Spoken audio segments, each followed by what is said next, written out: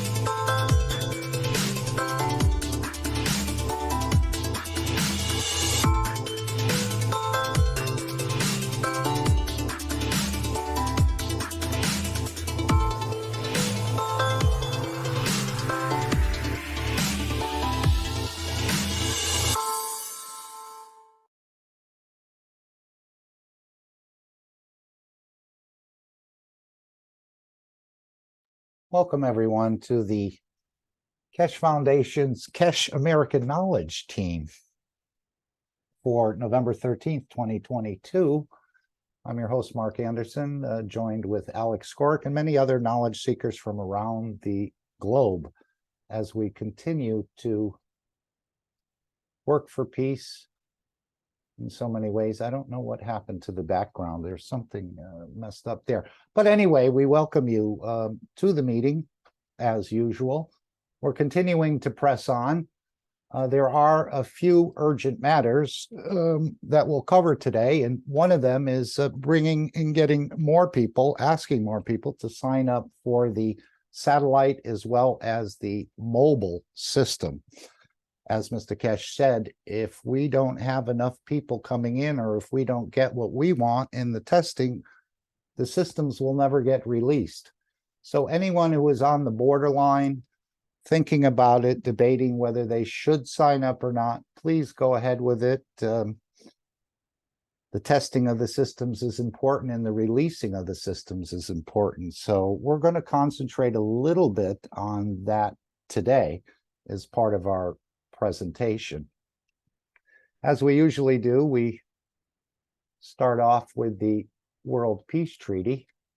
And if anyone would like to read the World Peace Treaty, this is a simple document that all world leaders will sign, religious leaders will sign, many what we call important people on this planet will endorse and sign. Would anyone like to read the World Peace Treaty? It's a simple document, basically 2 paragraphs. But this is available through the Keshe Foundation, and this is the exact document, I believe, Mr. Keshe said, that the world leaders will sign. And that way there's not a lot of pages or endorsements needed. So we're calling this the World Peace Treaty. And this is the mission Mr. Keshe is on. One of the missions is to bring peace to this planet, to all the souls on this planet, so that they can join in with the bigger family, which we're referring to as the universal community. And if we have 7 billion, they probably have, I don't even want to guess, 700 billion, trillions, zillions, quadrillions of inhabitants in the universe in all kinds of shapes and forms.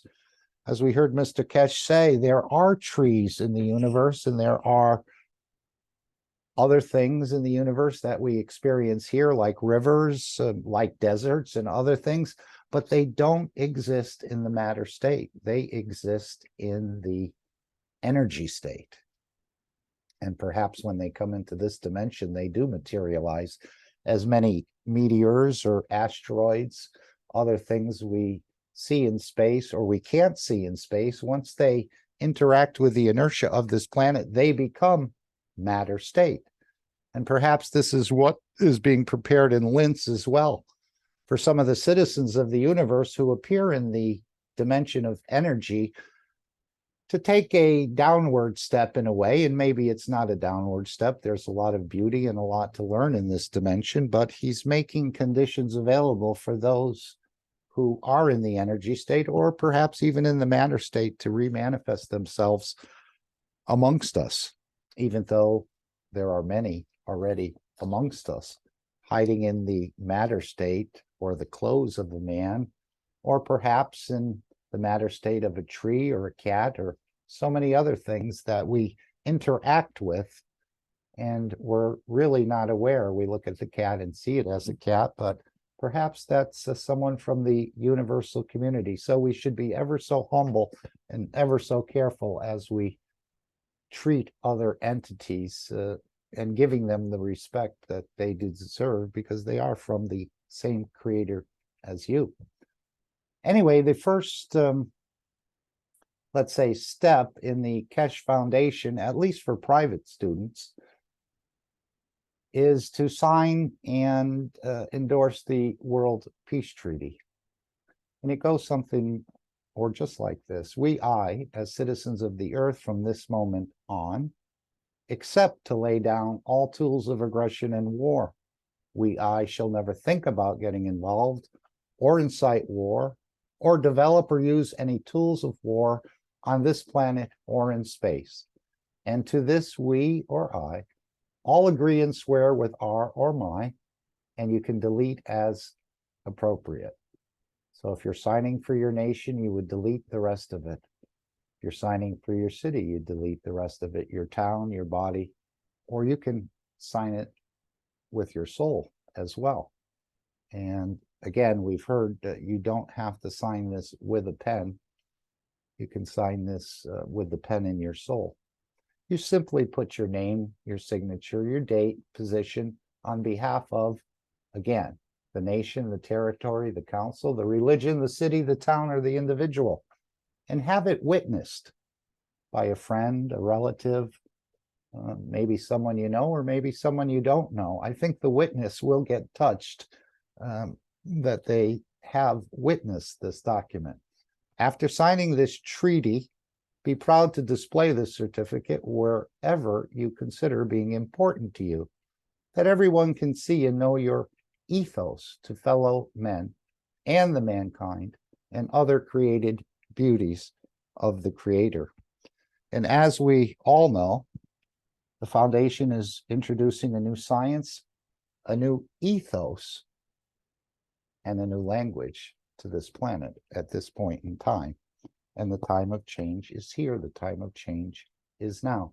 So this is one of the documents that is required of the world leaders to pledge themselves, their nations, to peace before we can move ahead. And as we've heard, it's advanced technology in exchange for peace. This is what's on the table from the Keshe Foundation. As I said, there seems to be a shortage of satellite mobile people and also those who want to take an excursion to the moon or Mars. Let's see Ed's beautiful video that he created out of a clip from Mr. Keshe about the privilege of becoming a satellite soul.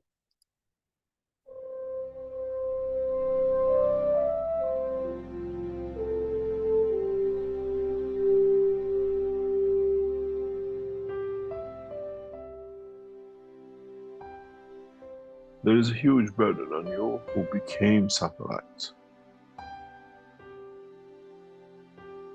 Try to understand that with what happened in Linz this week, and with the first test,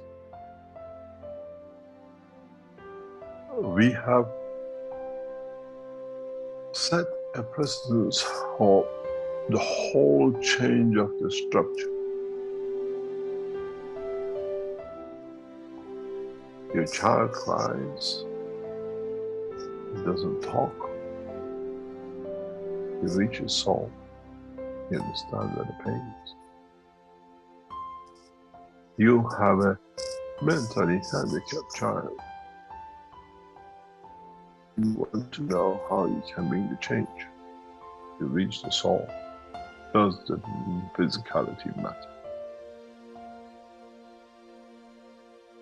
Those of you who are beautiful people will come to understand, to see all the members of the family within the one physical structure. We shall see from what we saw this week, end of what I call, or the beginning to an end of the knowledge of what we build and nourish as prisons. We see an end to addiction. We see an end to criminality, and we see an end to kingship. We see the beginning of how we transmute people's soul, elevate them, nourish them, and like a dream you had, return back to them. What we saw this week in Linz, without a doubt, will bring massive changes to many of us. And as a head of the Keshe Foundation and responsible for setting up the one race planet, as I have agreed before I arrived here, will endeavor to bring that as fast as possible to be applicable, that it brings a positive change.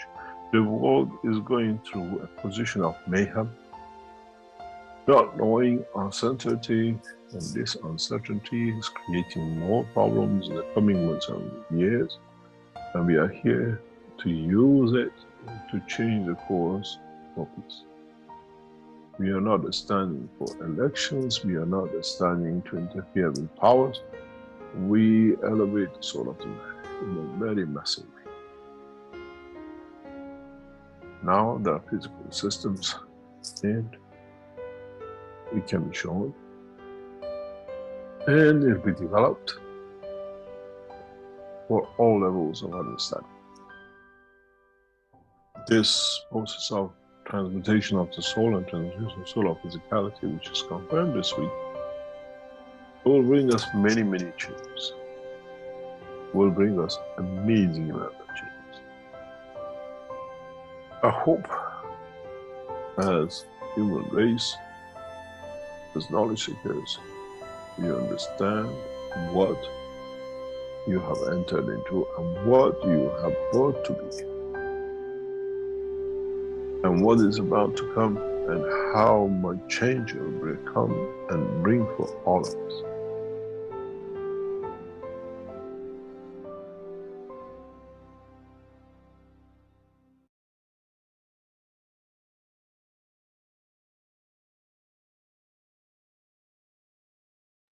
Again, if you'd like to sign up and be part of this bigger change for all of history, we encourage you to sign up for the mobile flight experience.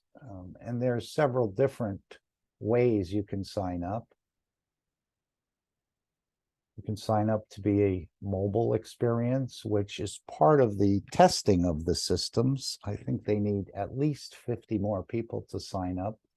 And he talked about needing 200 people at least to sign up for the satellite, meaning he's going to map out something on this planet. And he even talked about people being asked to move to Iceland or maybe just be in Iceland. I don't know if you'd be moving there, but somehow this planet is getting mapped in a way that many people will be able to be free in some sort of fashion. I don't know all the details, but he did give an example, terrible example there about a woman being abused, a young girl, and being murdered at the end after being raped, and this should not go on. So what's happening with these mobile systems, these transmutation systems, he's not allowing human beings to abuse other human beings because you'll be able to take yourself out of the situation.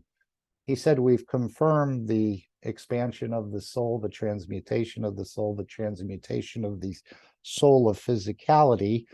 And now coming up, interacting with the cosmic rays will be the full transmutation of the physicality.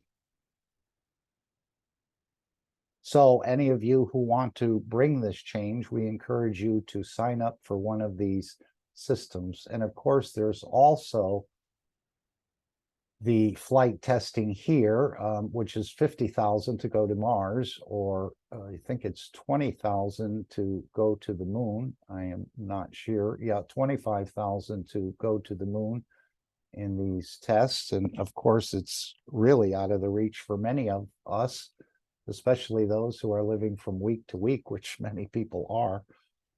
And they don't even have the excess resources, but for some reason you have to sign up and you have to put your funds up to be part of this. And he'll explain that in the future, what's the reason for the money, because as we've been told, we think the wealth is in the pocket, but it's really in the knowledge of the universe. But at this point in time, apparently signing up and paying is an important part of being part of this structure for whatever reason, which again will be explained in a later time.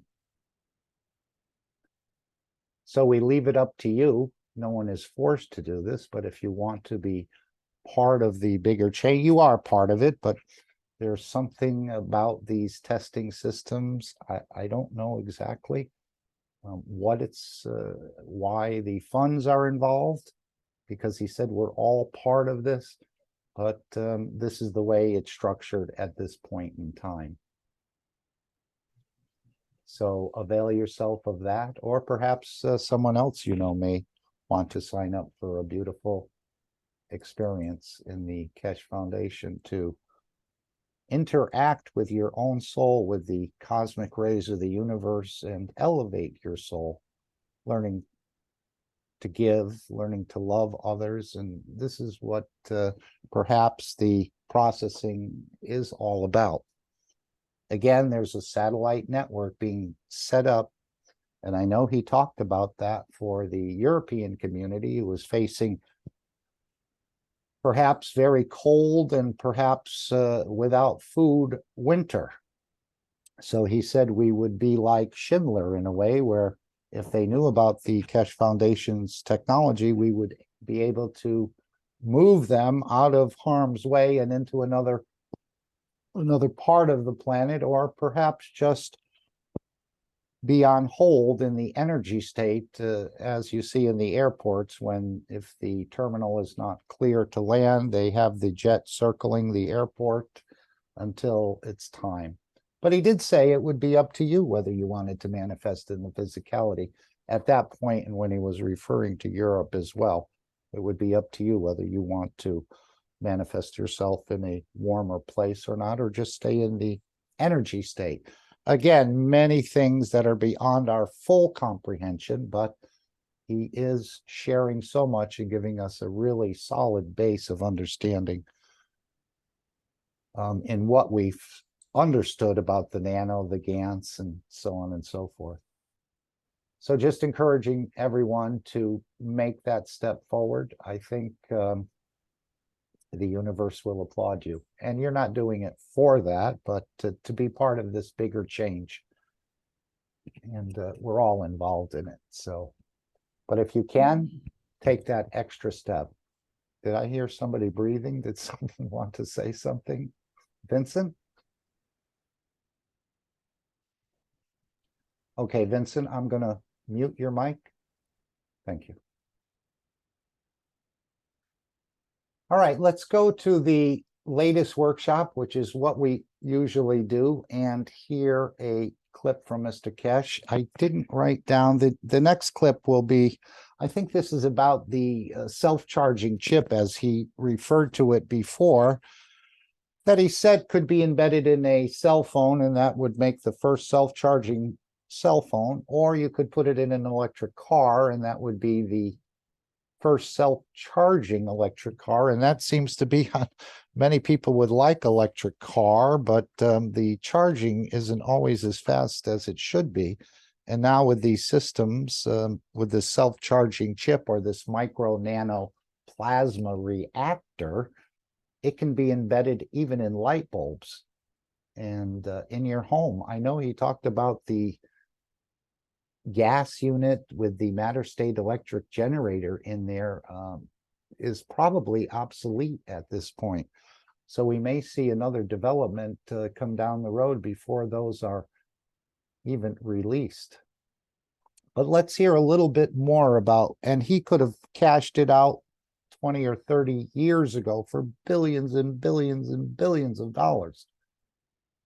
But he said if he did that, he would live the life of luxury, but none of us would have any of this technology, understand any of these positions. So this is the way Mr. Keshe approached it. But he's been walking around with it, and now he says it's in the hands of the Keshe Foundation, that they're actually building these things. The technical team, let's say in Linz, is actually putting this together. So let's hear this clip, and then we'll go to the next clip. Okay. I have a question from Antonio in the Q&A. Has there been any interest in doctors in Australia in setting up a wellness center? We don't disclose what we do. We work around different lines. Yes, it's just our Keshe Foundation, as many of you know, we entered a position nearly exactly a year ago with the introduction of one of knowledge seekers, that we can create facilities and conditions that the foundation can grow rapidly. But it hasn't worked. So we asked for some of you to help us to finance it, and some of you got stuck with us, create some problems with it. And part of this expansion was creation of the health centers around the world. We have come to a conclusion this week that this is dead. We put an end to it in writing today, this morning, before I come teaching, as we think we've been deceived. But in any shape or form, we'll carry on and we'll see what comes up. But part of the process, yes, our target, a long-term target, is creation of the centers where the people around the world can go. They don't need to come to Austria or to go to Germany or to go somewhere. In every country, every city, part of the hospitals or whatever is now, like we didn't have X-ray machine, we didn't have MRI machines in the hospitals 30, 40 years ago. We had knowledge added now, unfortunately. The technology of the plasma technology we teach will become part of another room section in the hospital. And hopefully, in the long run, there will be no hospitals, because gradually we learn how to do. And that'll be the part of it. And okay, there's another part to the question. I thought this was it, but it's coming up. I think he's asked a two-part question here, but it's all important for us to absorb all this knowledge. there are a number of doctors who work in the fields of the health of the Keshe Foundation in different countries, and they do different things. And we observe, we watch, and our priority at the moment is the health center in what we call every corner of this planet, using the present as what is already established as hospitals. Because once you have it, you got to see what we see. We have a man who is suffering with Parkinson, and after 10 years, and after a few days, few weeks, there is no sign of it. How much do you think we can keep away from others to suffer from the same when the knowledge for it is there? Or, as I said very frankly, we open a clinic on them. There is no FDA. Anybody who wants a Parkinson, please go to Keshe centers. We transmit you to the space. The health centers, the wellness centers on the moon will process the situation and send you back with that. And that's the bottom of it. Literally, you got to understand, once we complete this process of transmutation, we will become a condition of doing what we want to do for betterment of man without government. And the beauty of it is, we've been kept out of the what we call public eye. It allows us to grow the way we want. I received something from a gentleman this week.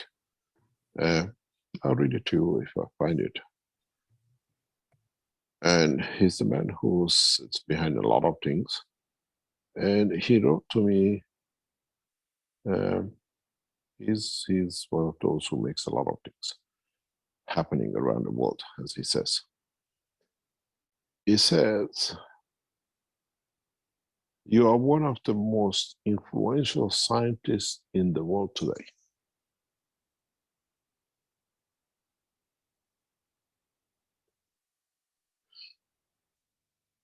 With the science and the technology we bring, we have to influence the pattern of life, the way we, as knowledge seekers, bring that positive change to society, and for nothing else.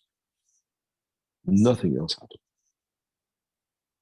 And our target is to bring this technology to its fruition. We bring this technology to do. If you have diseases that are uncurable today, would they suddenly become curable tomorrow when we open what we call wellness center on the moon? How many of you travel to Switzerland to do what we call self-suicide because they allow you, the facilities are there to do it? How many governments would allow the Keshe Foundation systems to go in their country? Therefore, somebody comes for 10 minutes, half an hour, and goes back without any condition. Do we create a condition that we put a few thousand systems, or we create an environment that anybody with a cancer will go through, will be done, and then would the governments have any say in it? This is what we call, there's going to be a lot of controversial, a lot of movement, a lot of things to be done, but at the end of the day, who is benefiting by it? We invited German Chancellor to come to Keshe Foundation in Linz. And would we see end of the Parkinson she's been going through? We saw in public before she left the office. Would that give credibility to us? We don't need the credibility, because if you have managed to save or change the life of one man, we've done enough. The others have to follow. Because we don't use medication, we don't enter into giving medicine. It's not job of us. We understand the physicality is connected to the soul, and the systems we developed elevates the soul.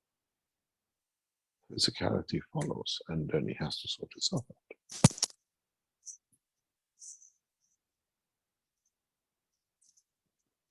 as I call, is the medicine of the fields of the creator.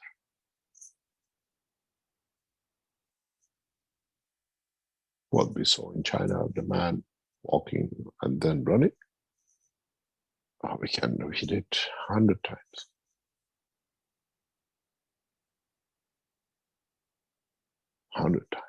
Millions of times. No man today, with the knowledge which sits with the Keshe Foundation, should suffer from Parkinson, should suffer from Alzheimer's, should suffer from MS, should suffer from fibromyalgia, should suffer from many, many, many diseases.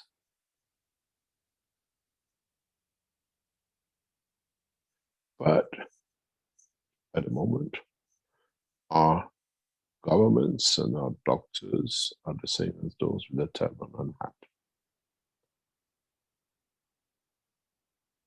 They lie to themselves and they lie to the others with it. We don't claim we discovered a cure. We explain the process of creation. Knowledge, science has to be explainable and repeatable, that it can be done.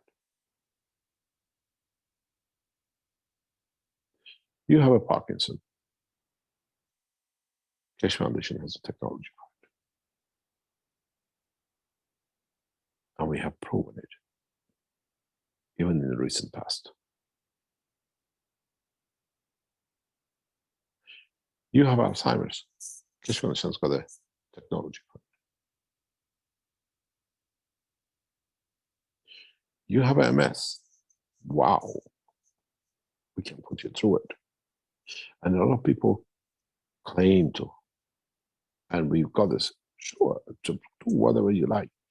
Technology has to be understood and then be able to replicate within the framework of totality that it benefits all. If your emotional field strength causes Parkinson, which again, emotion is part of magnetic field strength, what happened when in a space you come across this field out of nowhere? In 1 second, you'll be shaking like a leaf with a full body Parkinson. You just pass through it. I've got to sort it out. I have to put you back in the system. I know exactly what it is and take it out or add to it or take it away. Then you come normal. You go in like a vibrator. You come out as a man.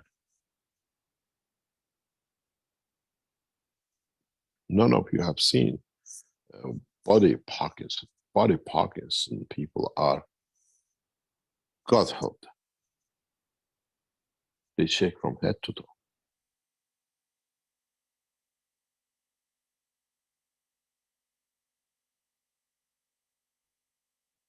Then should be able, we tried different technologies, we tried different aspects of the technology, and now it's universal system for it. You suffer from Parkinson.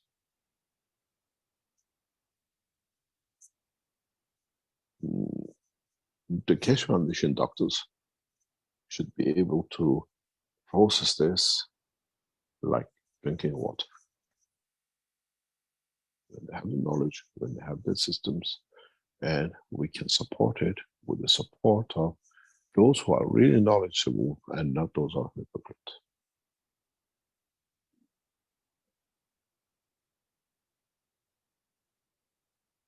You got to come to a point to understand as a technology and not as a privilege and not as a something on the sideline.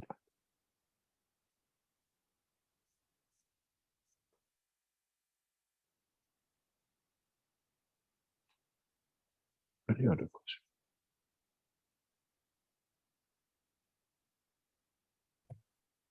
Okay, the second question from Antonio is, Okay, this is where we were supposed to start, but maybe the soul brought that other clip for some reason for someone else to hear and that will listen to this today or in the future about Parkinson's, Alzheimer's, MS, fibromyalgia, autism. We have a way to process that. And you can see on YouTube, if it's still there, a video that is entitled, I believe, Parkinson's and Alzheimer's, or Alzheimer's and Parkinson's can be reversed. And you'll see about 56 days of someone coming in a wheelchair, and the first day, the fella is starting to take baby steps. And then you can see the progression of how they worked through at least 56 days of this person progressing by just the interaction of the magnetic fields. So this is where I wanted to start here, and I think it's on the micro nanoplasma reactor. The megawatt power systems, have any governments shown interest in setting up a unit in their countries? You got to, how am I going to put it?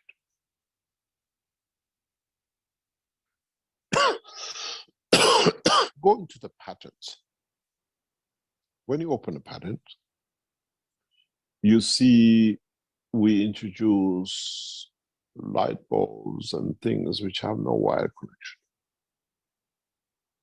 Use microplasma, or what they call power. This is the thinking of the man. You have to have mega power stations. You need energy at the point of need. I'm a nuclear engineer. I've been trained to make power stations, to build with the transmission lines, to substations and to the homes. With this new technology, there is no need for a power station. There is no need for transmission. There is no need for substation. Now we can produce enough energy at the point of need. These man-huge nuclear power stations, these man-huge, God knows what, has come to an end. And funny enough, I was sitting in front of one yesterday. We were discussing it with our people yesterday in the lab. Keshe Foundation has developed a system that can be replicated, energy available at the point of need as you need. Micro, we got a patent on it. We have submitted a patent on it. Micro plasma reactors now are reality. Today is a reality.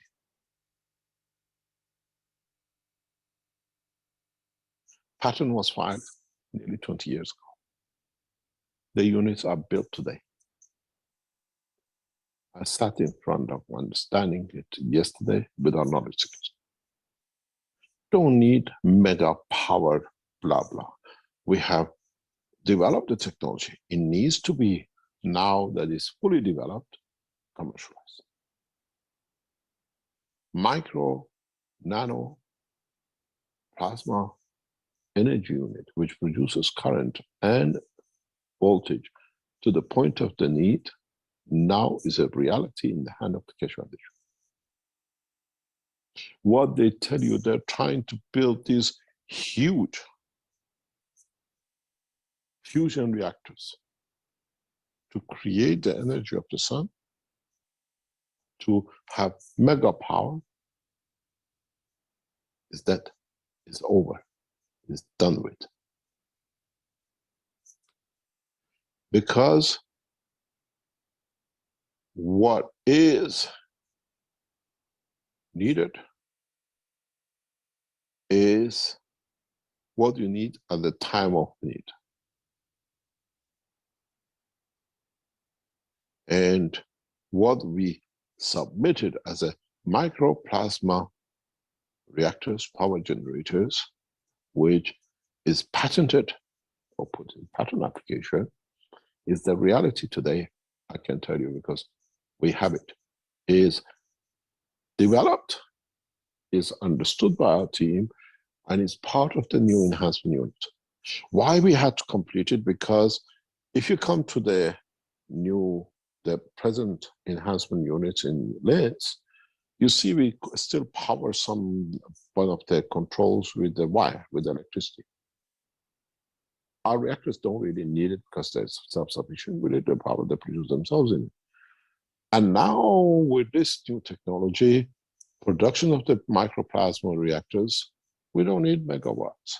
Why do you need to burn? Why do you need to destroy so much things, so much whatever, to again destroy so much, dig up mines to make the transmission lines, the coppers or whatever, the frames or whatever, destroy the environment, and then there to bring it in to produce little tiny electricity that one LED lights can light up, which uses a fraction of a micron of watt. Where now you can create this plasma cosmic ray miniature reactor, which we patented 20 years ago, and it cost a few cents.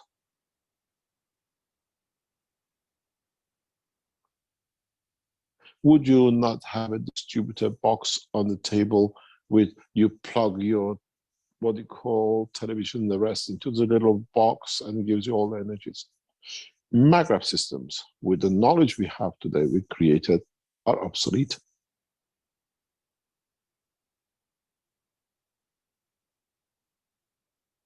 And is sustainable.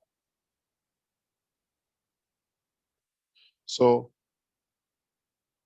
as the technology has developed so rapidly, the knowledge has developed so rapidly in past 12 months, as our people understand it and develop it to the next stage, that most of the things which is on the table a year ago are obsolete. You saw it from the size of the reactors inside the enhancement unit, to those of you who've been in the system, that you've seen what miniature things are hanging around.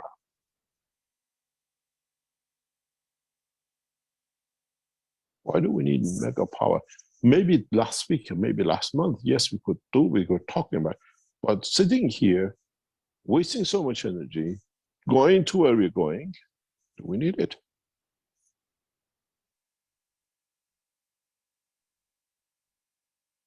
Because we put it in the pattern, 2005, 2006. Today, that pattern is reality. We have managed to get power out of the plasma without going to hundreds of thousands of degrees, the center of the sun. Fusion technology as of today is obsolete. Absolutely. Always said fusion is a dream which doesn't come true. But now interaction of the plasmatic magnetic field leading to creation of the current as a need of the man is a reality and is in the hand of the Keshe. We will overlook. We don't need even the way we sat yesterday in the lab looking at it. We don't even need the gas generators, which we told you. Technology has jumped in past few weeks. Would we go to the next steps? Is what our people have to understand to develop the next stage of.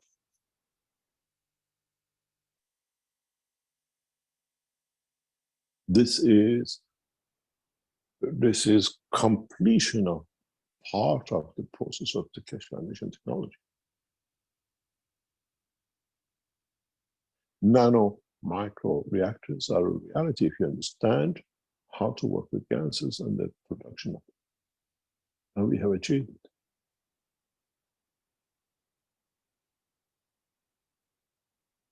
And we haven't achieved it in millivolts and little volts. We achieved it in what we can multiply to what we like.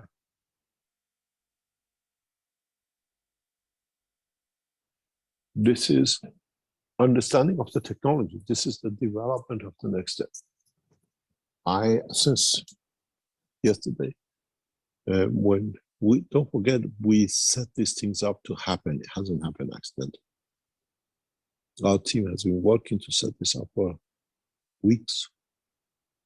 And now we have technology, we have oscilloscopes, we have everything, we have systems, we measure and confirm.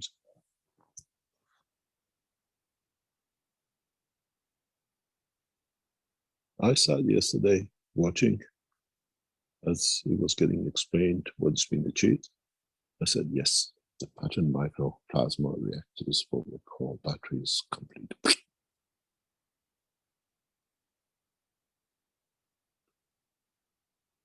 Do we need to create energy for what to lose it down the line? Where now, with the cosmic rays, to understand it, we can change it. The new energy units are cosmic ray units, what we call nanoplasma systems. And it's been patented, put in patent 18 years ago.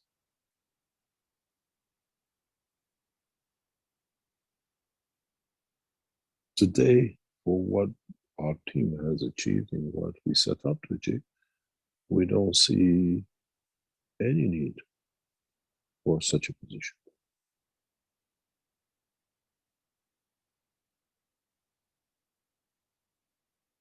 What you see on the screen, submitted as a patent application in microplasma reactors, today is a reality.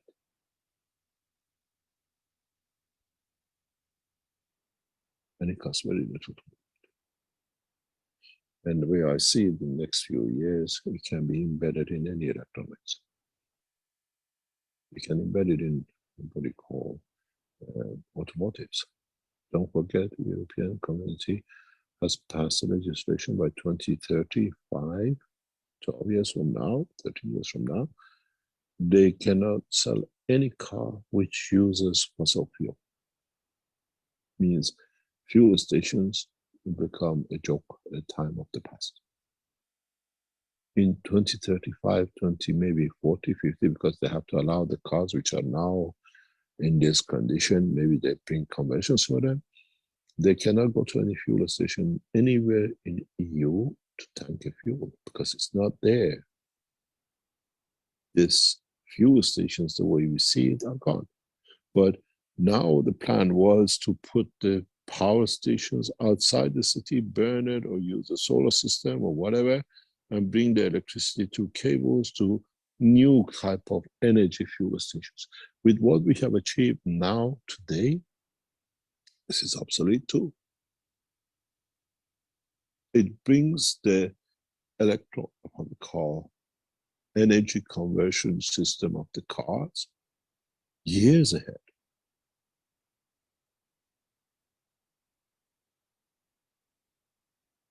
Because we have confirmation, we have systems, and we don't have any running anything. We produce the condition of cosmic rays and gives us that energy of the universe. We just need to convert it to what we need. I said yesterday, we're done with the pumps. Because even if you have a pumps, it doesn't make any difference. And even if you have a pumps, we can generate the power internally. With the science in past few weeks, we developed a new enhancements units to go to lanes, has lived by hundreds of years. And it's thanks to a very competent, capable team we have, and they're just working on it, developing it. And I say, I have to keep away from it because every time I go there, I change things, and I do it, but they have to understand where the change comes from. Even a process of understanding the conversion, it will take a long time for our people to understand. And we are in that process. We've done the microplasma reactors, our reality, and in the hand of the Keshe Foundation today, because we literally see it, we have it, we operate within it. Don't look for mega power stations. Now I think we're going to go into very micro and macro different directions.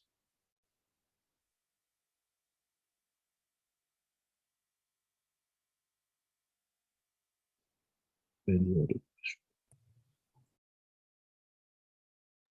So the foundation is in possession of the most advanced technology ever seen on this planet in all of the major areas. We're talking about agriculture, where the technology can produce 3, 4, 5 times as much without fertilizers, pesticides, pollution, and so on. You go to the energy side of it. Look what is in possession here of the Keshe Foundation, a micro nano plasma reactor, which can be scaled up or scaled down. But this one here, it looks like it's about the size of a 9-volt battery. Maybe it's bigger. And of course, as I said, the Alzheimer's, Parkinson's can be reversed. That's already been proven in China. You can see the video if it's still on YouTube. And then, of course, the space travel. So the Keshe Foundation is in possession of the most advanced technology ever seen on this planet, or perhaps even some of it in the universe, because the ones that are flying in the craft, the UFOs, have not been able to figure out how to move with their soul, or the energies of their soul, to transmute into different positions in the universe. So the foundation is in possession and soon to be released all these major areas. It's just going to be a flood of new technology, which is going to free the man from many of the shackles. Of course, this probably won't happen instantaneously. It's going to be a process. If we go to the actual patent where you can find it on YouTube, let me see if I can just make this a little larger. Okay. And I'm going to read through what was submitted back in, well, 2005. And let's start with the abstract. A fixed or handheld microplasma reactor can be built in, connected with, and are inserted into various electrical, electronic devices, i.e., mobile phones, computers, and various objects, lighting devices in general, light bulb, microchips, and various container types, a cooking pan. I think he's referring to perhaps an electric cooking pan, and all types of machines. Example, vacuum cleaners, pumps, electrical car, etc. To generate DC current and or AC, and consequently the various uses resulting from electrical current for lighting, for heating, cooling, and desired processes. Example, creation of magnetic fields. The self-sustaining plasmatic process gives independent functioning without connections to any electrical power network, solar cells, or the need to recharge. New type of products will be created, different type of microreactors are described, and new methods of technology.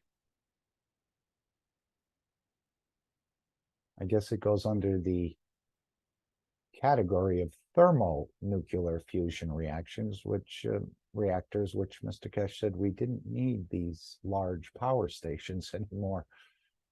A fixed or handheld micro, which can be built in, okay, can be built in, connected, and or inserted into electronic devices, refrigerator, various kitchen, household, and professional devices, cool box, mobile phones, computers, medical apparatus, laser, satellite systems, desalinization unit, desert air to water transformer collecting units, electromagnetic wave transmitters, pacemakers, an object, lighting devices in general, light bulb, lamp, torch, light strip, light beam, floodlight, floor light, door light, garden light, traffic light, street lighting, signalization, meter, sensor, heat generating clothes,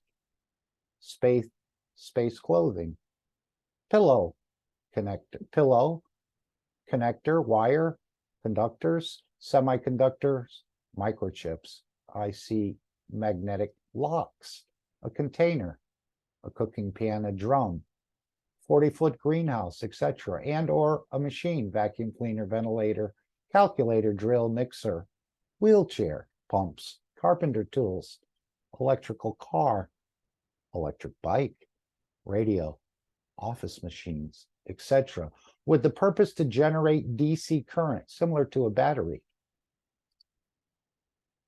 and or AC current or combination of DC and AC current, and or for use in lighting, and or for use in heating, cooling, and or to maintain at least one desired process.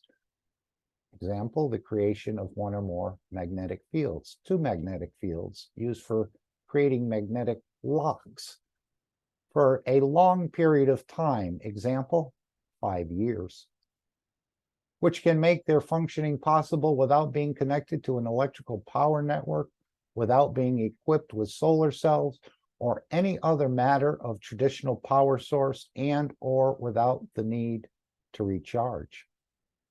Microplasma reactor, as described in Claim 1, which has at least one closed internal fixed reactor chamber in which at least one inert gas or any other gases or elements or isotopes or other matters is present, like hydrogen and liquid helium, and in which the inside chamber wall is equipped with at least one layer and or zone of one or more radioactive materials that will provoke scintillation, which just means the rubbing of your hands together, sort of scraping of the fields.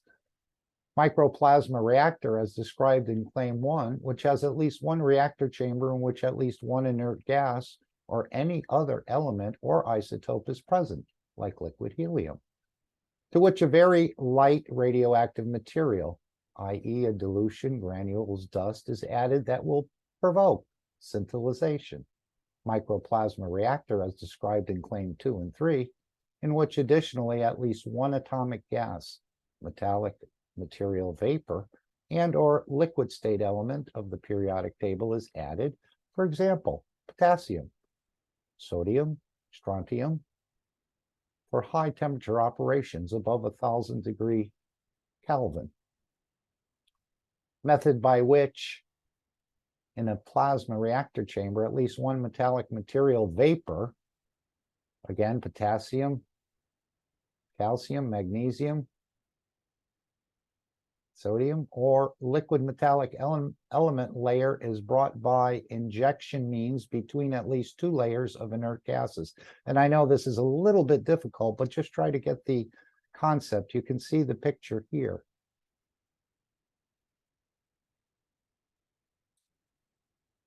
Okay, brought by injection means at least two layers of inert gases, what will create without rotation or adjustable speed of rotation, and if the correct element combinations are used, a magnetic field by the added metallic type layers.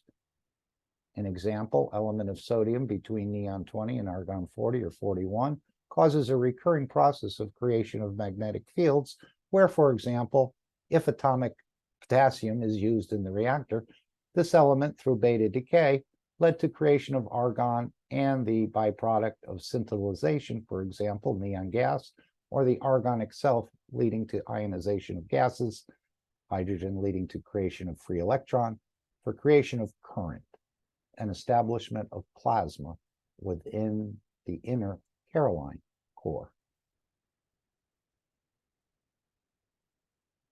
Method, as described in Claim 5, which makes it possible to create magnetic field within the Caroline core, which is the core within the core,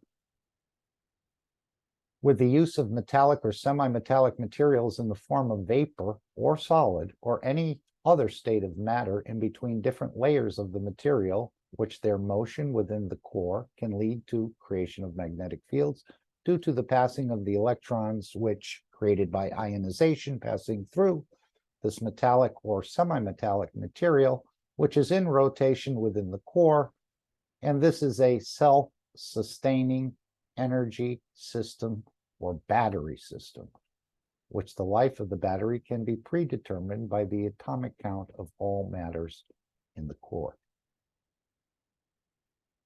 Needless to say, the Foundation is in possession of these devices.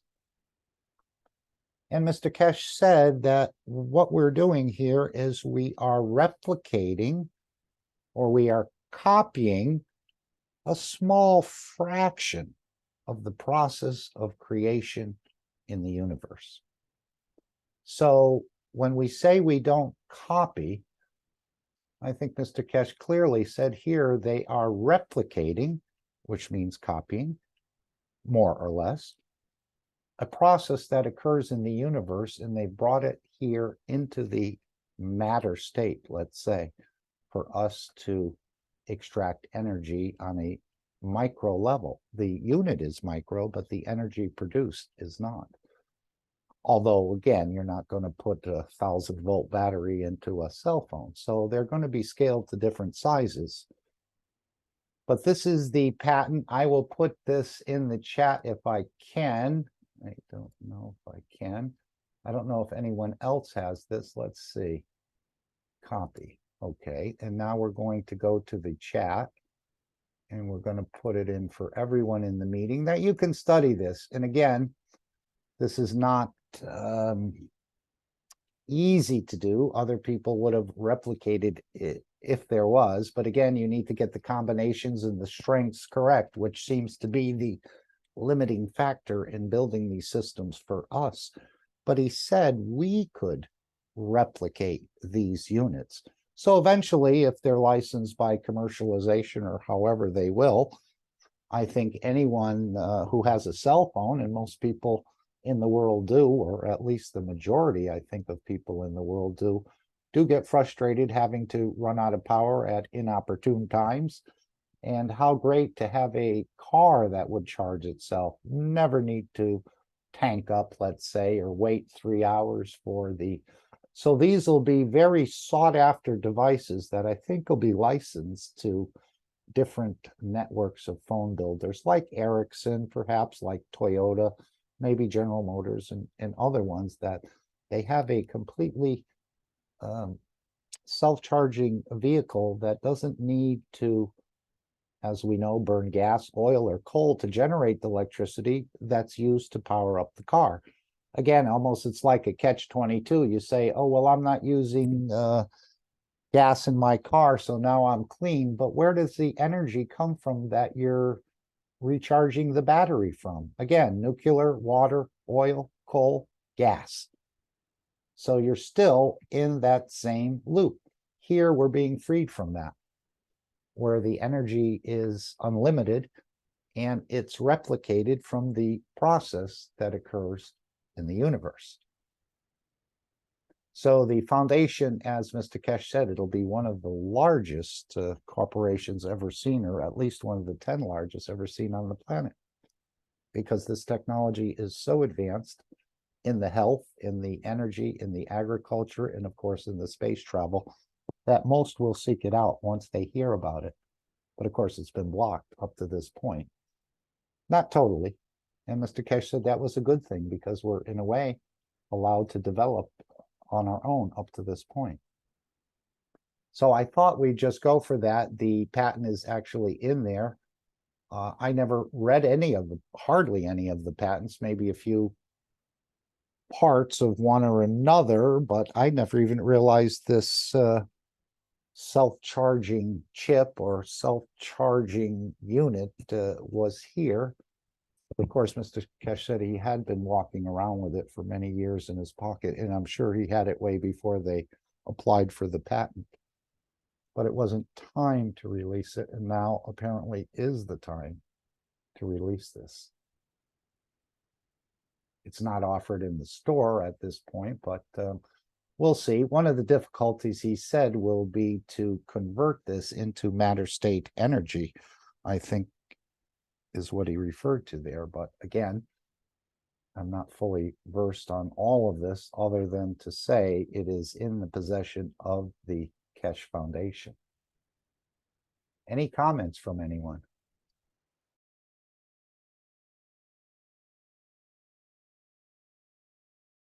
So we're very privileged to be sitting here at the pinnacle of technology. And of course, these systems are going to be further developed.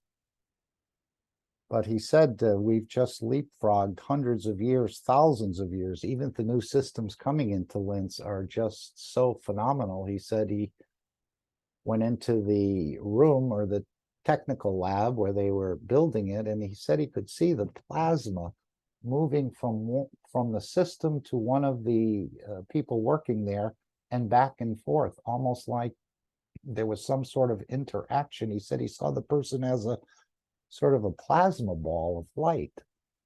So many things beyond our imagination are taking place in the background, and it's about to come to the foreground, which we've all been waiting for.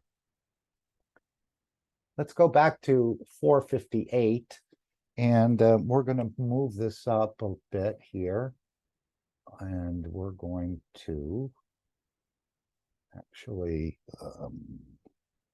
let's just move it ahead a little here. Let's start here. And we're going to hear Mr. Keshe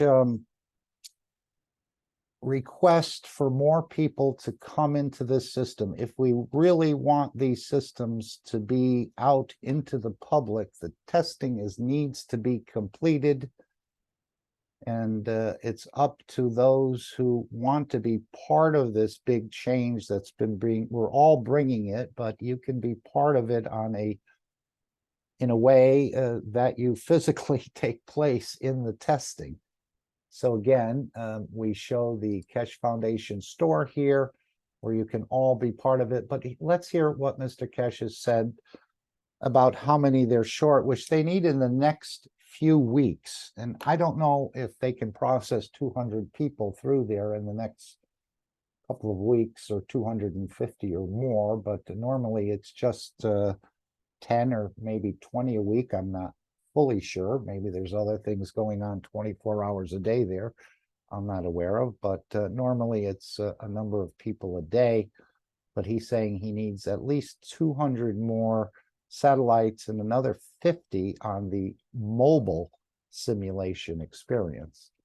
But I'll let Mr. Keshe bring this forward.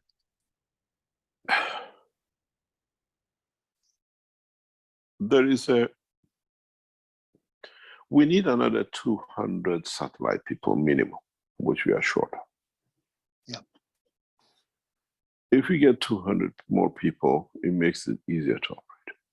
We need at least another 50 mobile people to complete. We need mobile people who can come to Linz that we can send out. You mobile people all think you have to be where you are. We need, as much as we send out, we need people to bring in. So on target, we are short by about 250 volunteers. Then we are short by at least 12 to 14 people who we can send into space. Because these are conditions we have to test on the system. It's not just having it. A lot of you came in, you know, we do a special test for certain things. So in around about 300 people out of you knowledge seekers, we need at least 50 people in Linz to go out. At least to go out. That we understand the full. We need about 150 people to bring in. Yeah. We need satellite people. Knowledge seekers suddenly all stopped. They thought, oh, no, you will stop when we test, we develop. And you lot stop. Some knowledge seekers came back second time, third time. We need, especially next week, 2 weeks, we need at least these to be signed in and people to come in. Because when we put the units in Linz, we need them to be tested. It's just not there for the beauty. Yeah. You understand? And then we have the mobile people. We need your mobile people from Linz out, not just to bring in. Can we send somebody to you to Australia from Linz and then bring both of you back here? Because we have to do this. The original mobile system will be done that way, that we have a connection to bring you in. Yeah. You understand? So Yeah, it's a lot of things. Knowledge seekers that, oh, the tests were done, the first few people came in, and then we had an idiot 1111 guy who came in and went and wrecked up the Italian community because he didn't get what he wanted, a thief. And he wanted to rob us to get himself fame. He didn't get it. He went and came up with all the rubbish in Italy and destroyed the whole Italian community. We are very straightforward. We don't get it, you don't get it. We don't complete the systems. Nobody goes nowhere with it. Mm-hmm. It's aircraft sitting in an aircraft hangar. But what we have now, we can start working on. That was probably one of the more important parts. He said, if we don't get it, you don't get it. So if we don't have the people going into the system to make the tests, we'll never get the systems released. Mobile system, people who come to Linz in the next few weeks that we can send out. We need, it's a development technology without control from the government. It's us who's developing it. Yeah. So you want, say myself coming to Linz in your system, or do I have to fly there 18, 20? We need a bunch of Europeans who are closer to come to Linz. You understand? Yeah. And then when you people who are very far distance in Brazil, in Australia, whatever, we have to bring you in, but we have to start testing how we transmute. You understand? It's not for me, I can do, but our systems, our developers have to understand everything which is done and how it's done and what it needs to be adjusted. As I said, if you remember, when we started the enhancement, we started with 3 helmets, 3 head units on either side. And then we went into the enhancement unit, and then we went from the left to the right, because as we developed, we kept on changing. To you come this time, next time is the same, but you don't know how much changes were added from the day when we started, what we took out, what we put in. Some of the reactors changed, some of the head units changed, some of the connections changed. And this all came by you lot coming into test. We are more or less, we are short by 200, 250 people to complete. The satellite people. We need mobile people. Come to Linz that we can send you out and see how you land, how you feel, can it be done, and then put part of the satellite unit. They'd like to be with you, Antonio, and they come to Linz and say, I want to go to Australia and come back with you. We send, we bring back, and then we bring back on its own. Mm-hmm. Yeah. You understand? Yeah. And suddenly everybody thought, oh, they had enough. We have come to the point of literally a halt. We have a number of people who booked in for mobile from all over the world, and they're sitting in their homes to come in. We need mobile people. From here we can send out. We need people with the satellite that we can connect. We need mobile people in Australia and in Canada that we can switch you over. We can take you across. Yeah.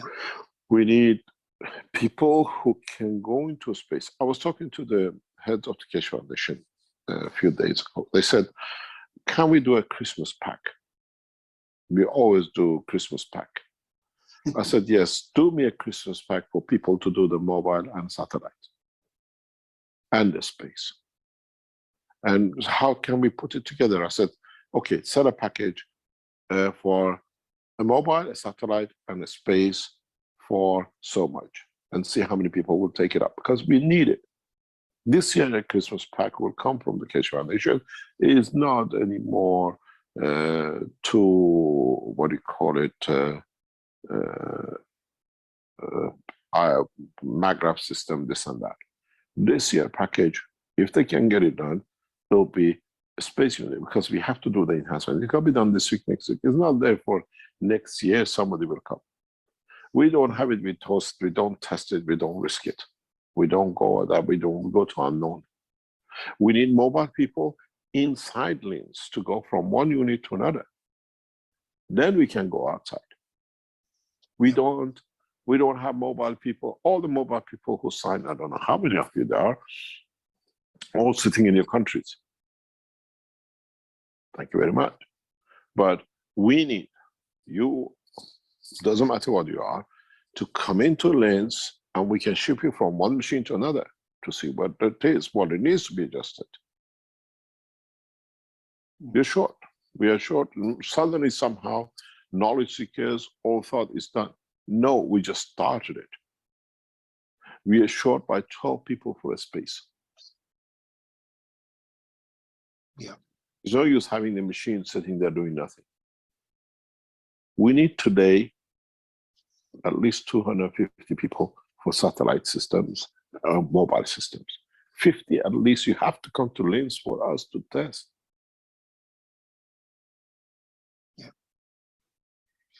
Otherwise, the machines are sitting there idle. I would love to come. I would love to come, Mr. Keshe. I would love to have people that in the next 4 or 5 weeks when we said we most probably in December, we start a test. Would we run a Christmas run that knowledge seekers would travel around the world on the Christmas day using the Keshe machine? We've done things like this. Today, we need people to sign in. We are short by 200 people because we know how many people we need to do the transportation from one system to another. Check everything works. We take the whole body, not the leg left behind and everything else inside the room, because it's one cosmic shell. If it can be done, then we can go outside. Then we can go to space. And I said to our team, make a flight package for Christmas. You're selling, what do you call it, whatever we sell in the shops. Yeah. Come in, do it. We do a satellite, we do a thing in a package. It has to be done. Don't wait for the Christmas pack. Come in, sign that we know we can plan. Otherwise, it comes to a halt. And then you tell us, oh, we became, yes, but we have lost the number of people who come in now for the next cycle of the new systems. We finished with all the tests with the present system is finished. We had the last guy last week. And that was actually, I enjoyed the last guy more than it because it was maturity of everything we wanted to do. And now we need people to start signing in for December to start testing the flight systems, the new transportation system that we can send you out to bring you back in. Can we send you out for Christmas to North Pole to see the Santa, or what they call it, the Father Christmas? I don't know. We need to. If we don't get it, we cannot do it. And we are short. We are definitely short. Now that we have come to this point, we need knowledge seekers to come back in onto the side this week, because we cannot plan if we don't get it. And I was doing a full calculation because we have to check on the emotion, what goes, what things move. We need 200 more people into Lens, 50 of them at least. Europeans to come into Europe, into Lens, and maybe we do a, God knows, Christmas trial. We've done that before, and see on a Christmas day, if I remember Dr. Kostova and the Germans and the Canadians, we did to stop our system. Maybe now we can transmute people for Christmas in a beautiful day. Has to be done. Otherwise, the technology comes to a halt. Literally comes to, because we can't. If we don't test, we don't know. If you're Germans, if you're French, if you're Italian, if you're Swedish, whatever. This week, today, sign in, because we need it. Now what I've seen in the lab, we need to do it. Yeah. I mean, put it this way, we can put out people with cancer and with Alzheimer's to go to the German and test it there. It will be hundreds. But We need this to be done. This needs to be done. So we say if you have a Parkinson, you get the flight package, what do you call it, free. If you go to the clinic in Germany and you pay tens of thousands of euros for it, and if they can accept you. Don't work that way. You understand? We need to do it. We've got to be directly in what it is. We are short. We are short of about 200, 250 volunteers. On 50 definitely from Linz has to go out. Yeah. Okay. And flying, coming, signing to it. Don't sign tomorrow. I think about it. We have come this far. We have to complete. And then we need the other 200 satellites we are short of. If we cannot cover, we cannot reach, because I will map up the Earth with wherever the satellites are. And then we might come to you and says, we need people in Iceland, we need people in South America in this position, because the network has to be fixed. Yeah. Thank you very much for bringing this up, because yeah. I didn't know how to put it out. As I said, the souls know what to bring out to come out. We need, if you're a knowledge seeker, and we have discussed it with the, what do you call it, with the team here, this year, Christmas package has to be the satellites and the mobile systems. And if any of, we are short of 12 people to space, and I know why we are short by 12 and where we're going to do and what we're going to do with it. Mm-hmm. I know there is the charge of, it's heavy, 25,000 per head, but we still can do. We already have volunteers, but we have to complete it. For that, you still, you would have to come into Linz, would you? For the, we try not to, because by that time we have completed the satellites and the mobiles. Okay. We by that time we should have no problems. Yeah. One of the beautiful things with this will be is that we can send an Israeli from Tel Aviv, we can send an Iranian from Tehran, we can send a Chinese from Beijing, we can send an American from wherever, a Mexican, a Brazilian, and an African as a team of 6 or 10 to moon. Mm-hmm. You understand? Yeah. Yeah. And see how they land, how they'll interact in the soul level. How would the universal community accept man in such an immigration? People don't understand what is involved in this new space development. It's not anymore if you can take off from American land with the seat of your pants in Europe. It's scientific. It has to be done the correct way, and it has to be laid out. Our team of developing is there, but we know what we need to do to complete the transportation. Would it succeed? How would it succeed? How the last people we had, the Germans and the French guy, how did the French guy could feel the German pushing him off the chair? Now, in the next system, can we make it physically they share a chair together? Yeah. Yeah. We had a test case, the knowledge seekers, we had to sit the two on the lap of each other in one system, as I explained, to see how it'll be what we call like beautiful people with two souls as one body in a system. Would the system recognize the difference? We need this to be done, and it cannot be done by imagination. Mm-hmm. If you cannot come, you're in Brazil, you're in whatever, you can tell us, I pay for somebody. Keshe Foundation will find a lot of volunteers. There are a lot of people who want to do it, but financially cannot afford it. We have enough people in Europe to fill up for 10 years, but financially they can't afford it. If you can say, okay, I give for 2 people, 3 people, to come, and one of them comes and pick me up back from Australia. It'll be done. Yeah.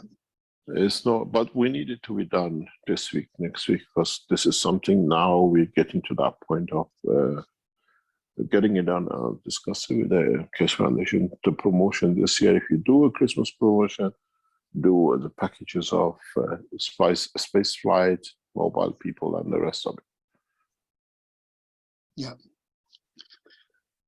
A lot of people are. Let me explain something. Some people have sponsored Universal Council members to come in on the 6th of December, if I'm correct. 6th of December is St. Nicholas Day. Oh yeah, yeah. Yeah, so, and it's the birth of the child of Mitra, and it's there to sit, to watch, and see what we can do. Can we transmute the soul of the Universal Council members as what we call the soul of the Mitra across this planet by that time? Would we be ready for it? We need this, and thank you very much for bringing it up. We need this support. We need this physical support of you in the link center that we can start. We have to test from one machine to another, from the other machine. At the moment, the machines are one-way traffic in one of them. The new system is a four-way traffic, so 2 chairs in each unit, and each one can be crossed from one unit to another, receiver and sender. We can see if we can position directly to one chair or directly to another chair. Mm-hmm. You understand? Yep. Yep. Then we can position you on moon together from one system. Or we can land you in different places. We need, actually, it's a very desperate condition. If we cannot test with people in Linz in December, we come to a part of a halting random bringing mobile people across. We thought the knowledge seekers would carry on doing it, and somehow it came to stop. And that was good because the new system is finished. But for the old system is finished, the new system, we need physical people. All the Italian Germans who've been once, they'll be the best volunteers to come back. Yeah.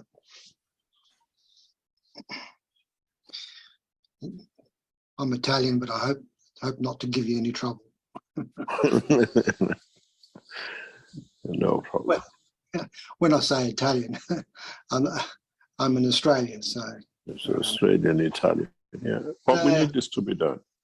Especially, I asked the German, the Swiss, the French, the Spanish, to the British to get signed and done this week, today, tomorrow, because we have to plan it and it has to be done.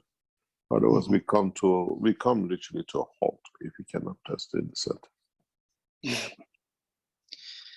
Well, I'm booked in, so the only thing is the space flight. That's probably out of my reach at the moment. Space flight, it needs people with a specific characteristics.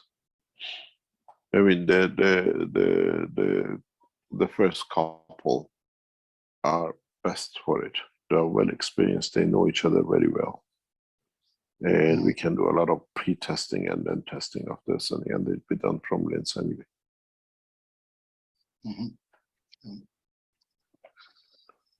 Very good. Thank you. Thank you very much. Any other question? Okay, so it looks like the ball is in the court of the knowledge seekers at this time. For those who have been there to come back, for those who have contemplated about it to sign up. And well, if we could try to sponsor one person, you can contact me in the Telegram, and we'll try to put some funds together so we can sponsor someone to go, the same way the Brazilians and probably others have done.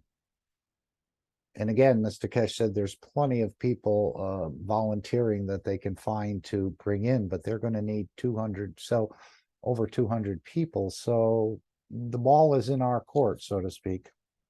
And what are we going to do with it? He said it'll literally come to a halt if more people don't. I guess we all thought it was basically done, but it's not done, the new systems. So contact me in Telegram and we'll see if we can put anything together. I think it's about 2,000 euro, which is pretty much equal to the dollar these days. But let's see if we can, between the United States and Canada, maybe sponsor someone, or be better if they just, we pay for the flight testing and they come from Europe, and that would eliminate any flight, hotels, taxis, trains, and so on. So feel free to contact me. Do you know the region of the region that Mr. Keshe needs? Let's say, is it Asians, Africans, Americans? Which region do they need? Was it specific on that? Because that's another way to help sponsor. If we know the region, then we'd say, okay, we can sponsor people from that region to make it up. Well, I think he needs humans.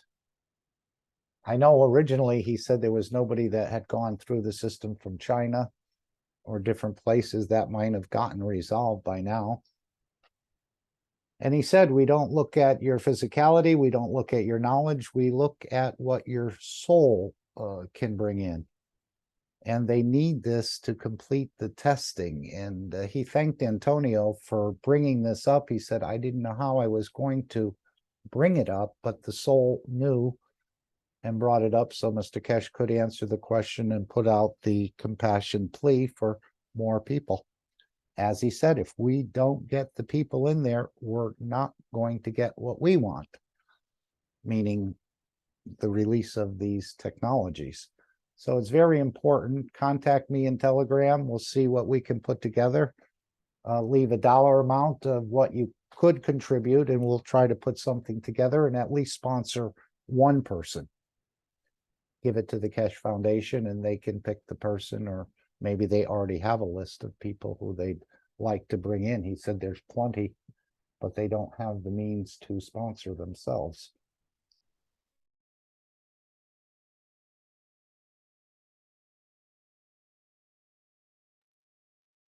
Okay, so we'll leave that up to anyone else. Have an idea of how we could do this? I think the ones that have been there before should return. And I know Jacko is going back. I think you've been there once or twice, Jacko, if you're still with us. Let's see, yes, but he may not be able to talk. I am. Hello, Okay. everyone. Yes, yes. Yes, in physical form, I was the 16th of June this year in the system. And with Rick, with the mobile test, I also was in the system, just in another form. And the day we had the blueprint day, I also had the feeling I was in the back corner of the room. So this would be the fourth time and the second time in physics. Nice. And you're heading back there sometime in December, I think. The 6th, yes, with Marie.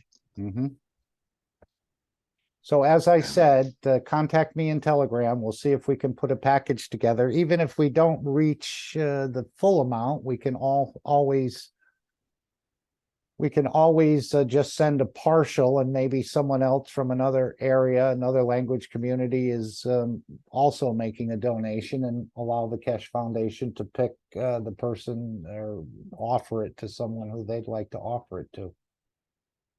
But that's one of the ways. And again, if we can sponsor one person, then it's all worth it.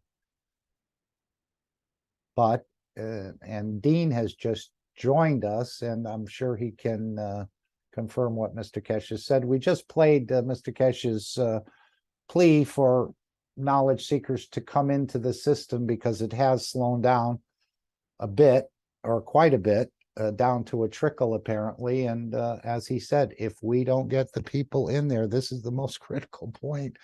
we're right at the edge, and now we're running out of people to work with. So if we don't get those people in there, systems will not be tested and systems will not be released until that happens, or it gets delayed. So feel free to contact me, as I said, for the third time in Telegram. Leave what you can donate. We'll figure out a way to send it over, collect it, and so on and so forth. Does that sound agreeable with everyone? And remember, you cannot outgive the creator. So whatever you give, you will receive. It may not be tomorrow, but down the line, it could even be for your grandchildren or whatever.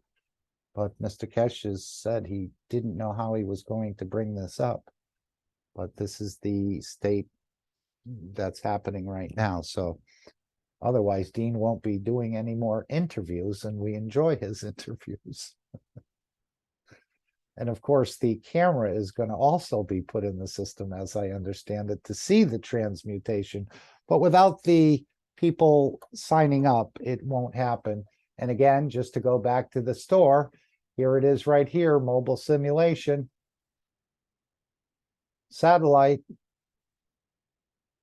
So it's up to you to take this initiative to go yourself, or the easier way would be to sponsor someone else. You can sign up yourself. And again, he said, you know, we don't just need people to come into Linz. We're going to be sending people out of Linz.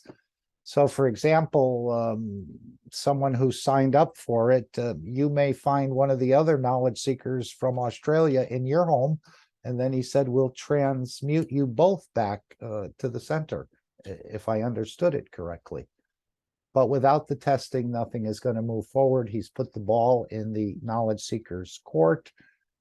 I think if it was free, you'd have millions or thousands of people signing up, but there is a reason for the fee. And we'll just leave it at that. Mr. Keshe said he would explain in the future what the reason is.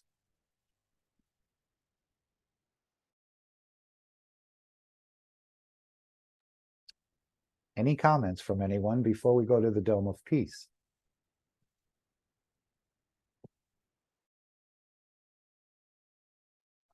And it can be any amount you would like to. I mean, we're not collecting the funds at the moment. We're just trying to put it together and see what we can come up with.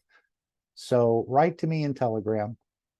Let us know, and we'll try to put the balance in whatever we're short, and at least sponsor one person to be part of this beautiful project that's going on.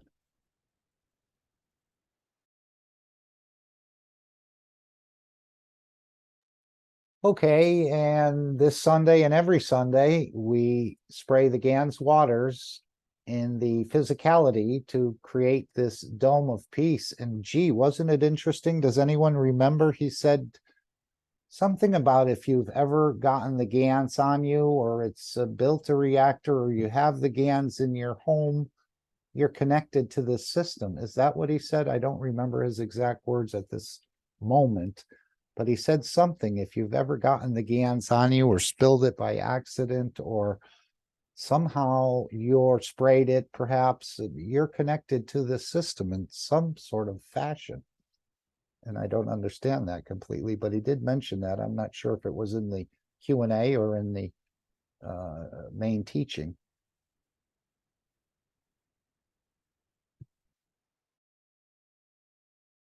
And I think it's somehow, I know he had said about the wellness centers in the past that the spraying of the GANs water would actually connect the systems. Maybe it'll help to connect the satellites too, but he said about these wellness systems, it would connect them together. And maybe you're the wellness system. I don't know if they'll actually be built. He was talking about $15 million a center and 1,000 centers around the world. But right now that is on hold, of course, until the testing done. But the wellness for the Alzheimer's, autism, Parkinson's, fibromyalgia, and so on is being put together. So this is what we call the Dome of Peace. And again, if you're someone new who doesn't have any GANs, I think you could just take the tap water and spray it, putting your intentions in it. and actually creating the fields of peace, and they can be sprayed out. But the GANs is very easy to make. You're just gravitating some elements into the matter state. But it's important to work with the GANs. I think this is part of the micro nano plasma reactor, it sounds like, in the interaction of cosmic rays. No, cosmic rays.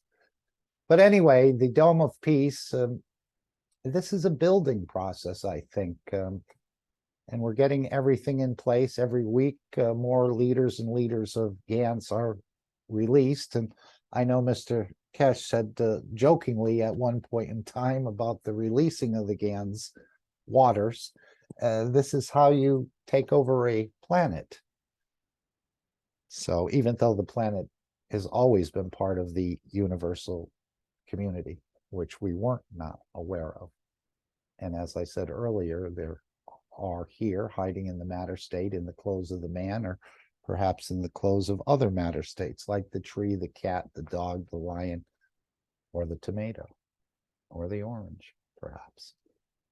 So you never know who you're interacting with, and that's why showing respect for all the created beings sort of is the way to travel. At least it is in the universe. I don't know if anyone want to read this demo piece. Anyone want to offer? I With will a nice read it voice. for you. Okay. This is what came in and what is now become a pattern. This from a guy, I don't know him, but he says, please remember this Sunday and every Sunday from now on, till we raise the soul of this planet to a peaceful planet. Keshe Foundation knowledge seekers worldwide will spread the gas waters around the world at 12 p.m. Central European Time and or 18 p.m. Central European Time every Sunday at the same time as they choose which time to suit them. Thank you for participating in this greatest movement by the soul of the man to bring about the peace on this planet as the permanent feature of the life of this planet. So anyone have any questions about that? If you're new here, I see a name I haven't recognized, but this is what we're called to do, and collectively. Individually, you can, when you're rinsing your GANs and so on and so forth, you're releasing some of the plasma water and so on into the environment, but you can do it at any time. But apparently, like the elevation of the world leaders and so on, collectively, we are stronger. I think it's because there's more fields available, but collectively, we're also releasing the GANs waters. But he did say when we're elevating leaders and religious leaders, so on, the IAEA, collectively, we have more fields, and your particular field may be the one that matches what's needed. So you can do it individually, no problem. But collectively, it appears that we're more potent, let's say, and achieving. And of course, when more and more people come on board, the wishes and so on will become manifest probably quicker, not in all cases, but I think that's the way the Universal Council is learning how to work through the fields of the soul, which is the next step in this process of creating the Dome of Peace. And let's go to that second part before we take our 5 minutes of silence. Anybody wants to read the Dome of Peace? I mean, Beautiful Souls. Here? Okay. I'll read this beautiful presentation of Dome of Peace. And the Dome of Peace is already here all the knowledge seekers, truth seekers, lovers of humanity has built in a way, spreading the guns, loving each other as shareholders. So I will read this as please remember every Sunday from now on until we raise the soul of this planet to a peaceful planet, Keshe Foundation knowledge seekers worldwide will spread the Gans waters around the world at 12 p.m. CET and or at 18 p.m. CET every Sunday at the same time, as they choose which time to suit them. Thank you for the participation in this greatest movement by the soul of man to bring about the peace on this planet as a permanent feature of the life of this planet. Mr. Keshe suggests we add the next step to create the dome of peace with power of the souls, as we have already going through this with the two eyes. And we ask you to spread the guns, waters each Sunday. Now we give you a new path. Now try to unite each other's souls. Try to elevate the souls of humanity, soul of humanity, through your own soul to a level that no one can touch the embodiment of the human race. So beautiful. Choose a time where all of you come together on the soul level in a state of inner calmness. At that time, don't spread the water of guns, but spread your soul. Unite, and in time, we will make a new race out of the soul of man. And then, instead of doing it once a week, do it all the time. Empty Keshe. Thank you. If anybody wants. So as we're here together, let's go on the soul level in a state of inner calmness and elevate those who need the elevation. I think you could also add in these volunteers that can sign up for the wellness center. As Mr. Keshe said, it's come down to a very small amount of people, and they need this to happen over the next several weeks, at least when the new systems start testing. So let's work collectively through the souls. We're stronger together. No one fails this test. As Mr. Keshe said, he'll handle the physicality. We'll work on the soul level, and it's a practice for us. We're practicing to use these skills now and in the future, I would say. So let's take our 5 minutes of silence. Okay, I'll just read from Lisbeth. We, the Universal Council, wish to elevate the souls of the world and religious leaders, military, scientists, doctors, journalists, so that they can sign the peace treaty offer by Keshe Foundation and open the gates to freely deliver the knowledge of the Creator. Thank you, Lisbeth. So let us all take 5 minutes collectively together in a state of inner calmness and work through this elevation process. We'll start now. 5 minutes.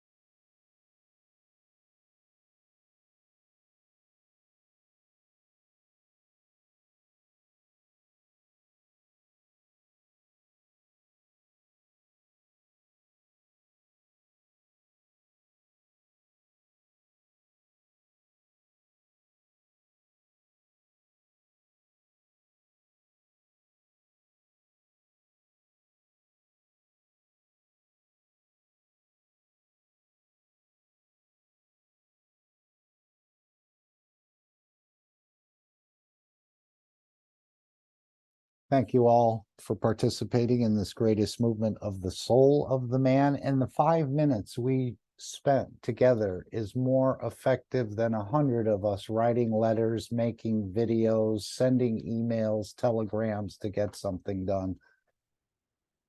And we can ask our soul to do it. As Mr. Keshe said, don't do it just once a week. Now do it all the time. So you can ask your soul to, even though you may forget in the physicality, to do it all the time. And I'm sure it would be pleased to do that, as the soul is a total giver. And there's also something scheduled every day at 9 p.m. CET time. I think Myrna's brought it up, and the Universal Council has taken it up as well, that we could collectively gather on the soul level. There's no meeting, there's no Zoom room, there's no Telegram or YouTube to meet in, but you're just independently at that point in time reaching together. So if we're all asking our souls to continue this process, there won't be any time when we're elevating the souls of the world leaders, religious leaders, those working for peace in Vienna, and so on, that we'd ever be alone doing it to begin with. And the more people, the more collective that does it, the stronger the impression will be on the world leaders. So again, thank you all for participating in this movement of the soul.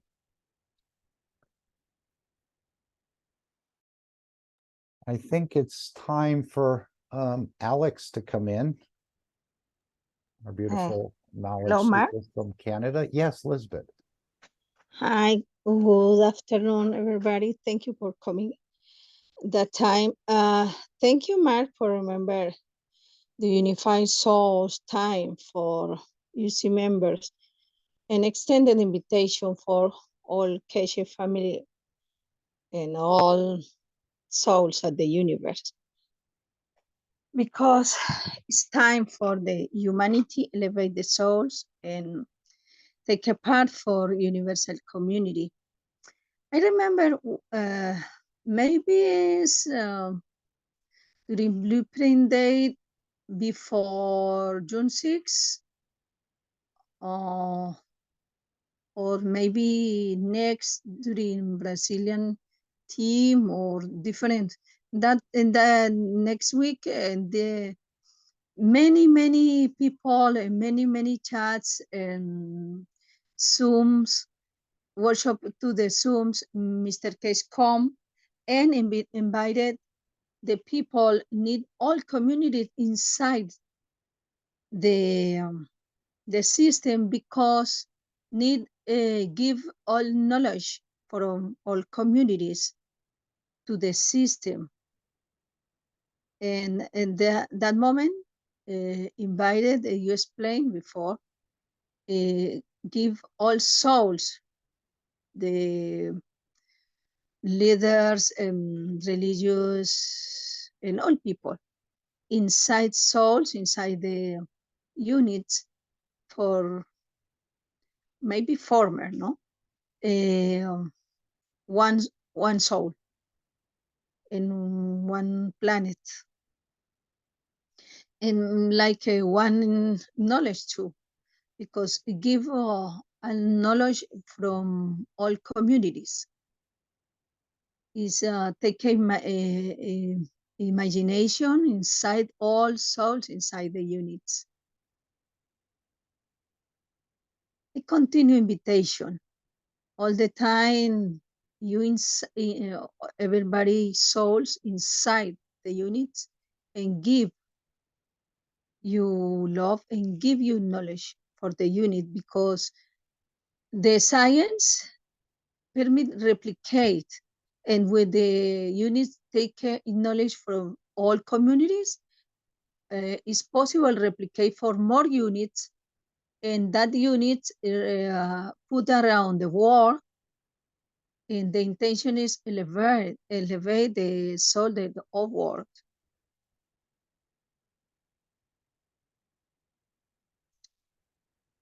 And thank you for take time and give you give you souls, give it all souls for the take only one soul in only one universe. And thank you. Okay, thank you very much, Lisbeth. Would you mind, for some reason, it came to me that I should ask you to say what you said in Spanish. Perhaps someone will be listening in the future to this and they will hear what you've said. Would you mind repeating that in the Spanish language, please, if you could? Something similar to what you just said. But not that, and now Yes, don't have anybody in Spanish people. no No problem, no problem. So Okay. I think I could just ask you, if you would, to bring this in Spanish. It's only 2 minutes or so. So would you bring that in Spanish, please? Thank you. Ok. Gracias, Mark, por recordar que todos los días a las 9 Central European Time, a 9 de la noche, el Consejo Universal se reúne para intentar elevar las almas de todas estas personas y unirnos a la comunidad universal. Debemos recordar que quizá previo a la reunión que tuvimos, el blueprint que tuvimos con Mr. Keshe, maybe from the blueprint, antes de el 6 de junio, o fue posterior a eso cuando hubo una reunión de Brasil o una semana que él estuvo yendo a todos los talleres oficiales en diferentes idiomas, que por favor necesitaba que todas las comunidades de todos los idiomas fueran a brindar su conocimiento a las unidades que hay a las unidades multipropósito que están en Linz. Nos pidió que hiciéramos eso porque necesitaba ofertar el conocimiento. Recientemente nos ha pedido que por favor llevemos todos estos líderes y todas estas almas a las cuales le estamos pidiendo que llevemos allí. Estoy anexando que por favor llevemos los militares que nos ha pedido en varias ocasiones también que lo hagamos, llevemos a los médicos, a los científicos, a los periodistas, todas estas y a todos los líderes, incluyendo los políticos, todos los políticos gobernantes, llevemos sus almas allí y que obviamente nosotros como comunidades nos unamos frecuentemente a estas unidades, unamos nuestras almas con estas unidades. Él nos explica que es ciencia porque se puede replicar y en la medida en que este conocimiento llega a estas unidades, y este conocimiento se va a replicar a través de las otras unidades que se entregarán por todo el mundo. Es usar nuestra imaginación y llevar nuestra alma, entrarla allí y ofertar el conocimiento que cada comunidad desde su propio lenguaje tiene y entregársela al sistema. Recordemos que también nos ha dicho, entreguémosla al sistema, entremos en el sistema, viajemos a otros mundos, dejémonos llevar a otros mundos, si es posible a través del sistema y traigamos el conocimiento que también de otros mundos nos entrega. Quizás es el siguiente paso, pero nos lo ha pedido y gracias por ello. I had annex what Mark and him talk about the need inside soul and maybe use the system for go to the other sites at the space and get the knowledge and take down to the earth, because you give the knowledge from earth, from the old community to the unit, but when do you go to the other side, you receive the knowledge from the other space and down to the earth for the unit and replicate on the unit. I added in Spanish too. Thank you so much. Muchas gracias. Elizabeth. A ti, Mark, por todo el servicio que siempre nos estás prestando.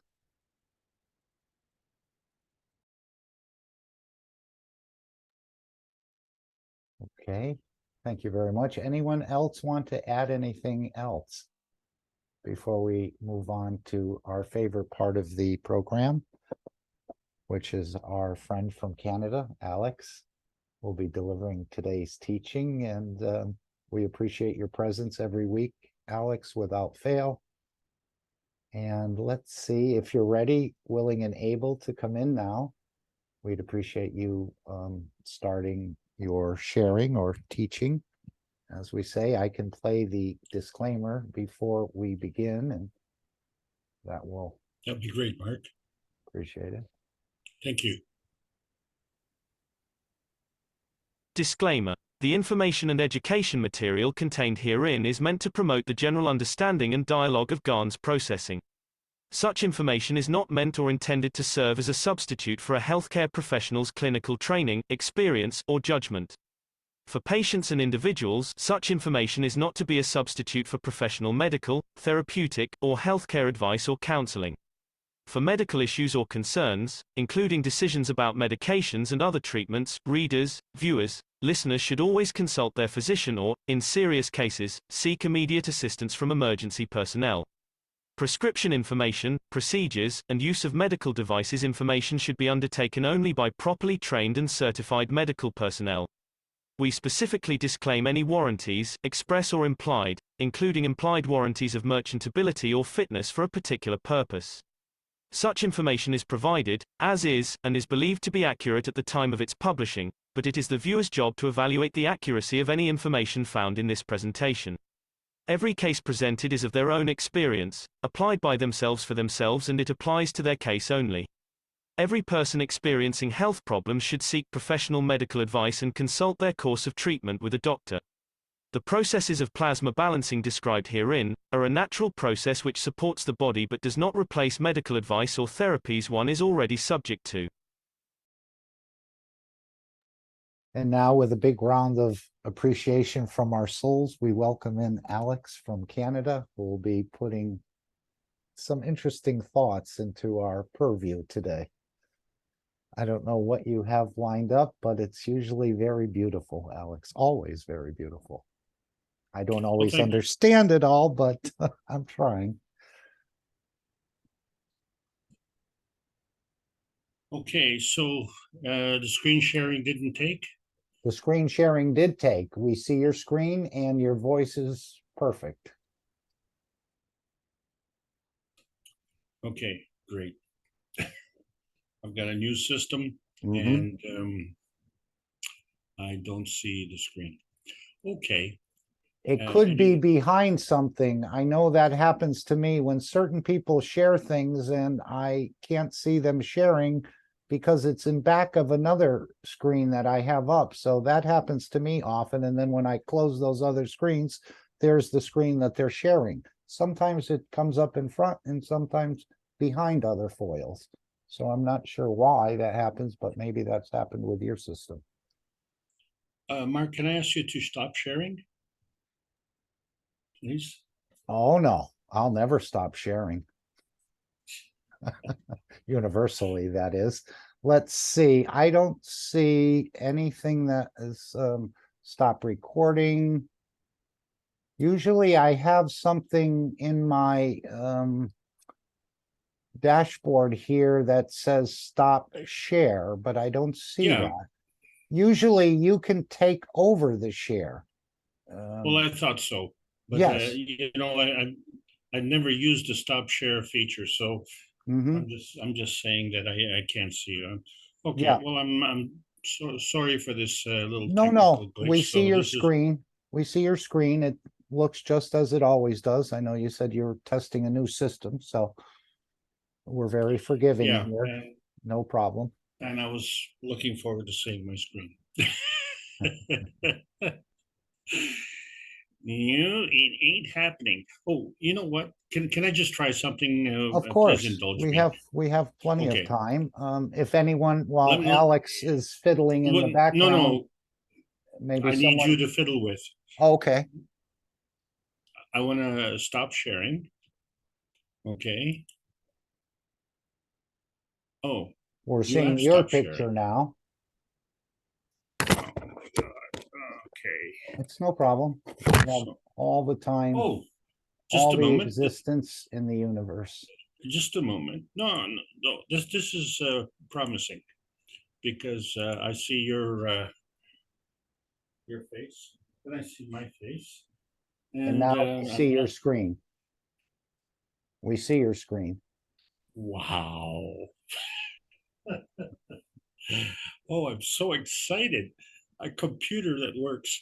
Okay. Ladies and gentlemen, welcome this afternoon. Thank you for indulging me in these little technical glitches, but it's a beautiful day.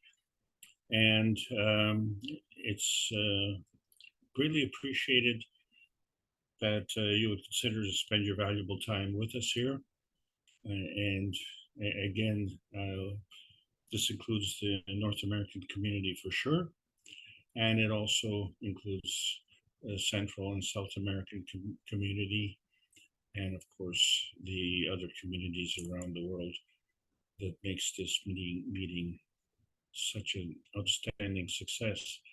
And I say outstanding success because I'm seeing the benefits with all the other knowledge seekers. I mean, we have to remember that maybe we only have about 5% of the population who is aware of the plasma science, and of course, this is due to factors that we're all familiar with.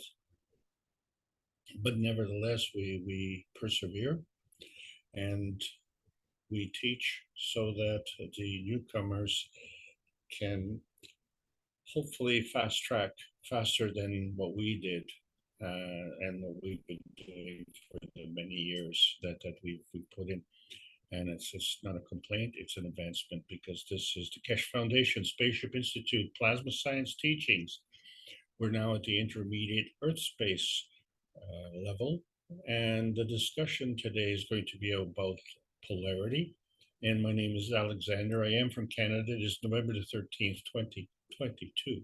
This is the Keshe Foundation North America Plasma Education Series.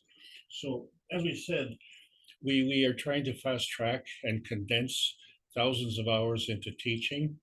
And obviously, I'm trying to present a different point of view and a different kind of understanding to try and bring in our relationship with the rapid advancements that we're seeing at the Keshe Foundation. And as part of the Intermediate Earth Space series, this has been a path that we did with the intermediate teaching, understanding, knowing, insight, and of course the basic outer space series. And please remember that all of these teachings are really very basic compared to the knowledge that is waiting for us. And so we're just trying to enhance our awareness and enhance our understanding so that we can kind of keep up. And we will keep up because we have no choice. We're all searching for outer space and we don't want that piece of pie in the sky. The problem is our schemes are so small. It's that little tiny red dot in the bottom right hand corner of man's universe. And we're looking at the vast expanse of the creator's universe. And we're seeing that we're just settling for crumbs. And the reason for it is because we're never asking the tough questions. And we need to ask more questions. And I'm trying to, through these series, provide more answers. But I think what we're doing is actually providing more questions. And so it's the kind of questions that we're talking about.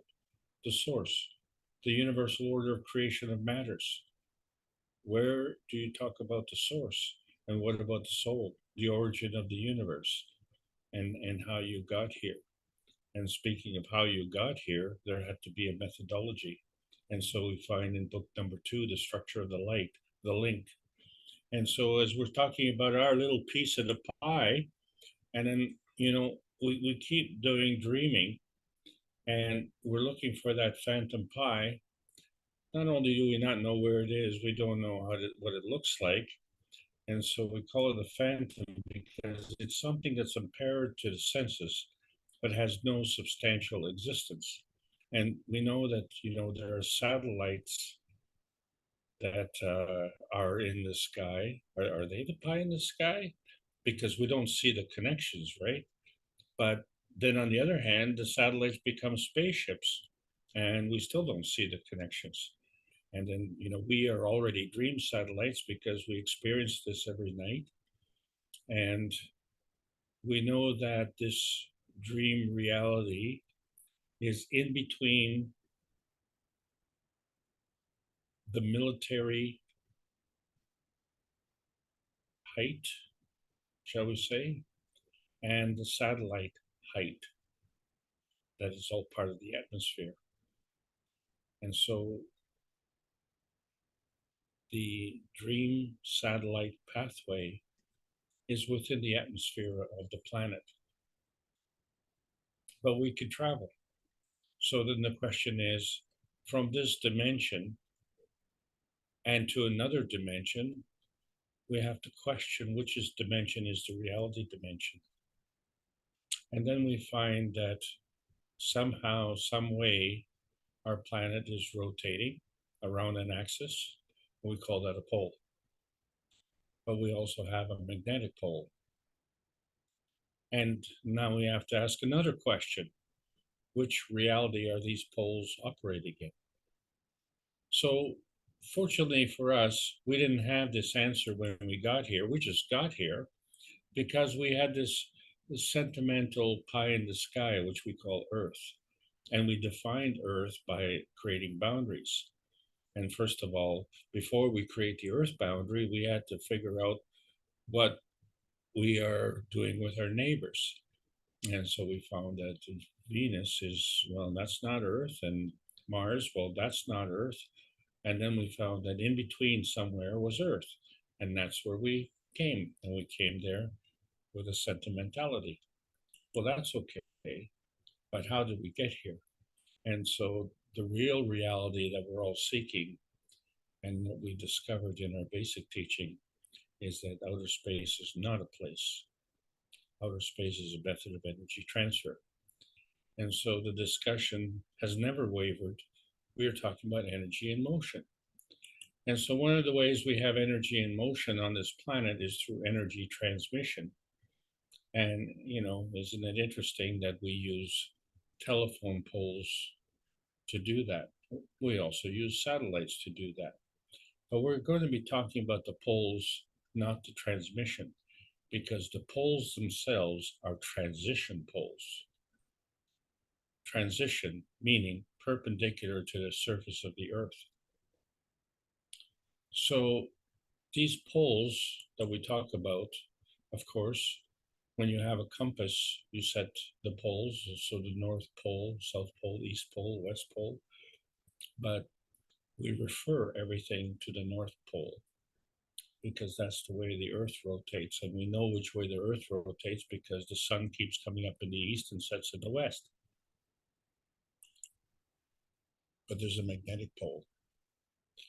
And so they call it the magnetic north, but in the plasma science, the magnetic north is the magnetical pole, and the magnetic south is the gravitational pole.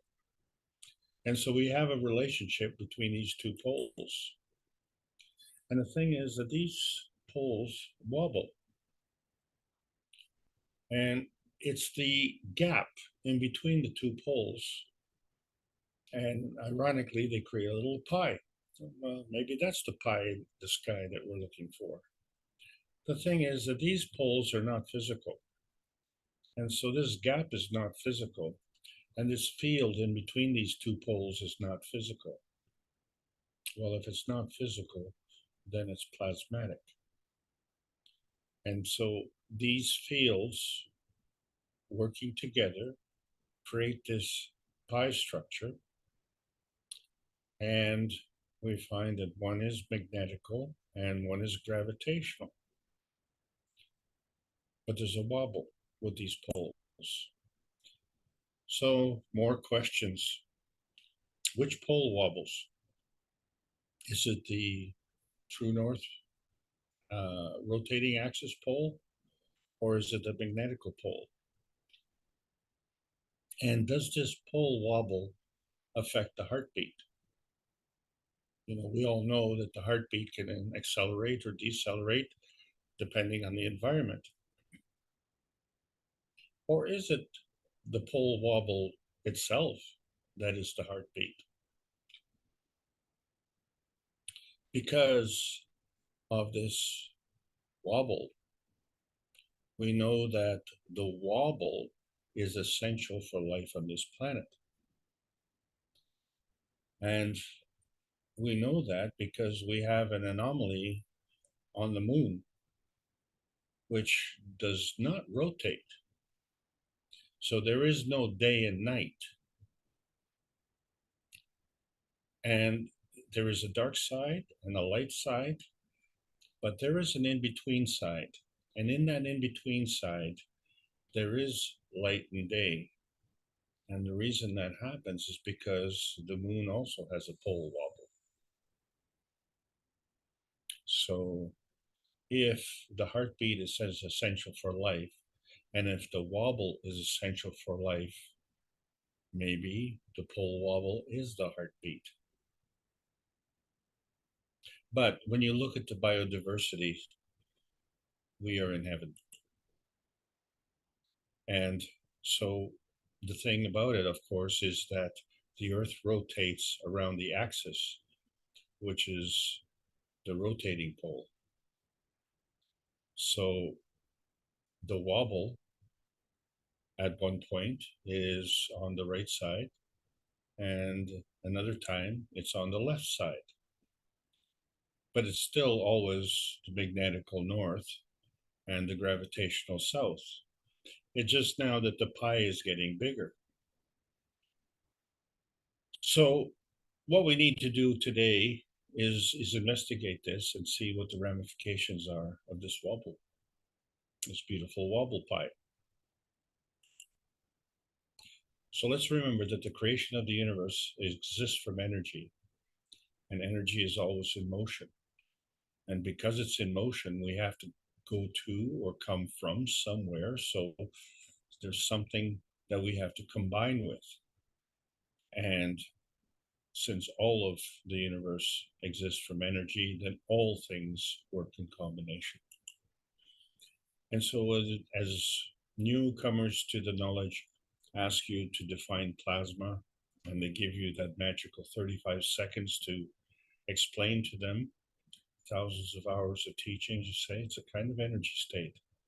And there are different kinds of energy states. Now, the energy states that are shown here are simply the energy states that we've discussed, but they come nowhere near to all the energy states. And most of us are not going to be bothered with identifying these states. What is important is our point of view. And our point of view is manipulated through our understanding of the Earth space. And it's hard to understand the Earth space, so it makes finding our inner space even that much more hard. But then, of course, if we find our inner space, we will find the key to the gateway to outer space. And this is really important because this is the essence of life. And if life is not important, well, nothing's important. So we have to understand the basic rules, and we repeat them, and we have to repeat them every week because we always have new people coming in. But this review is very important because we have to understand how these rules affect our subject matter.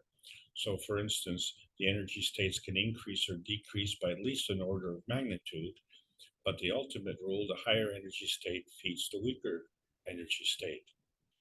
So, how does this work with the poles, for instance? Is one pole a higher energy state than the other? Is one pole feeding the other? Is the interaction of the two poles manifesting an energy state change? And so I submit that it is, because we have natural creation and we have natural decay.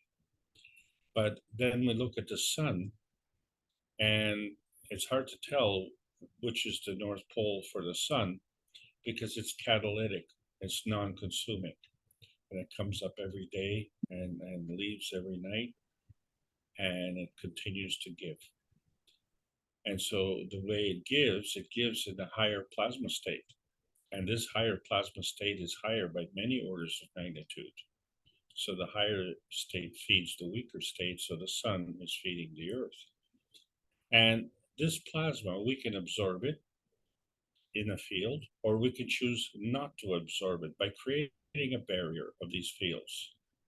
But the ultimate decision maker really is this ethos of the universe, because the plasma is bound to the ethos of the universe. And it is because of the ethos of the universe that creation happens. These are the rules.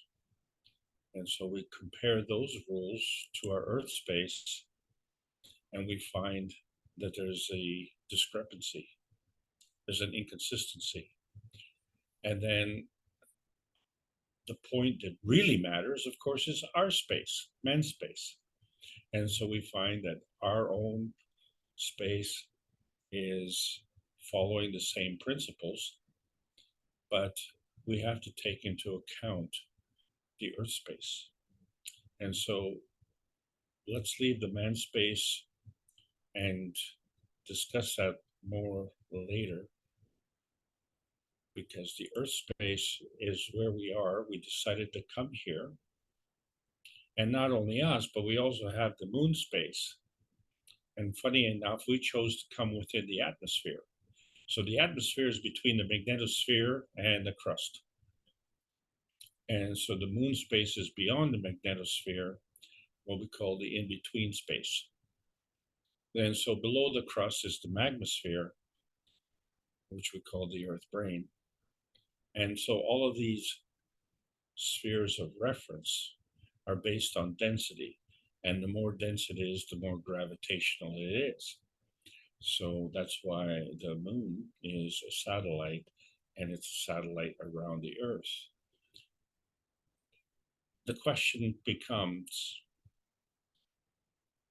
we don't rotate around the Earth the same way as a satellite does. We have mobility.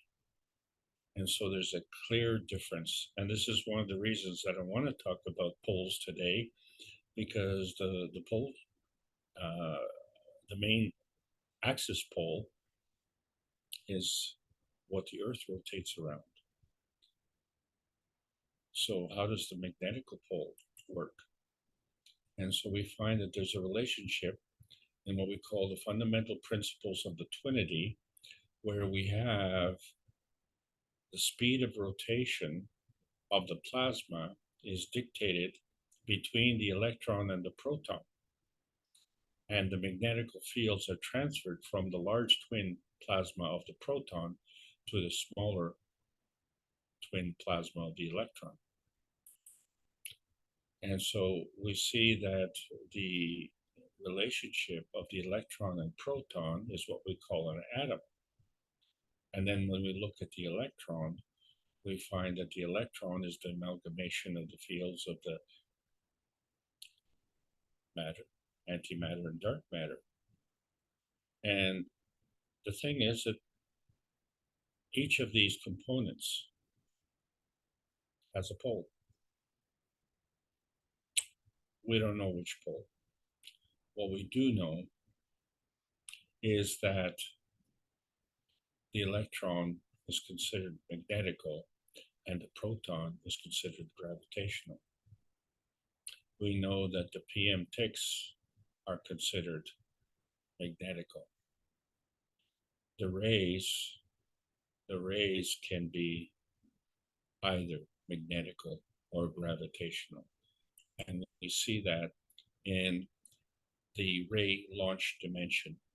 When we have a decay of a neutron, which is a single component that decays into two components, the electron and the proton, but they work in combination.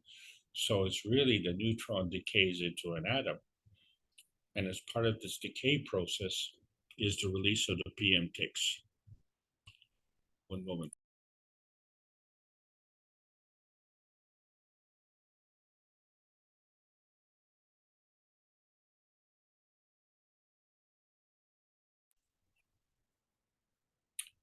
Thank you. So the thing that we didn't discuss today is we didn't discuss charge, because what we want to do is we want to exclude the rotating portion. We're going to discuss that next week. What we want to look at is the polar energy.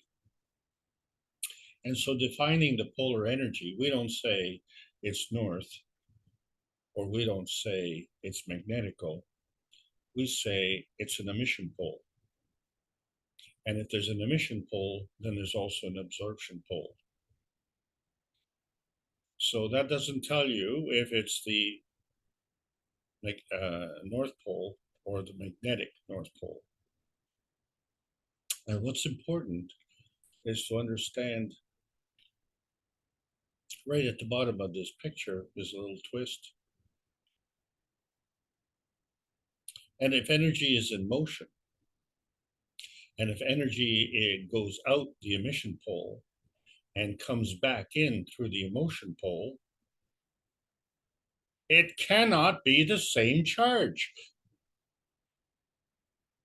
It can't. So there has to be a twist. So this twist is right in the core. And this core is a transition field. And that's what we're talking about today. The polarity transition field.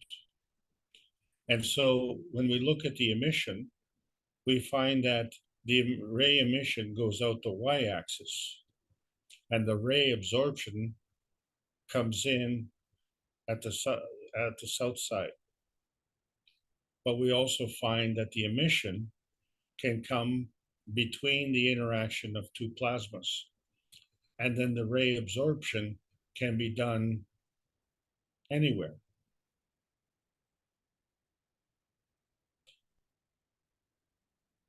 So what defines how this energy is absorbed?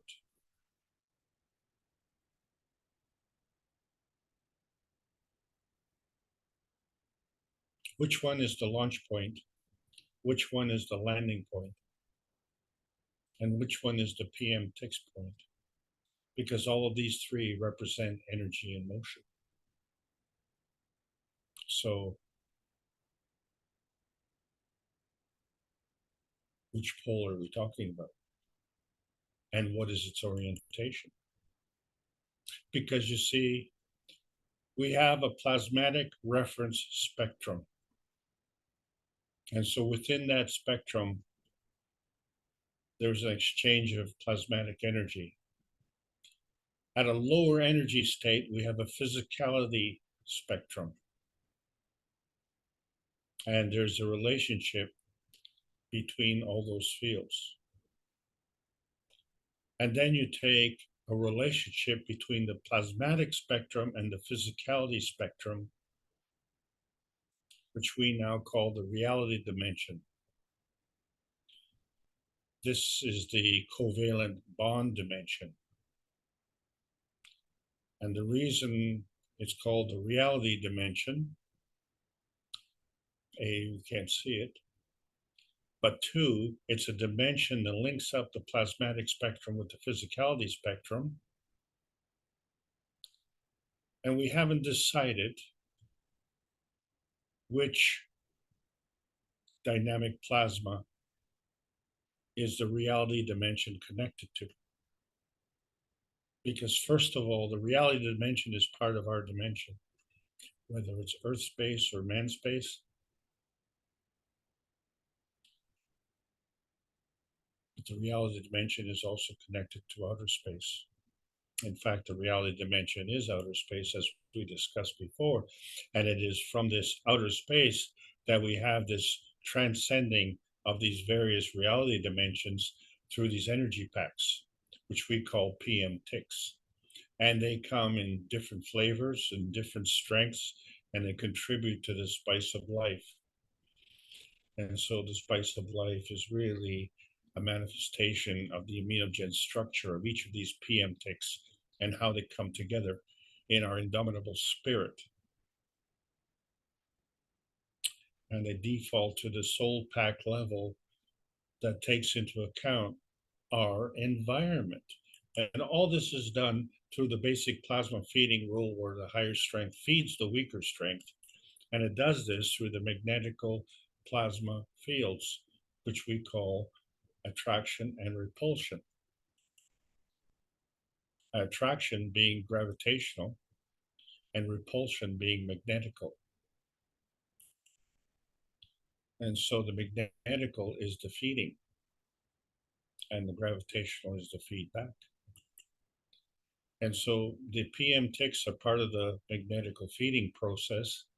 And to come somewhere, there has to be some kind of matter, some kind of landing spot. And so at that landing spot is the convergence of the principal matter, the transition matter, and the convergence matter. And once we have the three energy states coming together and they create a maggrav, then we have a balanced field, and that becomes the gravitational field in relation to the PM ticks.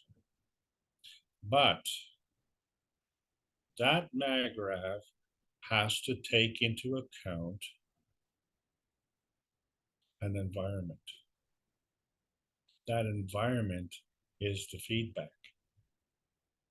And the field feedback with the maggrav field combination is the field interaction, which we call inertia. And this particular field, we can turn it on and turn it off. And we can change the strength, increase it or decrease it. And this will affect the positioning. We can enhance it or diminish it. And so we said all along that two forces come together. So we have two PM ticks at least, they come together and they create this maggrav condition where we have this X, Y, and Z axis, of which we're talking about the Y axis, polar axis today. And so when these fields come together, they are the embodiment of the universal harvesting, which is self-enhancement. The universal harvesting, what we're talking about is energy. And so when we look at the loosh harvesting that's on this planet, that is the harvesting of energy through self-consumption. And so then we ask these questions. Is it a flash? Is it a glow? Is it a glitter? Well, most importantly, is it profitable, right? And so when we talk about profitability, then we're accounting for or discounting for something to arrive at that decision. But the reality is when you look at whatever you're looking at, it is the product of two plasma fields at least. So that you can bank on. But how many fields more besides that can you account for? And then at what point do you decide which fields do you discount for? So you have to make some decisions because you need a minimum of 2 feeding dimensions, and they give you 3 feedback dimensions because you still have the 2 feeding dimensions. Those 2 feeding dimensions are not dissolved. They don't disappear. If they disappear, then the feedback dimension also has to disappear. So when we look at these 3 dimensions, it means we're none of these 3 dimensions. We're of another dimension because we're of the observer dimension. So any dimension that we look at, which we are not part of, is the 3 dimensions of the feeding feedback dimensions. And so our feedback dimension is this earth space, and the earth space is a product of 2 feeding dimensions, the North Pole and the South Pole, as the polar axis, and then the magnetic North Pole and the magnetical South Pole as the magnetical axis. And this would account for the variety that we have on this planet. So for instance, we have copper in Chile, and we have gold in the East, and we have oil in the Middle East, let's say, for instance. And so all of these are a product of the plasmatic dimensions. And so they manifest themselves on the Earth space. So if these elements, and oil is not an element, but we're saying it's something that is mined, something that is excavated or exploited. These are all products on the Earth space, and the Earth space itself is a product. And we're only talking about maybe gold, silver, copper, oil. But look at the periodic table of elements. Talk about the variety of Earth space. So we're not talking about what's in the biosphere. We're just talking about what's on the Earth's crust, what's inside the Earth's crust, and the elements. And then we're not even talking about the combination of these elements in the physical state. So we have to understand that these elements are created from a plasmatic substructure of at least two dynamic fields. And this is one of the reasons we have two poles. Well, isn't it interesting? We also have two cups of life. And so these two cups of life have an inner space. And at some point, some nebulous point, there's a core space in between the two, but they can stand individually. And so we could produce a zinc GANS and a CO2 GANS. And we can see that this GANS we could put in a glass bottle, which is transparent. And we can see the GANS inside, but then there's a hole in the GANS. And that hole is also transparent. So we have the physicality of the bottle, and that's a feedback. And we have the feeding of the GANS. And then we have this hole, and that's a feedback. But a feedback of what? And so we find that this is all part of the biosphere dimension, where we are feeding the space that we occupy. So one space we occupy is the man space, and the other space we occupy is the environmental space, which we call the earth space. We're not talking about man space today, we're talking about earth space, because earth space has two poles which are manifest into the product we call earth space. And we see how it works because in the cups of life, we produce a variety of gases: copper, calcium, zinc, carbon dioxide, amino acid, and water, just for instance. And then we have another cup of inertia, which is interacting with the environment on the earth below, which we call the cup of the earth, right? So our cup of life is interacting with the cup of the earth and producing the cup of inertia. So when we look at all five of these cups and how they work together, this is a dynamic plasma field, and it's all occupying the three fields of interest: the magnetical field, the gravitational field, and the soul field. We didn't say how many magnetical fields, we didn't say how many gravitational fields, we didn't say how many soul fields, and we're not even discussing poles here. We're discussing a relationship between the cups of the soul, which is the soul, the emotion, and the physicality, with the earth. And the purpose of the earth and our environment on the earth is to be in a feeding system. And so that feeding system is the inertia on this planet, and it's part of the plasma feeding dimension.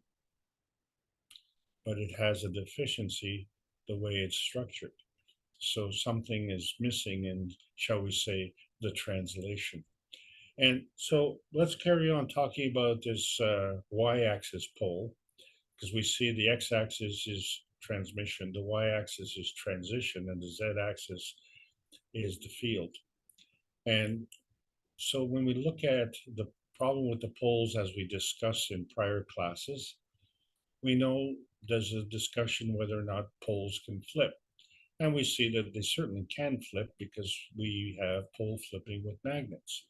But when we look at the Earth and we talk about the possibility of pole flipping, we see evidence within the Earth's crust of magnetical orientation of the atoms. And so we see that there has been many cases of pole flipping in our history. Well, if the North Pole, which is the axis pole, were to flip, it's possible, we presume, that would be chaotic. So I submit that what we're talking about with respect to pole flipping is the magnetical pole flipping. And interestingly enough, we have two hemispheres. And if the hemispheres would have been the same, well, they would repel each other. So one of these has to flip. And when they flip, then we create attraction. And so when we create this attraction, now we have a North Pole and a South Pole. And we'll talk more about this next week. Because what we want to talk about is the principal interaction, which is energy in motion, but it's a two-way street. So in other words, the North Pole, we say, is the emission pole. And so the energy goes out and more goes out.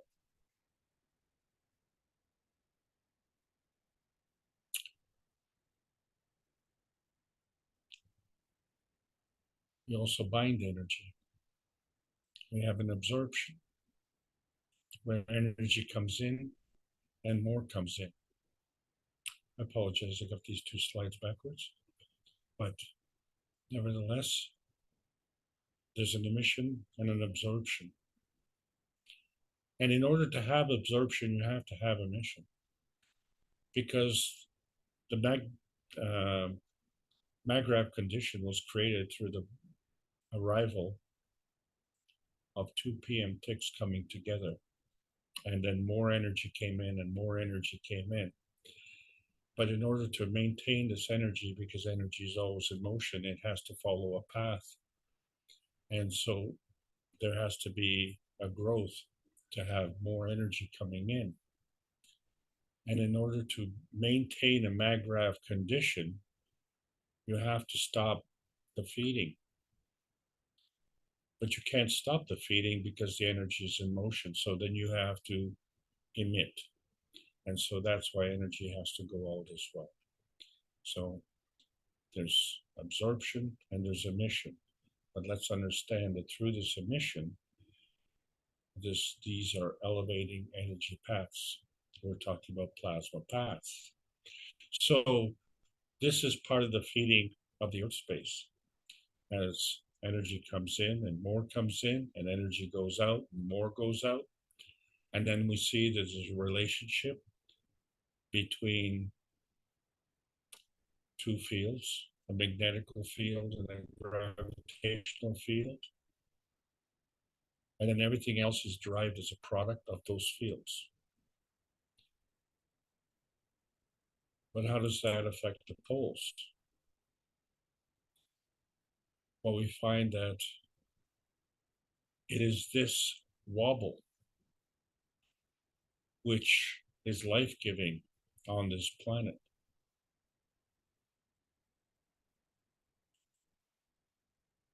And then when we look at the energy flow with this planet as a dynamic plasma, we find that the inner space spectrum is part of the feeding radiance. And then we look at the inner space spectrum as being supplemented by the feedback radiance. And this is what I was talking about before. If you're looking at the individual field and there's an emission and there's an absorption, it cannot be at the same charge. So within the transition of the poles, there has to be that twist. And what we're not saying here, is it the North Pole or is the North Magnetic Pole? And we need to understand that, because you can't have rotation around both poles without having some kind of catastrophe. So when we're looking at the dynamic plasma relationship, that possibility exists. First of all, we have a vertical transition as through the North Pole, but then we also have an Earth space field that is a dynamic plasma relationship with the North Magnetic Pole. And so there's a dynamic plasma relationship, therefore, between the North Magnetic Pole and the North Axis Pole. And the byproduct of it is the dynamic plasma field. And the byproduct of that dynamic plasma field is our Earth space. And so all of this is interacting with the core. The core that was created through the arrival of the PM ticks. And then we see through the core interaction, we see that there are different planets. There are different continents on this planet. And there's a relationship with all of these.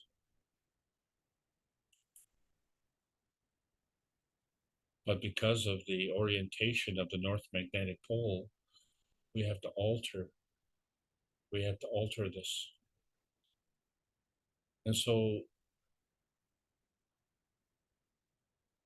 the manifestation of these different continents comes about because of the orientation of these poles.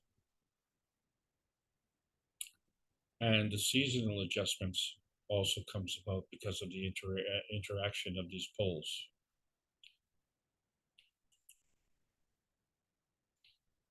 Now, if we add to that component this flatness that is done at the pole level, we find that the Earth is slightly flattened at the poles. So the round diagram becomes more flattened at the poles, and actually the field becomes more elliptic. And if we have a second field that is perpendicular to the first field, we can see that the two fields do not always coincide when they rotate. They coincide at intervals.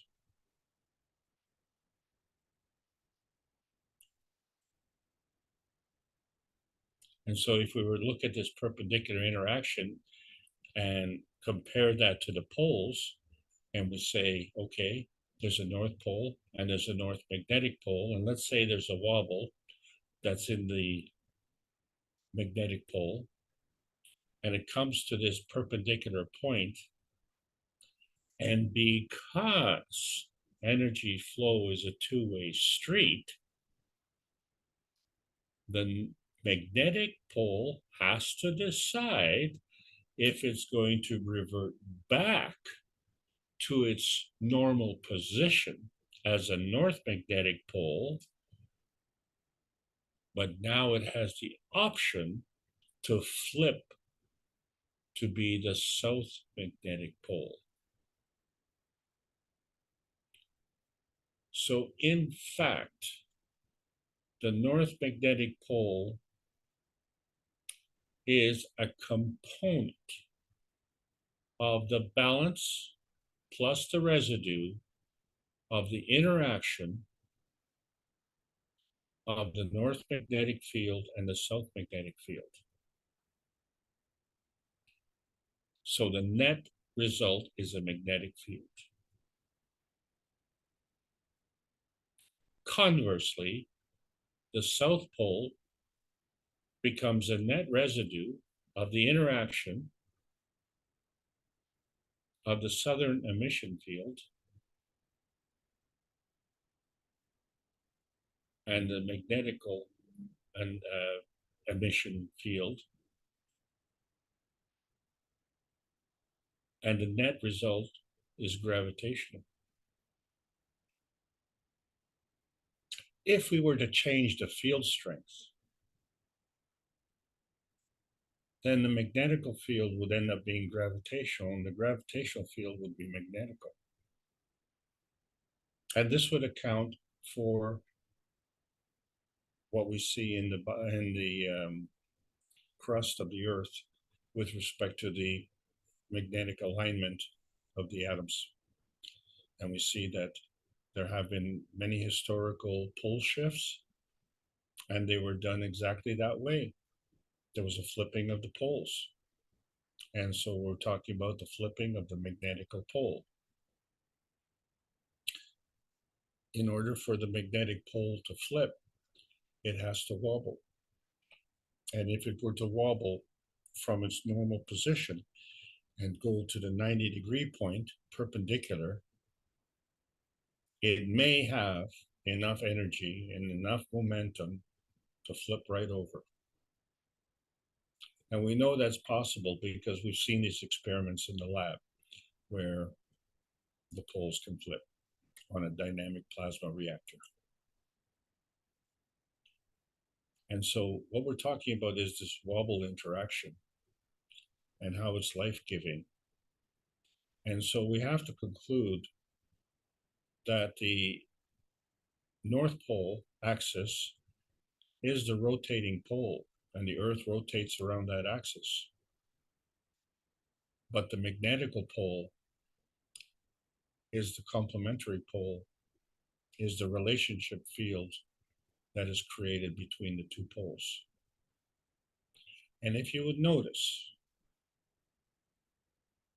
that if you were to use the North magnetic pole as an arm of the clock, and that you were to take an arc from 12 o'clock and say, take it 90 degrees down to 3 o'clock, and you look at the interaction of those fields, and you will find that it's not uniform. This lack of uniformity contributes to the biodiversity. So in order to have a MAGRAV condition and it to be balanced, it has to be symmetrical. But in this case, it's asymmetrical. And so the asymmetric relationship is what contributes to the life. And this is one of the key features of Earth. So what we're talking about is relationships in all cases. So when we look at the scientific community and they look at exchange of energy as a one-way street and totally discount the, shall we say, the plasma science aspect of it with respect to the souls. And so the spiritual community, they take up the discussion on the souls, but they have no scientific basis to discuss it. And they only look at the spirit, which is the motor of the soul, and they discount the rest. And so we have these two sciences, which the plasma science adds to the knowledge by bringing the two together. And so really the question isn't, can we bring the two sciences together, but the rate of change is the question. And so the rate of change, as we know, is based on field strength. And then if we look at these principal interactions and we understand that it always is in combination, so then we have to understand that if we have one field on one side and another field on another side, and we don't know which field we're talking about, any field we can do, we find that the fields, if they're interacting dynamically, should have some similarity.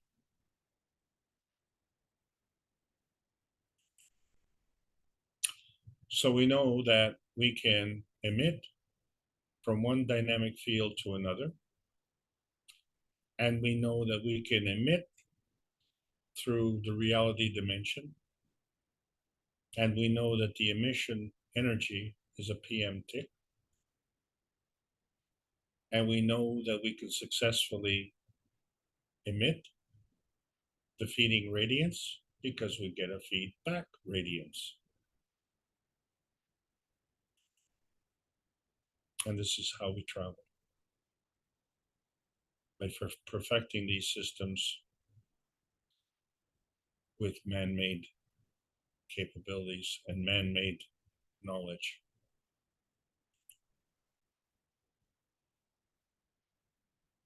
And so now we understand that we had, in the beginning, we had the core, and around that core we built the magnosphere.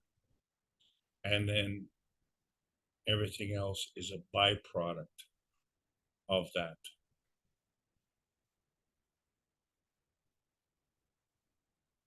Which came first. So the soul of the earth is in the core. The soul of the earth must have come first because there's a soul sequencing. And the sequence that we have is the same sequence that the vertical and the horizontal people have.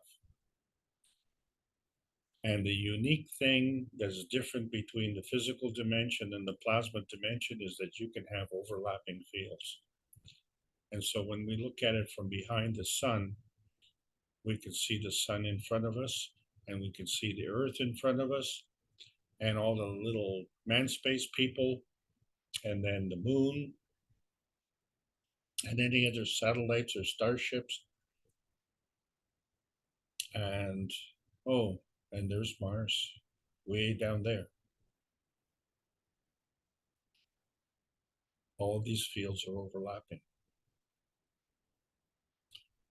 If we can see all of these fields, the structure of these fields must be the same.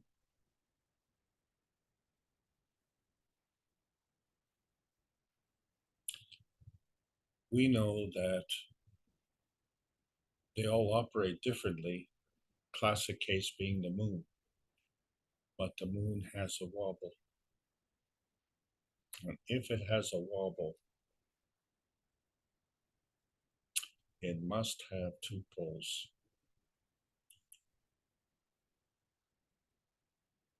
And just like that, we must have two souls. The soul of the man, that's the essential you. And it interacts with different plasmagen states and different mattergen states. The soul of the body, that's a surrogate you. That is the byproduct that interacts between the plasmagen state and the environment state, which we're talking about, the earth space. And so the manifestation can be a plasmatic reality or a physical reality. But in all cases, the plasma feeding is what leads to this manifestation. And so we see that the manifestation may be non-tangible or tangible, non-visible or visible. But there's another field to take account of, and that is the emotion of presence. And we're going to talk more about that in the future, because the emotion of presence is a form artifact also of energy and motion at that manifestation point. So while we're trying to wrap our understanding around is that there's a physical matter state and there's a plasmatic matter state.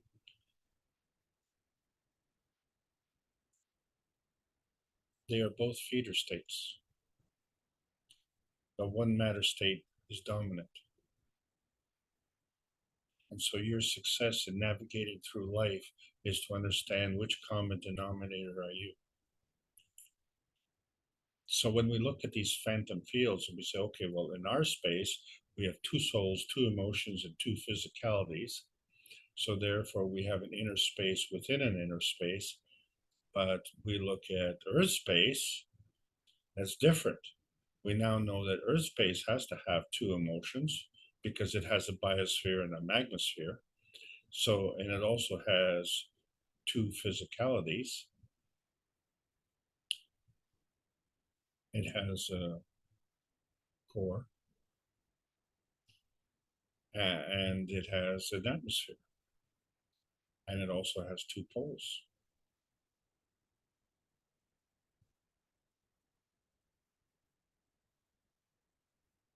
These two poles are not an inner space within an inner space.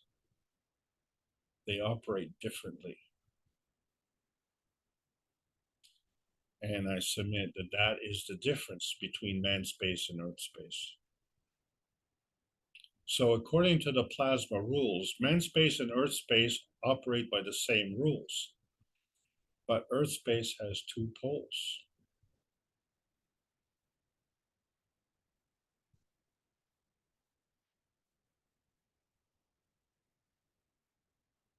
More questions.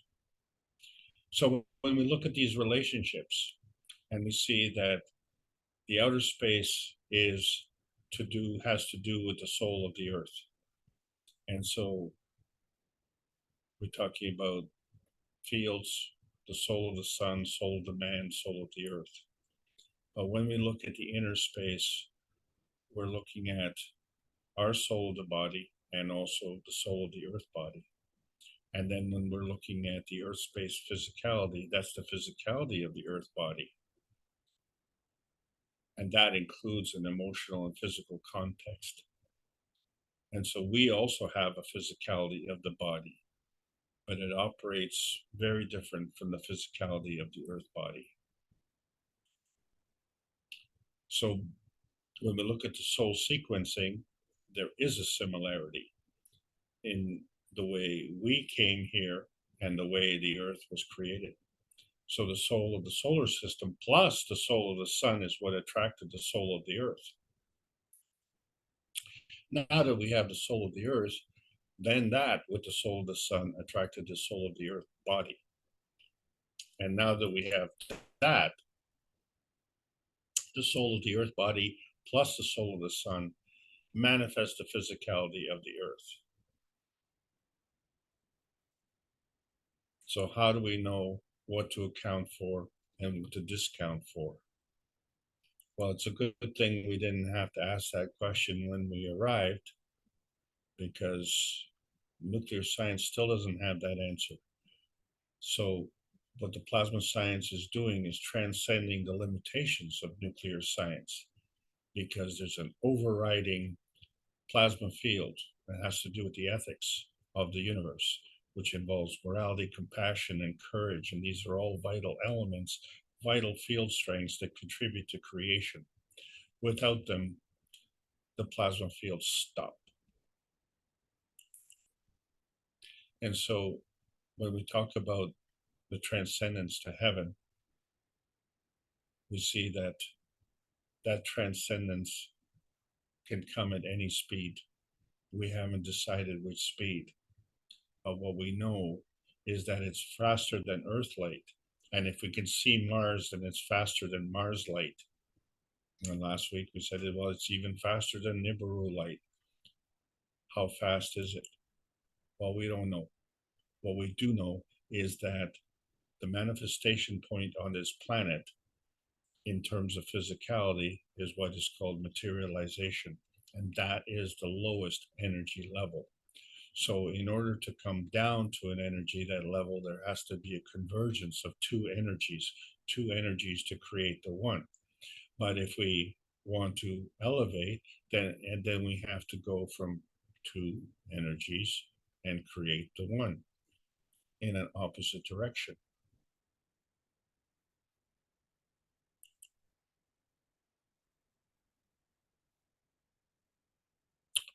So the connection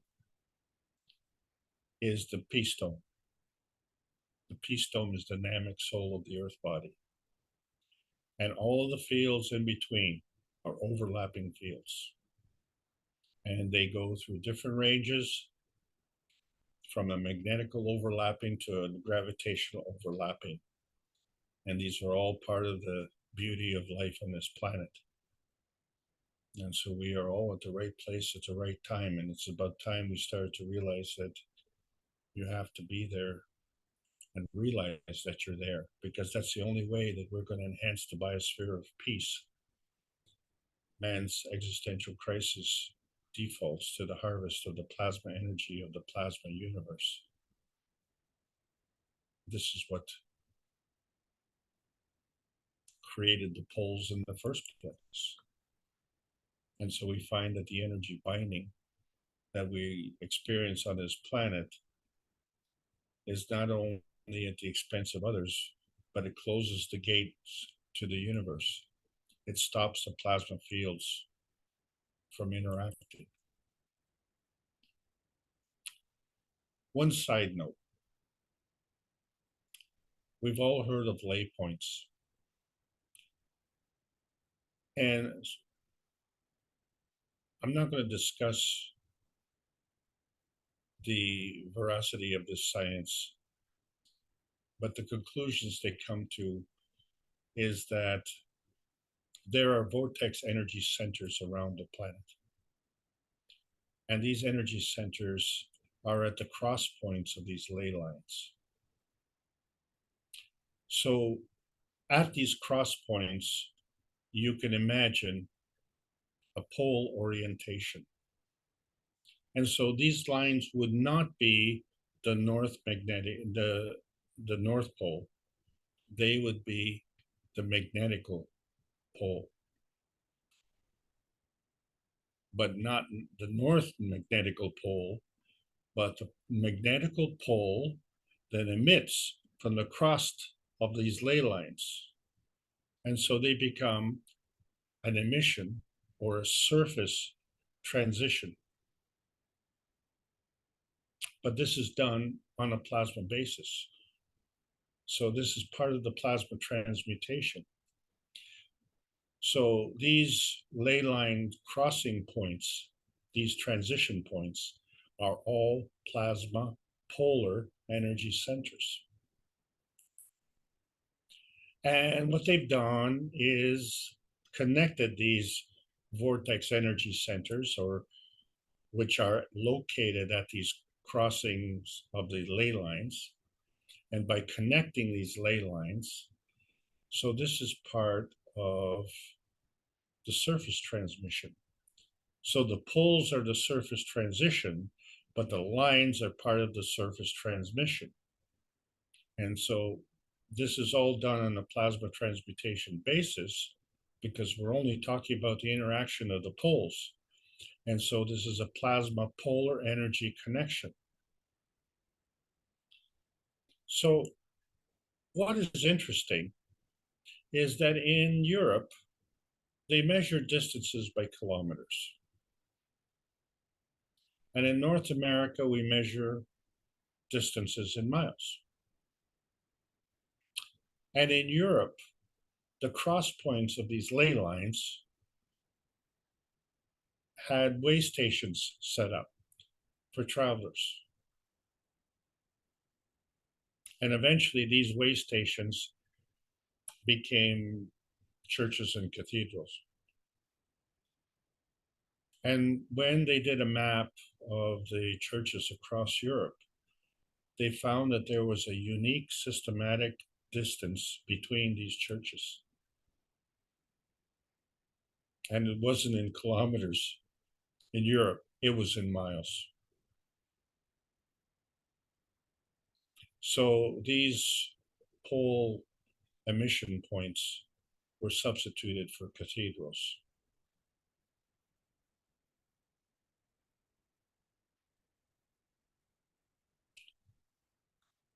You know, our history was not filled with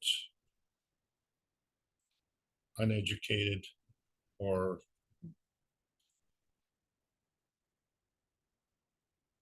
stupid people. It's how we interpret the knowledge where the problem is.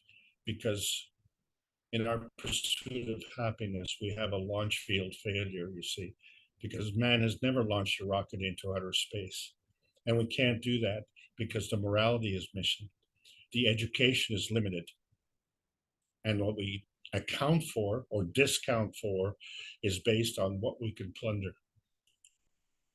And the proof of concept is, fortunately, we were born. We all went through this experience, and we were born using an outer space system, and we were born into an inner space. In this case, for us, we were born into a womb, but our destination point was Earth space. And so the question becomes, is Earth space the end of the trip, or is it the midway point of the trip? Still asking more questions, but understand this: we are inherently peaceful. So that is the foundation. And this is where the science meets the soul of man for peace. That's the prerequisite. And so we know that we're on the right track because we have visitors who want to come as tourists to see our little heaven here. And they haven't had a chance to do that before. So there has been something lacking, and we are providing that. And they are quite eager to visit heaven. So that's the result of being in the post-June the 6th, 2022 era. We have choices now. We have choices how we travel through outer space, understanding inner space, and becoming more knowledgeable about our home, Earth space, that manifestation point. This is the Keshe Foundation Spaceship Institute teachings on plasma science. We're calling all Earth space patriots. The World Peace Treaty is important for the Earth's success. Sign it. Sign it with a pen, sign it with your heart, and sign it with your soul. Understand that the Earth has overlapping fields of life with freedom from boundaries. And this polar flipping, this changes our understanding of the purpose of creation. The earthbound physical and emotional atmospheric transformation that we need is advanced through the transmutation from the transparency point to that manifestation point. So we've seen that volcanoes are part of the healing process of inner space of Earth and connects to that nebulous point of the universal inner space of freedom. So the soul of the Earth feels not only its polar shift, but the polar shift in man's morality, because that's what we're going through. The plasma science needs to be delivered in exchange for peace on Earth. So welcome to the outer space age.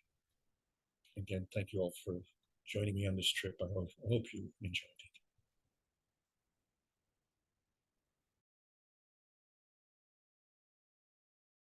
Thank you very much, Alex. Was this the novice experience or the intermediate experience? This was the intermediate experience because we Gosh, discussed this before, but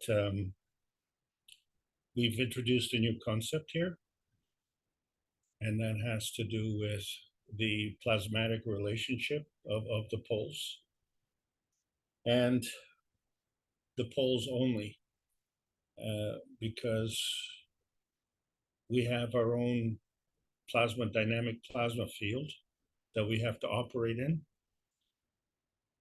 But there's a key difference between the man space and the Earth space, and we haven't been able to address that. We're now at the point that we can address that, and we need to address that because we are now going into outer space, and that makes a huge difference. So one of the best ways to learn is to understand better how we got here, and the here got here before us. So how did here get here? And here is Earth space. So I wonder if before Earth space got here, we were someplace else.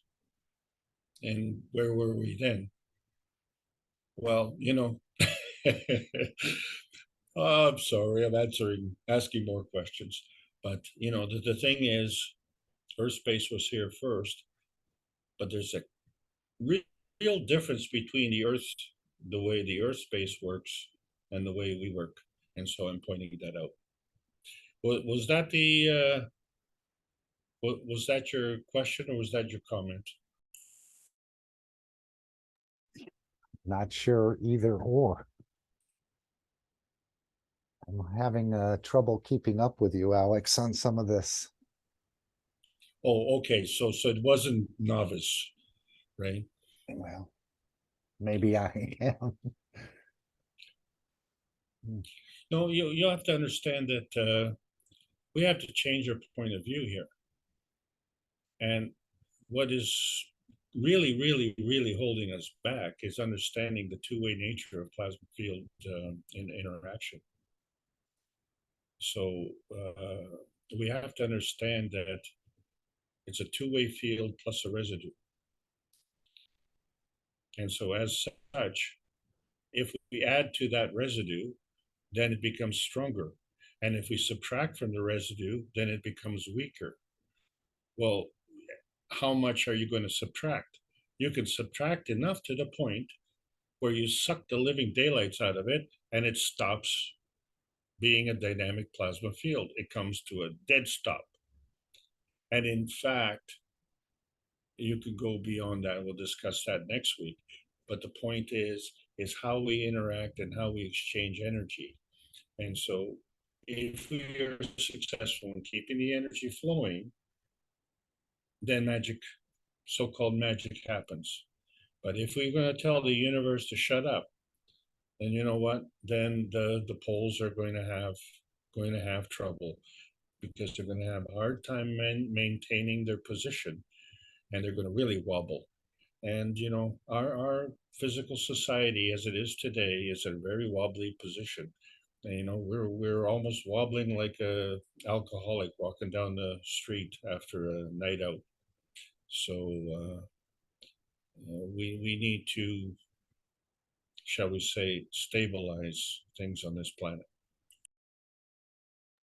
But I remember Steph bringing up a question about the pole shift and is there something to worry about? And Mr. Keshe says, no, this has happened many, many times. I mean, there could be something, but usually he said they see it in I guess the ice cores or something where the Earth went through this shift.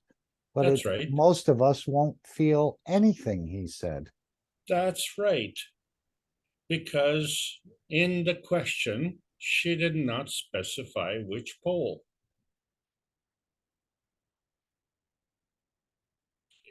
Well, both of them have to don't. If you have a pole flipping, obviously you can't have both poles on the same side of the sphere. Can you? If the pole flips, does that mean the North Pole takes the place of the South Pole and the South Pole takes the place of the North That's Pole? the point. That's the point, you see, and I thought that was the case, which, would be fairly catastrophic. But as a magnetic pole, well, I flip burgers and I flip pancakes and I flip magnets, and no one got hurt in the process. So, we have to be a little bit more specific with our questions. So she asked a question, if the poles flip, would it be catastrophic? And he says, no, we have the evidence, and that evidence is a magnetical alignment within the Earth's crust. Yeah. So when you did that core sample, you could literally see the difference in the polarity of the elements. And so we know that the elements are made the same way.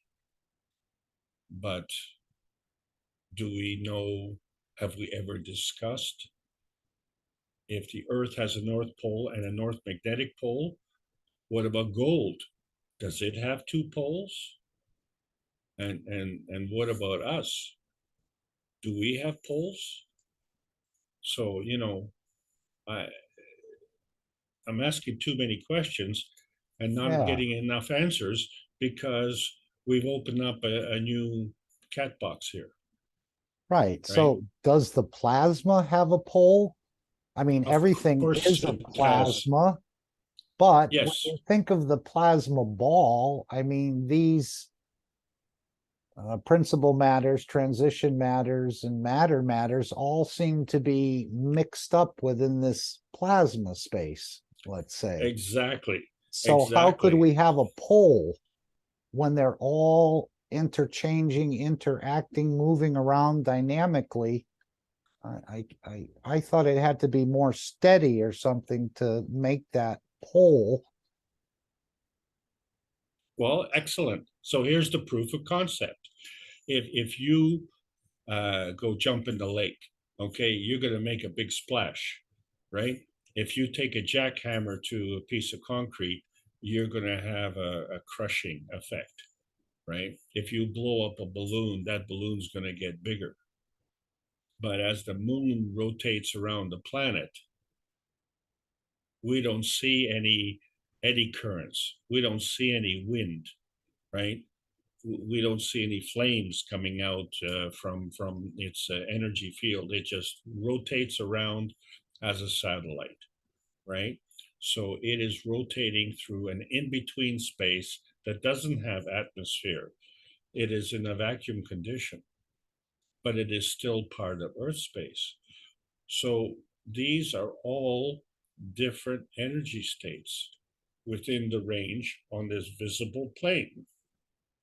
But once we get into the plasma state, we can clearly see that there is a interaction without disruption. There's an interaction with a consequence, but in other words, you can take two plasma fields and bring them together and create another product. This is unheard of in normal physics. Okay, thank you. If I could just interrupt, usually when Alex finishes, I ask if anyone's here for the first time new. I don't see anyone except Alin. Is this someone we know, or would you be so kind to tell us your name, where you're from, and how you found our meeting, unless it's someone that's been here before, just under a different cover? Alin?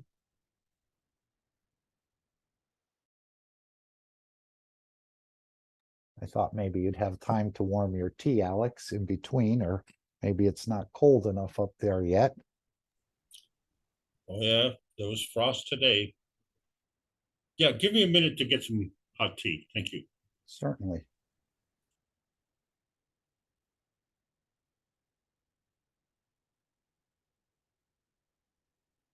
All right, I hope someone has a question for Alex, more entertaining than my questions, perhaps. Mark, I Yeah. have a question for Alex. Well, he just went to warm his tea. I'm glad you do have a question, so you'll be the first one. I can read what Nikolai wrote in the chat. When I was living in Arizona, I spent 5 months in Sedona, one of these supposed energetic vortexes on the North American continent. It is a gorgeous place with huge deposits of iron oxide in the red rocks. The energy there is indeed very different from other places I've lived. What I found very interesting one day is what Sedona spelled backwards is. It spells anodes. Made me think, who named this place? Do you want to add anything more, Nikolai, or are you maintaining silence in your position because of being late in Europe and you don't want to disturb others? He may not be able to open his mic. Hey, Mark. Ah, If I are you go, still in Europe? I am. I was just gonna say, if I go far enough away to the restroom side of the house, then there's less interference. Okay, so we have anodes and cathodes, don't we? One is Indeed. positive, and so the anode would be the, if you know. Oh, we have someone's microphone open. Okay, I'll mute it. I So missed what the you asked. anode would be the negative or the positive? Oh if you boy, know. don't trap me in these conundrums, Mark. Okay, no, I don't know myself. It's very simple. It's one or the other. Probably Yeah, Alex is there's a familiar. 50% chance I'll get it right. Yep. What I thought it was interesting is that the cathedrals or the cathodes were placed on those other locations. And so I thought how interesting if the cathedrals are being placed on these gravitational energy centers in Europe, as Alex mentioned. Oh, no, they're not gravitational. They're emission poles. They're magnetical to make you feel elevated, like when you go up into the mountains or something. Mr. Keshe says the you energy, lose. Yeah. Yeah, the energy contribution is from the Earth. Well, there you go. There's my dyslexia at work. So sorry, guys. Don't ask me things with polarities. This is a very important class for me. So, Alex, are anodes positive or negative? Yeah, positive. Okay, so Because, the cathode is the negative. Right, and the cathode is part of the old UFO program. Okay, so the energy moves from the gravity, and then it's shot out. Okay. It's shot out through repulsion.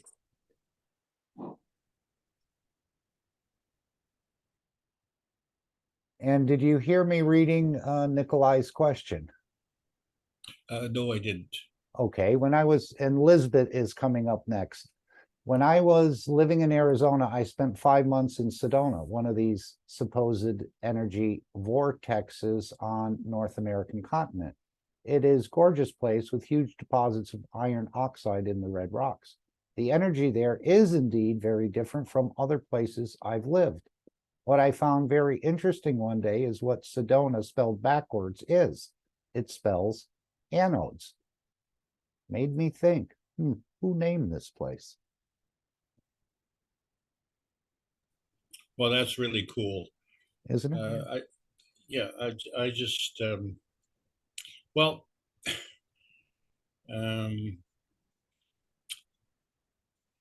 let me just isolate the main point that I wanted to put through. So okay, just a minute. I just looked up anode, the negative terminal of a voltaic cell or battery. So as you were saying, negative terminal, the magnetical is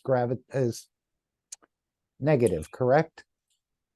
And the gravitational magnetical is negative, yes. Yeah, and the gravitational is positive. So when we come to these ley lines, we're finding magnetical fields or anodes, and they were able to discover this and therefore build the church there. So thereby thinking, if you go to church, for some reason, I just feel better about myself, about the church, about my family, because you're being given magnetical energy, which is an elevator, correct? This is correct. So thanks for correcting me on that. And I didn't even know you said it wrong because I was confused. And well, who says this is right? Oh no, it is right. It's been proven right. It's just that the cathode ray is how the old TVs worked, and so I guess from the point of view of the cathode ray, it's gravitational, and the energy it emits is magnetical. So there, so that coincides with that. So it's an interesting observation that you have more energy there. Where does that energy come from? If that energy is supposedly a North Pole, and you have these various lay points around the world, each of them must be a North Pole. A mini North Pole. Yeah, I guess. It's an emission pole. And so the key point being that it contributes to the variety. But, when you look at the knowledge in the past, knowledge was exclusive, right?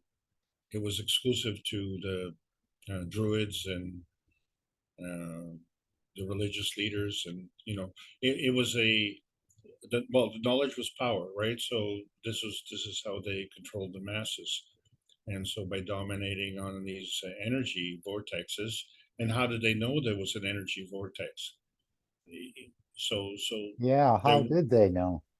yeah, did they have some kind of energy measuring device, and were they cave dwellers as we assume?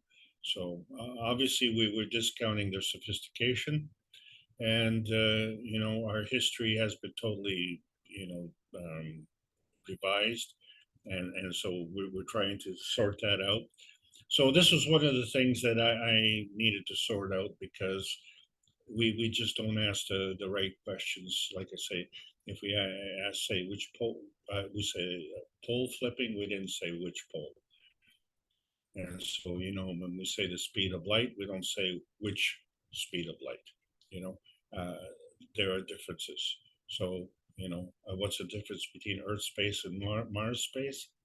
It's the same space, it's a physicality, but Earth space is created through different fields. Mars is created through different fields. So that is reflected by its positioning in the solar system, and of course, by the nature of its surface there. So that is representative of field strength and interaction.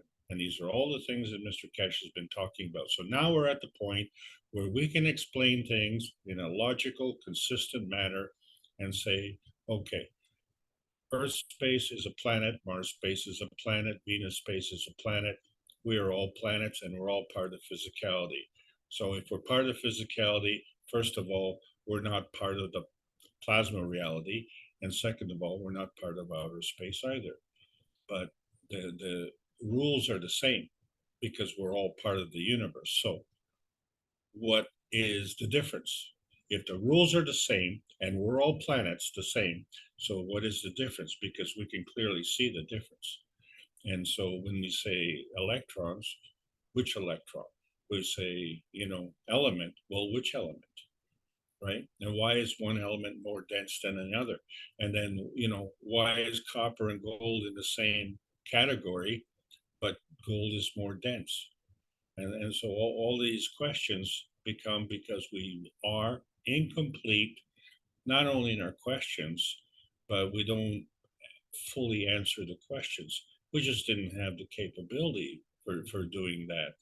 And so the people who control the scientific community, and it is a controlled community, right? Because by law, by scientific law, if it's verifiable by man-made means, then it's validated.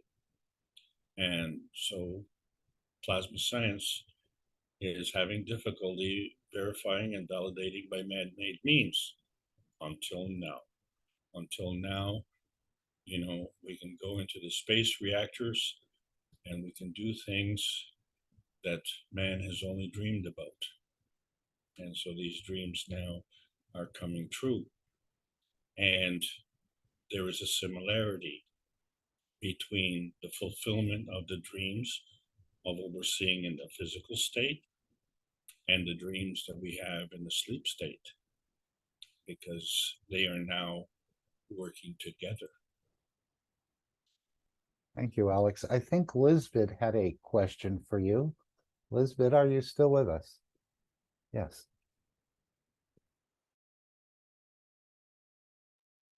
Lisbeth?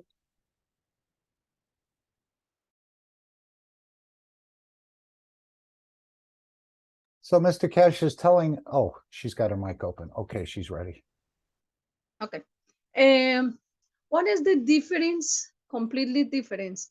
In the inner loop, I'm sorry, infinity loop is inside the, like inside the reactors, and plasma loop like North and South Pole. But this what is completely different about infinities? There is no difference. Okay. That's the key to understanding this science. The macro and the micro operate by the same rules. So if your soul, though the way it moves and the way it's been created, and the way it operates follows plasma rules, and then the environment that you operate in also follows plasma rules. But your soul operates at a different energy state than your physicality. So there has to be a ways and means to transition. And the way we do that is through the poles. They gather the energy and they direct that energy. And that energy then, we don't talk about in terms of giving energy magnetically, it's an emission. And that emission comes from within. So if you want peace, then you will emit that energy. And if you want peace and someone is emitting that energy, you will absorb that. So then the converse is true, the opposite is true. If you don't want peace, then you're going to emit something else. And if you don't want peace, you're going to set up a barrier. No. Oh, peace? No. That is not good for my bank account. So the profitability becomes the guide to what you account for or what you discount for. So say, well, it's like if you prepare a meal, you decide what goes in that meal. And at some point in time, you have to make a decision. Do you have everything that you need for that meal? And do you have you put something in that meal, that's not going to work? So you have to exclude that from the meal, right?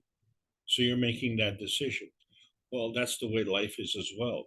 You always have to make a decision. And so when you have the decision, then you have a responsibility. And so now we come to the point where we realize that that capability is also available to us on this planet. So it isn't just a physicality, oh, grab this, grab that, put it in a meal together, whatever works. No, that's the difference between a short order cook and a gourmet chef. $184,000 salary is also the difference, but the gourmet chef deserves that. Okay, because they've gone to school to learn their craft, and they don't just put all the foods together because they taste good. They put them together because they satisfy the palate. They don't cause indigestion, right? They can feed a crowd, and everybody will be happy. Everybody will have something to be content with. So care for the customer, care for the neighbor, care for the recipient is all part of the plasma energy. And so the initial feeding hits the target, and then there's a feedback and says, yes, you thank you very much for what you've done. I appreciate it, and we've had a success. Excuse me, Alex, just stepping away for 45 seconds to a minute. I'll be right back. So this feedback is part of the loop, but the loop goes to one side. The loop doesn't leave you because there has to be a connection. And so just because we don't see that connection doesn't mean that it's not there. So this becomes a very key point. If you own a restaurant and you're cooking in the back, you don't see the customers. You have a waiter or somebody seat the customers, right? So you're busy cooking. You don't see the customer. But in your mind, you are making a meal to satisfy your customer, knowing that the satisfaction of the customer will determine how much money you make. So you don't feed the customer based on how much money you make. You feed the customer based on the satisfaction of the customer. This is a key difference from enhancing to draining energy. Taking energy at the expense of others. When you give, and you don't care if it's the customer on the table 50 or table 13, it doesn't matter. You treat them all equally. You give them the best food that you can. And guess what? Another thing happens. When you improve your skill and you know how to do something better, then you stop doing what you did before. And that's part of acquiring knowledge. How are we doing, Lisbeth?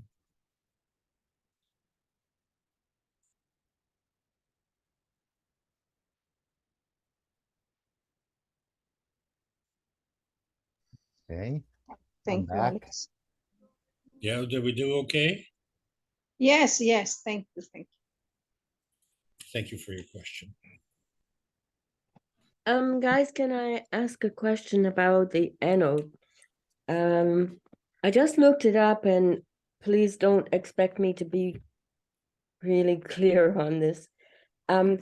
It's pictures of, let's say you have a little, maybe a galvanic cell, and it has an electrolyte, and you've got something that is an anode, and it has a wire going up to maybe an LED, and then from the LED, it's going down to the cathode side.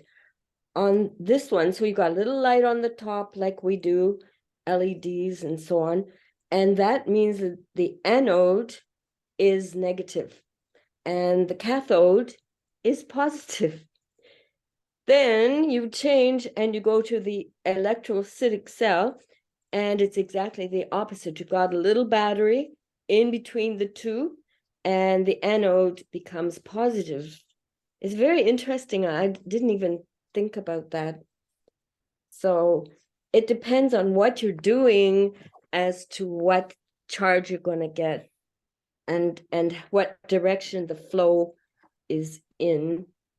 The direction of the flow stays the same, but it changes from negative to positive, and the other one changes from positive to negative. So very interesting. Okay, perfect. Thank you very much for bringing that up, because what you've described is the point of view. So if the determination is from the giver, or is it determination from the receiver? And that this is a key point, and it's led to all this confusion. And so one of the things that has stabilized my understanding of the science, negative is the giver, and the magnetical is the giver, and the magnetical is the emission pole. those are all the same. And the point of view is from the source. Well, I just got a very pleasant phone call. I made a patch for someone on Friday, friend of mine, known him for 40 years. And of course, they haven't been very positive about the Keshe technology and so on, but I did make a pain patch, one of Gianni's recommendations, a weaker and a stronger CO2 and zinc, three sprays on the one of both and 6 sprays on the other of both. And I gave him a 2 choices, 3 on one and 6 on the other, and then 3 on another one and 9 on the other. Well, he just called me and said that he had his knee done. Well, I knew that, but anyway, it's causing him some hip pain now. I guess he had an artificial knee put in, and maybe it's not aligned perfectly correctly, but ever since he's been having some hip issues. So he just called me and I told him I'd call later. Maybe I'll bring that testimonial, as I understand it, into the testimonials meeting for tomorrow. But that was quite delightful. That's 2 people in the last 2 weeks that I used that patch for. And one of them said it helped temporarily. And then again, they said it didn't help. But this friend of mine, he said that it worked. So I'll find out more later. But that was a very nice thing. And again, did it even cost a penny? And of course, the doctor is telling him, well, you know, you may want to go in for a hip replacement now. So we'll see how it works. I guess his wife had some pain as well, but she's even more negative about the technology. So it didn't, he says, oh, nothing works for her. And of course, I think you have to want it to work in a way, just the way you can block the system. That, as Mr. Keshe said, that people come in and they want to be in control and they block the system.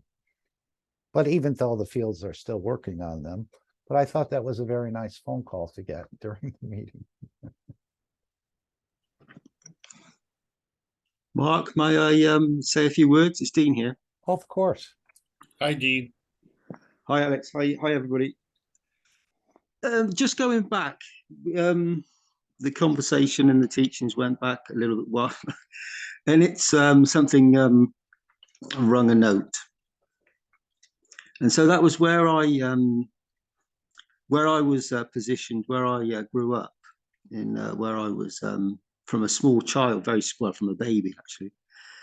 That little town that I've mentioned before had, for a very small town, had a very, very large church right at the top of the town. And it was more like a cathedral, a small cathedral, and it was very out of place compared to all the other places around and many places across. So there's obviously, if you're talking about ley lines, there's obviously a center of, there's a center of a ley line across these lands. And the lands where I grew up, there are an extraordinary large amount of these anomalies and energies that flow across the lands. I know this. I grew up around this area and experienced it many times when I was smaller, and as I grew up in this environment. And I know that many of these key places have very specific enforcements around them. There's many places I know that have been. There's one in well, not one. There's many, but there's one on Salisbury Plain. I know that it's now covered in, and it has been for a very long time, covered in tank movements, and it's all sealed off to the public and no one can get in there. But I do know that there are extensive ley lines and all sorts of things going on there that are sort of placed into the background so people cannot get to them. There are many other places around where I grew up that have these very specific energy forces that have materialized as lumps and bumps and all sorts of conditions. And I know that within around the area as well, there were very many ancient druid activities and other things that happened going back many years. So it was interesting you spoke about that, and I know that there are also a lot of different minerals and deposits all around the area from all different field strength, a very big spectrum. And it's ancient lands, like a lot of like the whole of the earth, ancient lands that there are many assets to it that are hidden away. And these nodes, these ley lines, are put in a position that that no one can actually use them as the superhighways that they once were. Put it that way. So that was interesting you spoke about that. So yeah, I just thought I'd mention that. And another thing that just struck me as a thought a little while ago was being positioned near churches and things. And recently, for quite some time now, I've experienced ringing, like a ringing, a soul ringing in the physicality.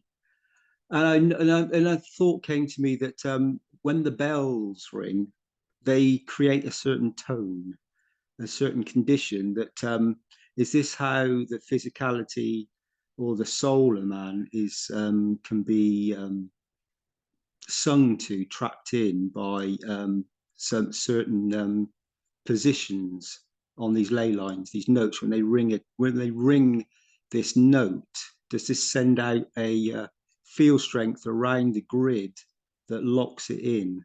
It was just a thought that came to me. Interesting point, Dean. Are those bells then gravitational? I know Mr. Keshe said it's God calling for money, but there may be a gravitational effect in those sounds. Most Pulling definitely, you yeah. towards Most the definitely. structure. Most definitely, Mark. There's much more to this. It may have maybe now have become a money thing, but before that, when it was before this happened, they were very specific, as you spoke about ley lines, energy positions, and they still are. And yeah, and of course they've been recognised and over quite a long period of time been turned into something else. And then when you intensify that with prayers, and when you intensify that with souls gathering and giving a belief from their self, from their soul, they're feeding the grid. They're feeding this this system, this structure, without even realizing. And if you are then spoken or told something about this through a book or something else that that tells you something else that has been changed many times, it may have been a truth to begin with, but then, as we know, when stories are told, they gather momentum and they change completely. They flip from one side to the other within a very short. From if you have three people telling a story, you'll know that by the time the third person tells it, it's almost completely changed. So, and it makes me wonder how, not makes me wonder, it makes me realize how this condition that we have, not across the whole planet, and I'm not saying it happens everywhere, but it does, it does kind of explain, and it's a thought, a soul intuition that it explains a lot of the positions we have and why this particular knowledge was spread so quickly around the planet, and why it was utilized to circumnavigate the planet and spread the word, which has a field strength, and how we speak about humanity being has locked themselves in. And maybe this is a possibility of how and why. Just one, it's just a thought of how it could have happened. Anyway, there you go. There's some thoughts, some intuition for you. So Mr. Keshe keeps asking us to try to see the fields, but is he really saying try to feel the fields? How could these people, and we saw what happened with the a rod. Mr. Keshe showed a video as the dowsing rod, as he turned his head, the rod went that way. He turned his head the other way. So how did they discover this global ley line structure? And I was just thinking, I know Mr. Keshe said we built 14 pyramids on this planet. One was destroyed and one is yet to be discovered. Could this be some ancient, not because I haven't been able to see the fields. Maybe he means feel the fields. Is that what he's thinking, Dean? Or is it because I can't see the fields? Yeah, some people may be able to see them. There are certain people who claim to and maybe have an ability in their physicality to see things, you know, see the aura of these or the field strength of this.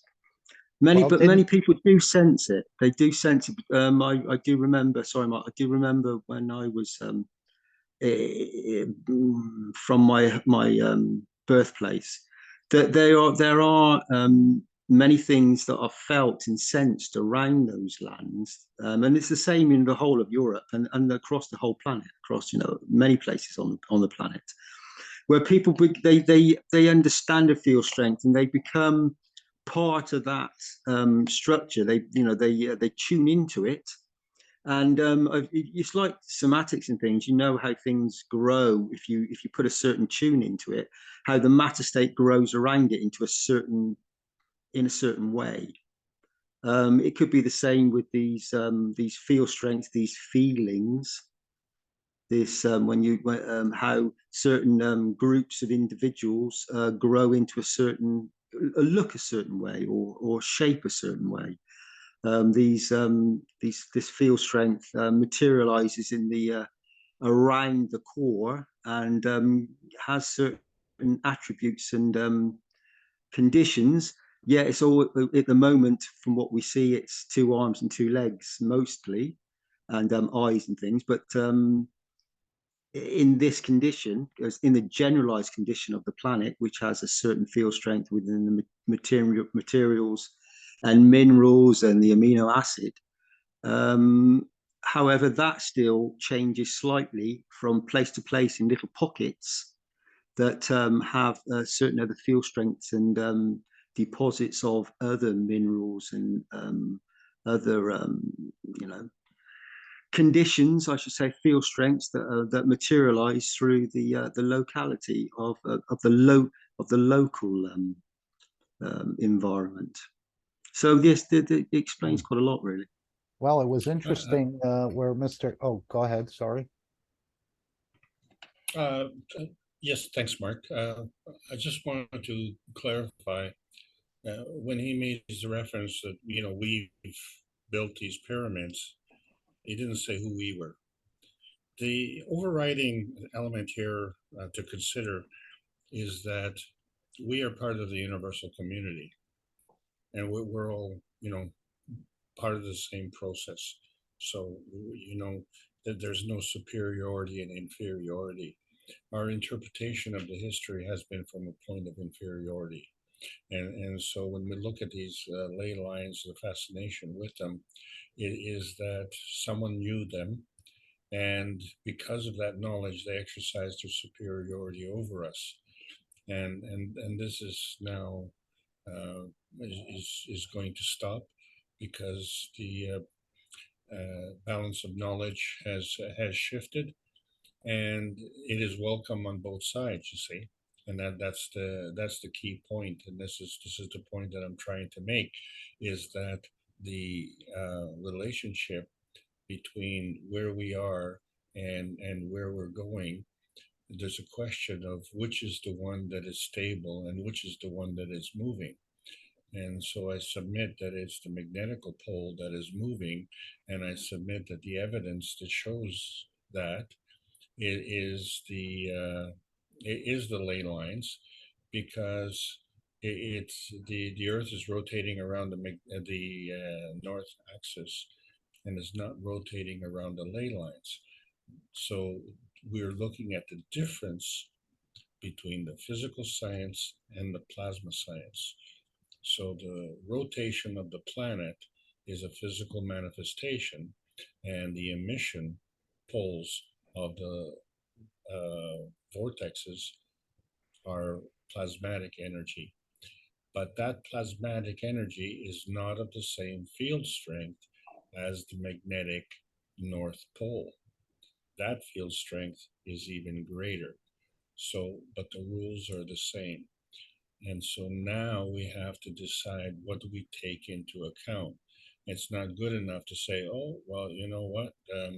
Man is stupid and we're going to control man because we have this additional knowledge about, where we have the strength and how we're going to exercise control. And so that's the difference. The universal community doesn't operate that way. And so that's the difference between self-enhancement and robbing and stealing from others. And interesting, Mr. Keshe said he walked into the area that the team was putting together the new systems, and he said the person looked like a ball of light, apparently, and he said that ball is your soul if you decide what you interact with. And he said he could see the plasmas going from the system to the person and from the person back to the system. So that is really seeing the fields. Mark, if I can jump in for a sec. Do you want me to read what you wrote in the chat, Nikolai? The second. Oh, I didn't get to that I part actually yet. forgot about that, but you Okay, can... go right ahead. No, go right ahead. While we have you. Thank you. Yeah, what I wanted to say was actually one of the most interesting experiences that I had watching Mr. Keshe in Linz when we were in the center. At the very tail end of our time in the room, he had me stand in the middle of the two systems and put my friend Sasha in the back of the sending and receiving unit and put his girlfriend Zoa in the back of the receiving only unit. And he asked me to just stay in the middle of the room. And what was interesting for me was I got to watch him. And he was like a little kid in a candy store. It was really funny. But he was buzzing all around, looking at all of his different reactors in different ways, as if he could see the fields, and then would make commentary to me saying, oh, would you look at that? Hey, can you see that thing over here? Or isn't that interesting? Or did you see that? And I'm looking back towards him from my position, kind of standing in the middle of the room, not wanting to move, but also not seeing what he was describing. And what was fascinating for me was just to watch him in this playground, because it really was that for him. And at the time of the experiment, what he had asked Sasha to do, because he was in the unit that could send and receive, Zoa was in the unit that could only receive, but both of them were locked out, so to speak. They were both in the back of the units where there was no headgear. So they were in the passenger seats of both of these units. And he asked them to essentially send each other something. And I think it was more just love and care. And I think Sasha was trying to tickle his girlfriend and give her kisses or something to that effect. But what Mr. Keshe wound up doing was locking each system out from the other, so that the field flows of these individuals was actually going to themselves. So there was no way for Sasha to send his love and care and tickles to his girlfriend. And there was no way for her to send whatever she was responding with to him. Meanwhile, the system that Mr. Keshe was looking at was the one that was the sending and receiving unit, the one with my friend Sasha in the back of. And there was a little device that was ticking and making all kinds of ticking sounds. And he was fascinated by this. He was just like really like a little kid. And I bet you he sees everything there, because I don't think it's a feeling of the fields for him. He said actually in one moment that Klaus was very receptive to the fields and that he could sense the fields very strongly. But I really feel like there is a different Perhaps it's a different structure within the amino acids of his body, within his retinas or his cones in his eyes to see different fields. Perhaps it's an exposure period, or it's just the knowledge of what to look for and how subtle it might be. And but yeah, I just thought I'd add that. Right. He said, well, this transmutation, he said, I can already do. The transmutation is for you to understand, but he said, I can already do, which we all already know, but he said it's for us lot in a way, because he said, I can already do. Yeah, he can't be the one to do it for us. Otherwise, we wind up back in the same conditions we've been in on this planet for a long time. But through the people that are there building the systems, who are apparently not knowledge seekers, but far more quick to learn than some of us who don't get our hands on these devices with an expert looking over our shoulders, are doing something very different on our side. But anyway, I thought I would just add that to the discussion. Okay, then I'll read what you put in the chat at 5 o'clock, about 5. And then there's the hungry chef who prepares the meal, pouring their love into every bite of the presentation and the taste and the combinations on the palate. And by the time they are finished cooking, they realize that they too are completely satisfied. Or satiated, I think the word is.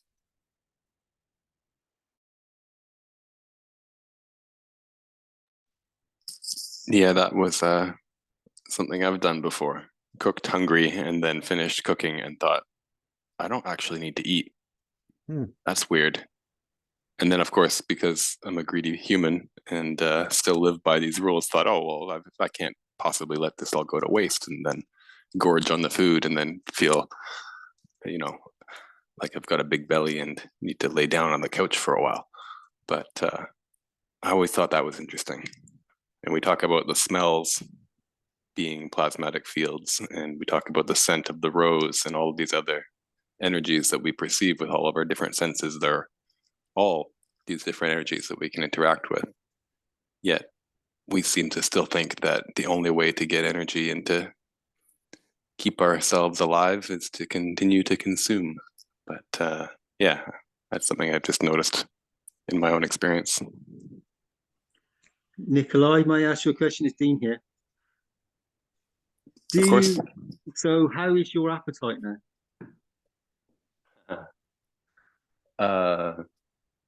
It's been decreasing already the last 2 years, I'd say.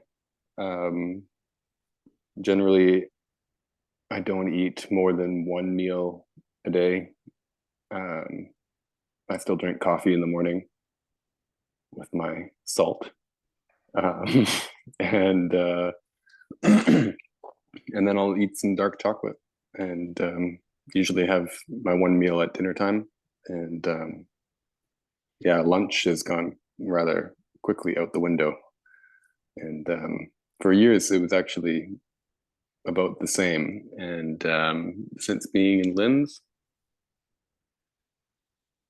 yeah, it's hard to tell. I think it's gotten less, but it hasn't been a huge difference. I do still enjoy cooking, and that's been kind of one of the things I've always loved to do. So it's a little bit funny. So the shopping cart was already shrinking before you went to LIMS, let's say. It was definitely, Mark. Yeah, that was, I think, around 2019, 2020. Somewhere in there, I just began removing one meal a day as best I could, and sometimes that would happen, and otherwise sometimes it didn't. And I was still working as a carpenter and a painter and many different kind of construction related jobs, and so it was it was be often out the door with a black coffee and home for dinner, and maybe there would be a lunch, maybe there wouldn't be, and if there was, it was often a Vietnamese noodle soup with basically just broth. So I've been shrinking for a little bit, Mark. Nikolai, I just wanted to ask you, a question about Sasha's experience.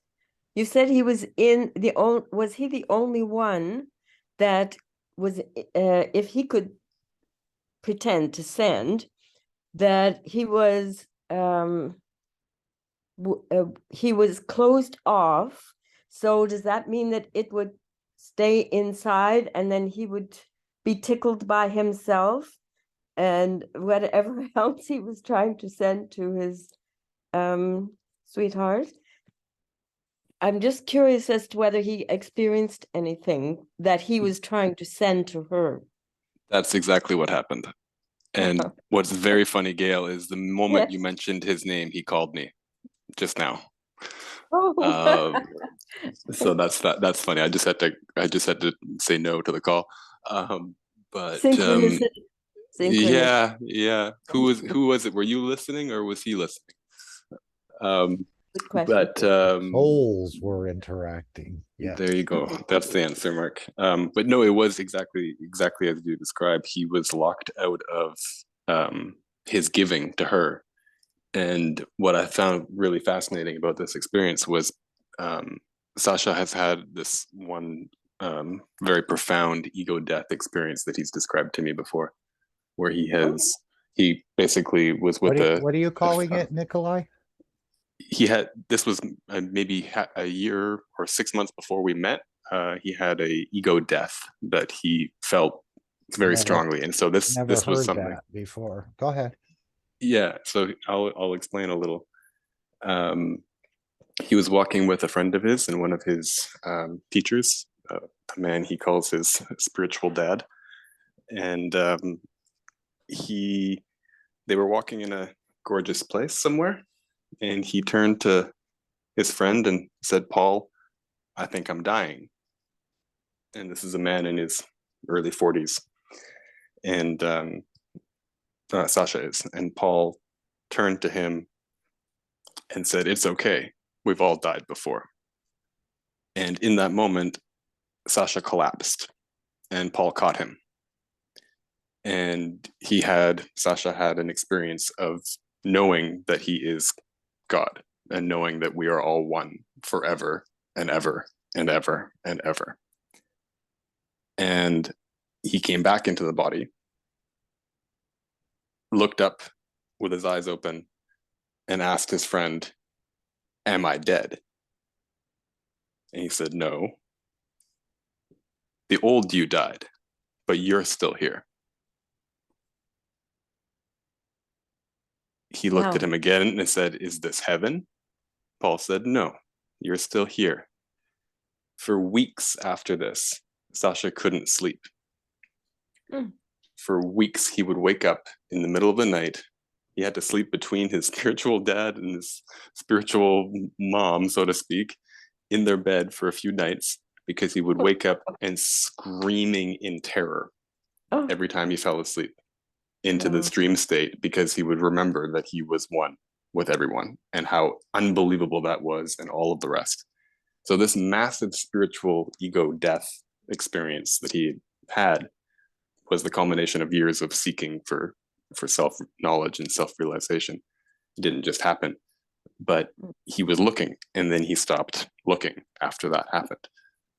But what was fascinating for me, because I've heard the story from him, is watching him, Sasha, in the unit in the back of the room, trying to send Zoa tickles and kisses and love and all the rest, and having them literally feed back into the system. And this little detector that was in the middle of that unit was just going tick, tick, tick, tick, tick. I don't know if it's a detector, but something was making a very repetitive ticking sound. And Keshe was far more interested in Sasha's unit than he was in Zoa's. He walked over to the other side, checked hers out a few times, but was far more interested in his. And I made a mention of the sound, and he said, "Oh, yeah, something along the lines of, it's making a lot of noise, isn't it?"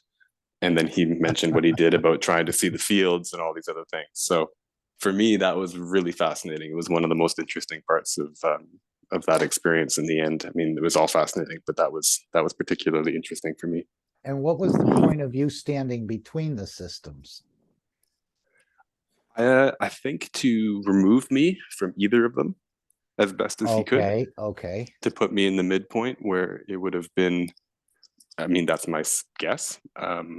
It's also where he had us stand in the very beginning, actually. If I remember correctly, on that same day, he had the three of us stand right between the two units and face each other with our, maybe shoulder to shoulder, basically in a triangle. And at one point, Zoa asked if we wanted to hold hands, and so we held hands in the middle of the room at the beginning of that day. And yeah, there was another thing that happened in that interesting interaction. But from my position as the knowledge seeker, I thought, oh, he's putting us in a star formation to put a free plasma in the middle. And at a certain point, once I had given into, I'd become aware that I was blocking this exchange of energy from happening between the three of us. And so I started sending energy from my right hand into Sasha's hand. And then immediately after that, had an experience of watching our light bodies just lift up off the ground and go up, and had a very quick experience within, I don't know how many, maybe 30 seconds, but lots happened in that experience. So that central point of the room wasn't like it was a nothing point, but I think it was his way of kind of putting me as far away as possible, or maybe he wanted me to watch. I don't know. we were guinea pigs that day, so I have no idea what his intentions were all the way through. Well, he obviously wanted to isolate Sasha in that and allow him to do something and then see if Sasha could feel. And if you're too close, you might have interfered somehow, maybe. Yeah, no, that's absolutely true. So I think he asked me just to stay still in the middle to keep each side of the room in its own energy. But I got to watch, so that was fascinating. And of course, this is what Mr. Keshe is doing, developing these systems, this testing. He's not always telling us exactly what he's testing for or why he's doing certain things on the control panel or whatever he's doing in the background. But the more people that come in, the better I think the system can be tested. And so that's why it's very important to encourage everyone to take a trip to Linz if they can at all afford it, or if they're in the proximity, even if you've been there before, he said. Yeah, everybody adds their own into the adds their knowledge into the systems, and Right, that's what's but so gorgeous about this, is like somebody who had that experience like Sasha will show Mr. Keshe something, whether or not Mr. Keshe is aware of him having that experience or not. He gets to learn from that and then goes, oh wow, my system can handle this, or it can't, or it's going overload, or it's doing something crazy. So yeah, at some point it'd be interesting if Sasha shares some of his story with Mr. Keshe, and whether he puts the pieces together or not is another thing, but hey. Right, and this is for all of us to be able to enjoy basically a very seamless system. This is why he's doing such extensive testing, I believe, there, so that when he does deliver the system, as he said, the leg won't be here and everything will, work properly. So when he actually delivers the system to us, we can start having a little bit of fun with it. Mark, Nick, I'll just quickly say something. So I have been present there. I know the system. You mentioned this noise, and I do know that depending on whether you are taking or giving, this noise intensifies, and the system can grow or go the other way, depending upon the energy that's been put in or taken, extracted out from the system. It's also interesting that I've noticed that some people that go in there and come out after their experience, some people need to release in certain ways, and that can be emotionally, it could be extremely emotional, or it can be physically, as in they need to go to toilet. So the system is interacting with the field strength, is interacting with their bodies in many different ways. And I'm sure that to all, not just the souls that are present within, because I'm sure those fields are radiating out around, I'm sure the whole vicinity that's aware and tapped in and tuned into this has an influence on the field strength that happens with the souls that are present in those moments. And maybe not, maybe I'm completely wrong there. Maybe they're actually contained within their own sphere of influence in their own little universe, and perhaps the other universes do not interact. Could be both. Thanks, guys. Thank you, Dean, for joining us, and you're always adding to the knowledge. Thank you. Thank you. Alex, I know there was a small teaching by Mr. Keshe, and I'm going to find it and send it to you on the infinity loop and the plasma loop, and see if maybe you'll bring your understanding next week. Hopefully I can find where it is in the archives. That'd be great. Yeah, and then you can open that up a little bit for us. Okay. Can you put that link into the chat? No. It's not. No, I think it's in the archive, the student portal. Oh, okay, yeah. You were probably there, Gail, and I don't remember the exact explanation. I'm not sure. Is that the November 4th one? It could be, or... yeah. Yeah, okay. But we'll see if we can bring that, and Alex may explore that this week and bring us something a little bit, add more to it, let's say. Okay, thanks. Thank you. Thank all of you for being here and for bringing the change. Who else? Is there anything? Okay, before we go there, let me ask, I see Alin. I'm going to ask you again. Can you tell us your name? Maybe it is Alin, and where you're from and how you found our meeting. I see you have a B moniker next to your name. Is it someone we know already? No problem. You may be a little shy or not near his mic at the moment when I'm asking.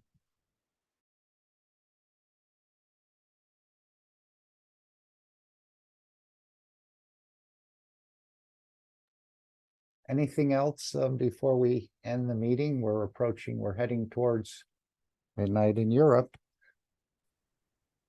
Hello, Mark. Yes, sir. I just did a little modification on the picture here, and with the arc, I was just showing the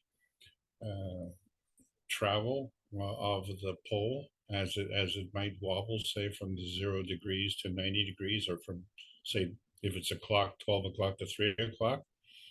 But the path, if you follow the yellow lines, you'll find that they kind of collapse around 1:30, and then they come back up to 3 o'clock. So this is how we have the differences in the field interaction. If we're looking at the interaction of the two poles, and then we can see that the field strength varies as the pole wobbles. And then, so this is what I'm drawing attention to. I want to show how the product that we get in terms of physicality is manifested through the field strength of the fields that contribute, and they're forever changing. And so depending on the stability, I guess, is determined by the quantity. But as the fields move, that interaction field strength changes. I just wanted to show that. And then the other thing I wanted to say is I wanted to thank you again for leading a very beautiful session. And I want to thank all the participants here for allowing me to present. I'm really appreciate all your contributions today. It's make this trip on Sundays a most pleasurable journey. So thank you all, and I hope to see you next week when we do some rotation. Okay, well, I'm not leading anything, but we're just trying to inspire others in a way. It's for them to take from the knowledge.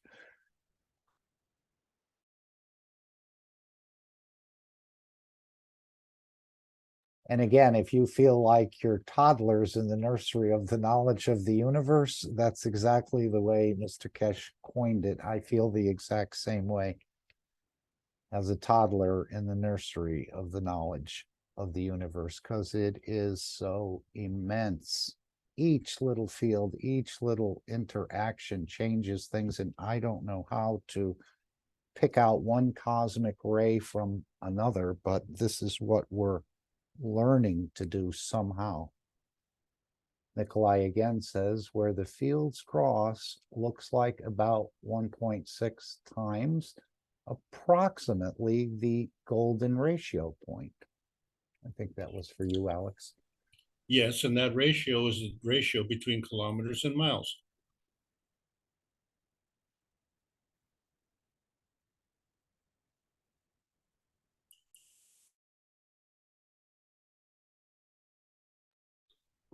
Alex, that the miles and the kilometers will have, you're right, will have very direct meaning in physicality and probably other meanings as well. The mile that has been in place and stayed in position in the UK, and I believe in other places, will have a very direct correspondence to many different field strengths that interact and bring about certain, as I said, that field strength that creates. And when you are traveling on this certain distance preset, when you cross that point, it triggers something. And when you change that value and put it to another value, you're creating another pathway, another field strength that leads to somewhere completely different. So I know that's in a matter condition, but I believe that may transcend and may transform into a plasmatic condition as well, that leads possibly round in a different configuration that may lead you into other golden ratios, other conditions that may bring you back to a point continuously. That's just an interactional thought, anyway. Yeah, Dean, the reason I brought it up, and it was just an aside, it wasn't supposed to be the main course, but that's okay. The thing is that in Canada here, we converted from miles to kilometers, and it was a massive debate. And the debate that we couldn't understand is, why do we have to change from miles to meters? Why doesn't Europe change from meters to miles? And then when you look at the distances between the cathedrals and how they were placed, and you find that as the crow flies, that they were ticked off in increments of a mile and not in increments of kilometers. And that was kind of strange as well. So in order for them to kind of hide this fact, it was better for Canada to convert to kilometers. And the US, of course, didn't do that, right, Mark? Right, I'm still trying to figure out how big a hectare is. A hectare is 2.4 acres. Okay. Alex, just quickly, just whilst you just triggered another thought. So when you were saying about as the crow flies, I went to the exhibition a little while ago, and there were many, many, many crows that flew in front of my path, and as I was driving up to the place. So it's funny how the souls interact. And I've had this interaction with the birds and crows since I was a small boy. So yeah, interesting that cropped up. Well, I got a question for you, Dean. Yeah. How could you tell the old birds from the young birds? I don't know. You have to tell me. Okay, the young birds would fly away as you were approaching. The old birds would walk away. Yeah. Well, because they knew the difference between the shoulder of the road and the asphalt road. They trusted you that you would stay on the asphalt. Yeah. Yeah. So they were used to.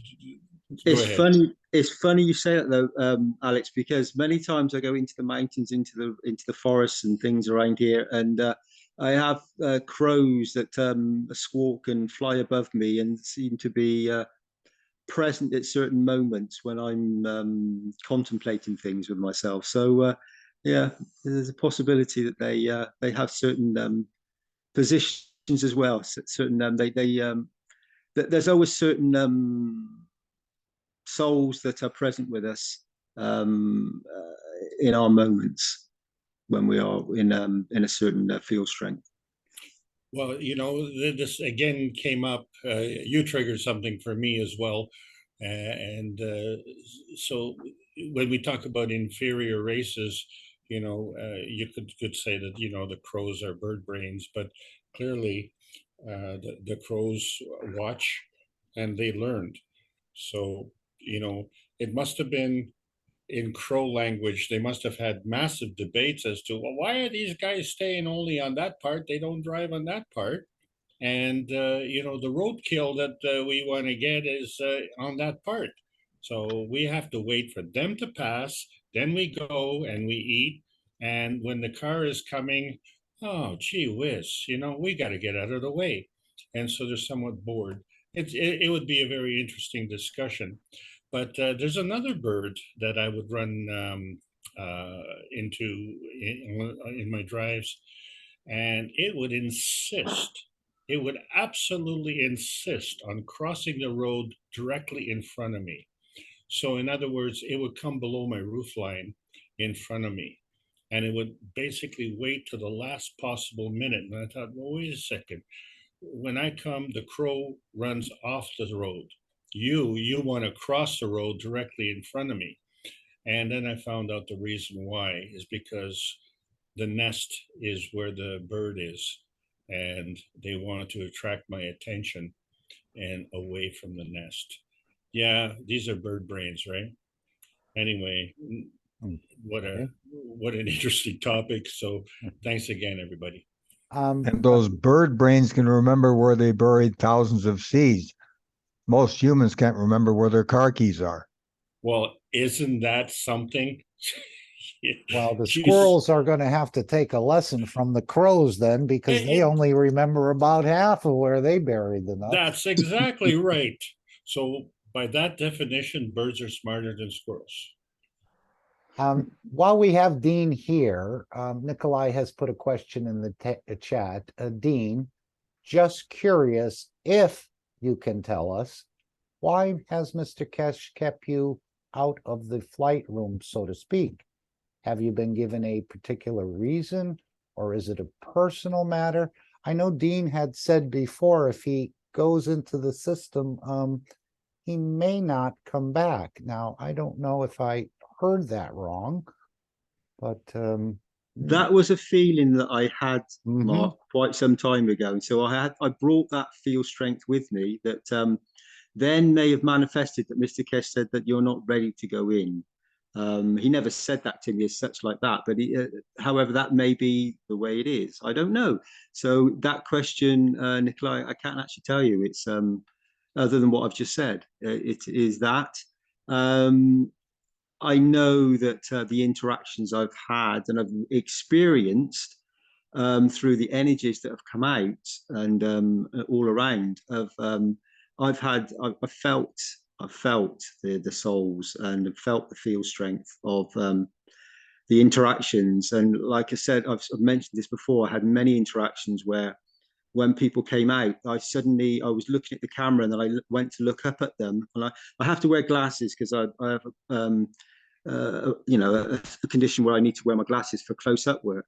And then when I took the glass off and I looked at them, whether it was that or whatever, I don't know. But sometimes I just could not focus on these souls that came out and I was interviewing.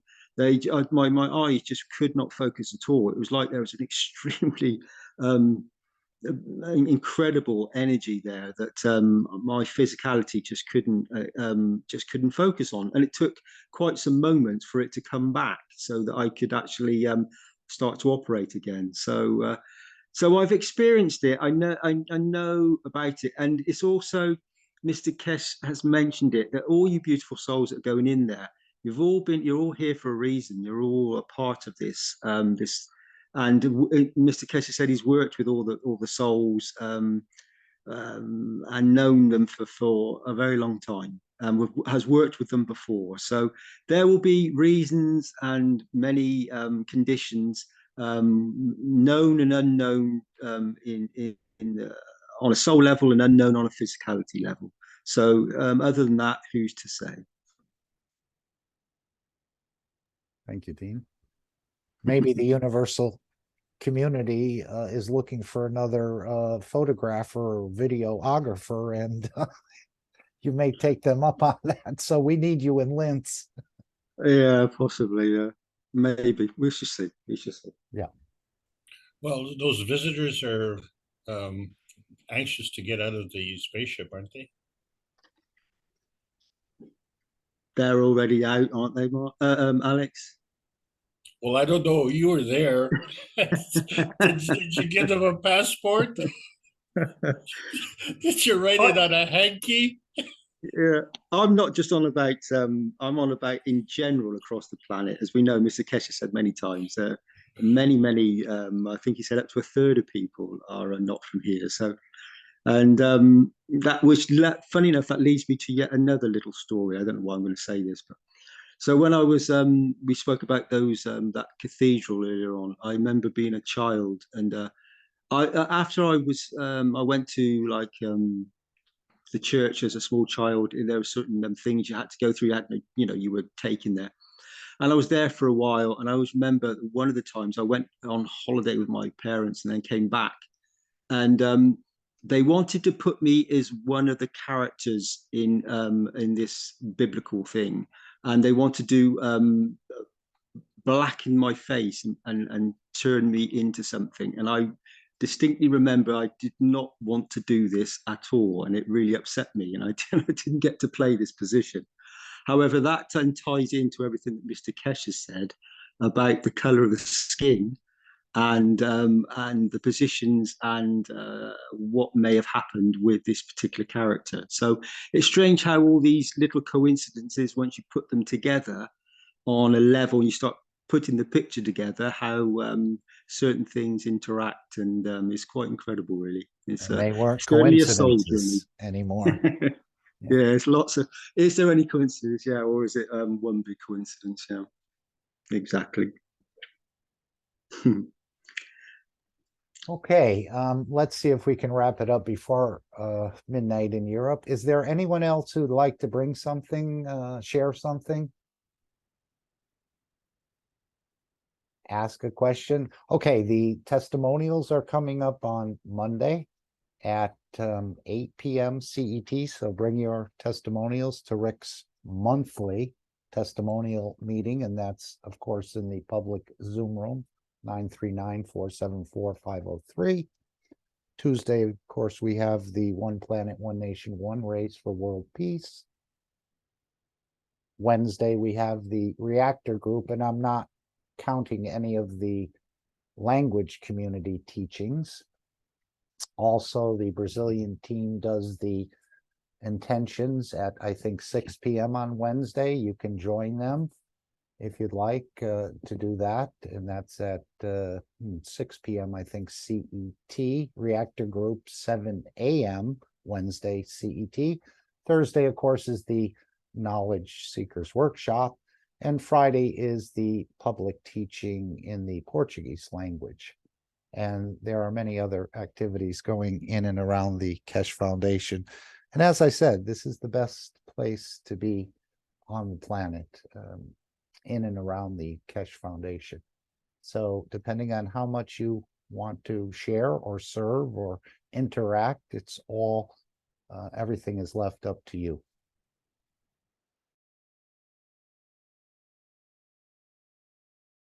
Thank you all. And as I said, contact me in the Telegram if there's any way you'd like to put any funds forward for sponsoring someone. And we don't have to sponsor someone from the United States or anything. We're just going to hand the funds over to the foundation, and they will then choose whoever they'd like to bring in, because without this testing, the systems will not be fully developed. If they're not fully developed, they will not be fully released. So the ball is in our court. Alex, I'm going to take the screen, play the message for humanity, and then the final disclaimer, and the meeting will close. Anyone else?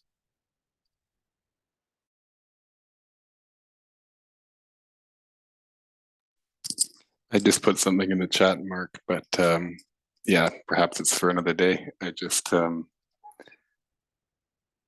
Oh, had go right noticed ahead. something. Yeah, no, I had noticed something I'm with just the gonna set this ancient up. structures around the planet, and many ancient statues around the planet have had their nose defaced. And again, I would find pictures of ancient looking artifacts from perhaps the Egyptian time or another time, and oftentimes the nose would be broken. We've seen this. And what is the difference of beings in the black skin is oftentimes identified by the nose. So if you break the nose off all these beings, can you then tell the world that these people were white or from Europe or from any other place? So I thought, when I saw somebody put that together, I thought, wow, that's actually quite interesting. Well, So many of these remember, ancient structures were perhaps built by the beings who were here right, and at the time. remember, Nikolai, when Mr. Keshe said the green that the plant gives off is what they cannot hold on to, correct? Indeed, the emission. Okay. So if the people from Africa, let's say, they cannot hold on to what? The black color. And the pink people, or what they call the white people, cannot hold on to the pink or white color. So if you think about that, who is white and who is black? And of course, we don't go with any races or religions or anything like that, but just think about that for a moment. What is emitted is what that entity can't hold on to, at least in color wise. So who is who and what is what?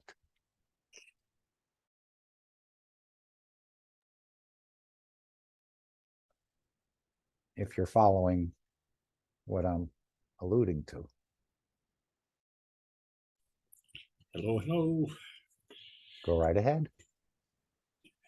What you emit is what you are. What you reflect is what you are not.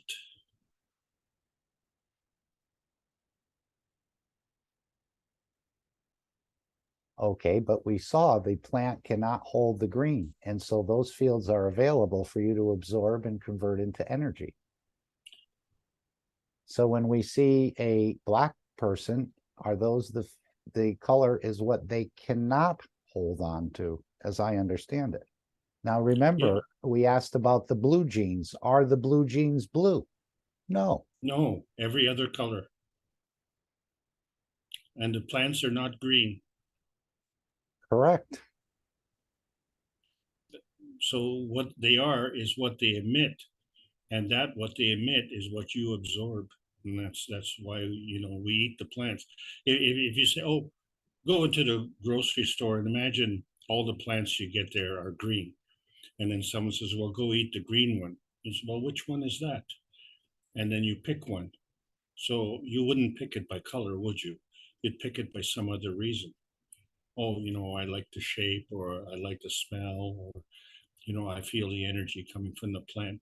That's the difference between the plasma reality and the physical reality. So anyway, but the emission and the reflection are two separate things. So the emission is plasmatic, the reflection is physical. Very good. Thanks for that clarification. And thank you all, including Alex, of course, for being here today, Dean, and everyone else who's interacted, Nikolai. And whether you interacted on the physical level or you've just been quiet interacting on the soul level, it's all good. So thank you all for being here. You're part of bringing the change to this planet, as we all are. And we're going to play this message to humanity. And this, again, if you start to see the UFOs in the sky, it's not one or two anymore, as he said, but hundreds. The souls are returning. And some of the old souls are returning and other souls are returning, and so on and so forth.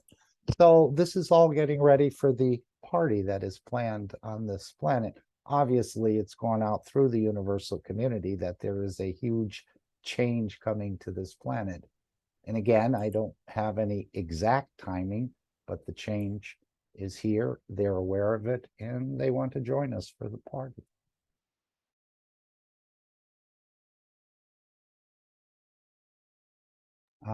Let's make sure I am sharing correctly before we start the sound and the video. And we'll play this final disclaimer. Meeting will end. Thank you all for attending and sharing your time and your knowledge with all of us. Thank we, Nikolai says in the chat.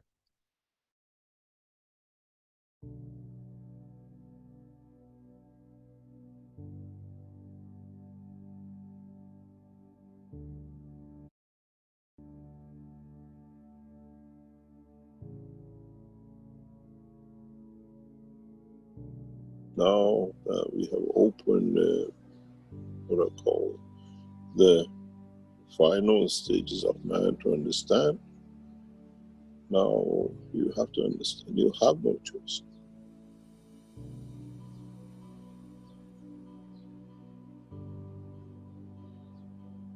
It needs a lot of understanding, it needs a lot of positioning, it needs, there is a celebration going on.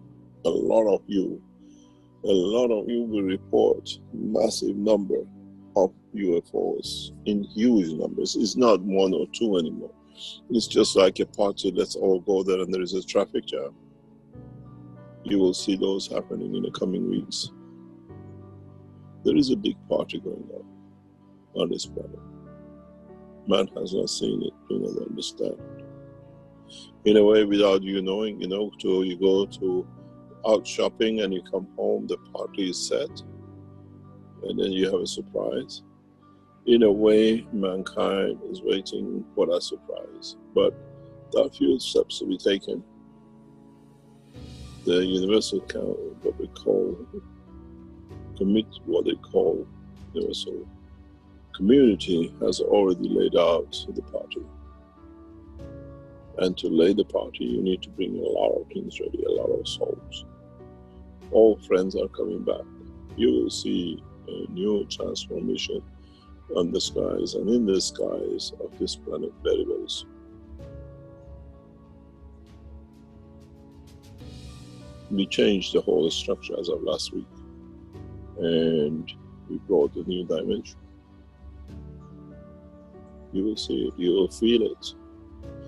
And this situation with Corona, this actually would have happened because the soul of this planet was getting ready to join the universal community. And it's a solution for man to find himself in, to elevate himself. This is a universal council teaching. This is what we call one nation, one planet, one race. And in so many ways, we have made one of you, but we have joined you to be one of the totality. It's a birthday party.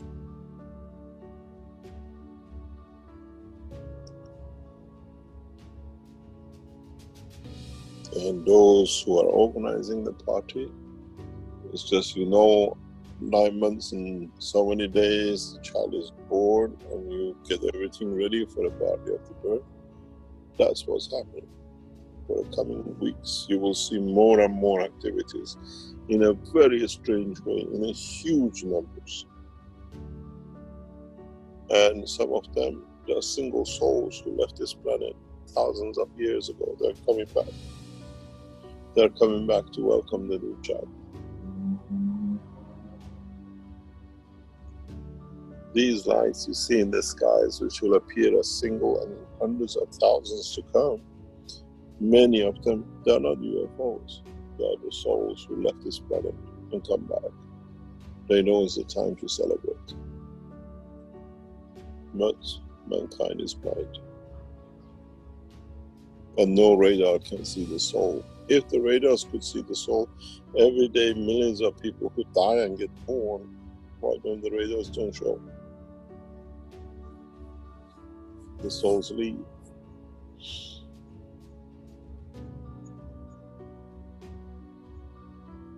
Now we see the soul return.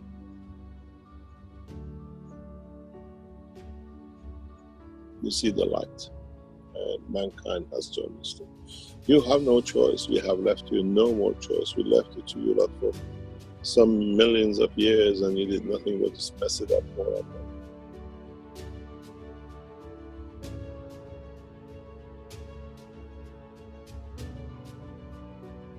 And now it's just, it's the next step, next evolution.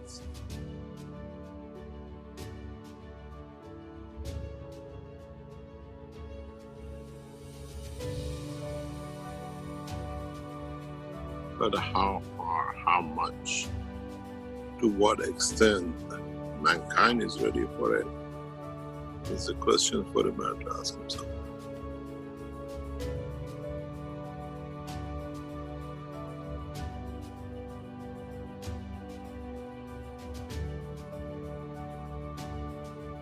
You come here to learn a cup, you learn this, you learn that, but you're so blind you don't see what is in truth there behind.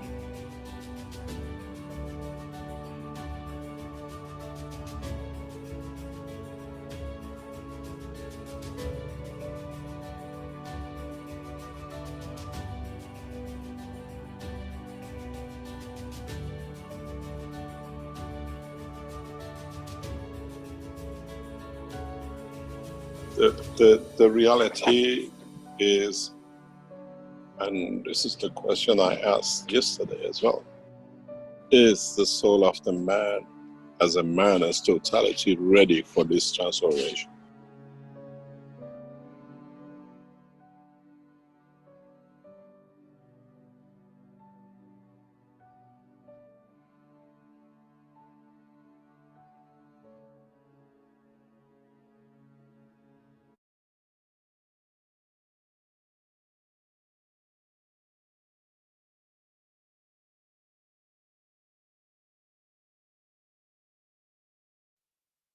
Disclaimer. The information and education material contained herein is meant to promote the general understanding and dialogue of GAN's processing. Such information is not meant or intended to serve as a substitute for a healthcare professional's clinical training, experience, or judgment. For patients and individuals, such information is not to be a substitute for professional medical, therapeutic, or healthcare advice or counseling. For medical issues or concerns, including decisions about medications and other treatments, readers, viewers, listeners should always consult their physician or, in serious cases, seek immediate assistance from emergency personnel. Prescription information, procedures, and use of medical devices information should be undertaken only by properly trained and certified medical personnel. We specifically disclaim any warranties, express or implied, including implied warranties of merchantability or fitness for a particular purpose. Such information is provided, as is, and is believed to be accurate at the time of its publishing, but it is the viewer's job to evaluate the accuracy of any information found in this presentation. Every case presented is of their own experience, applied by themselves for themselves, and it applies to their case only. Every person experiencing health problems should seek professional medical advice and consult their course of treatment with a doctor. The processes of plasma balancing described herein are a natural process which supports the body but does not replace medical advice or therapies one is already subject to.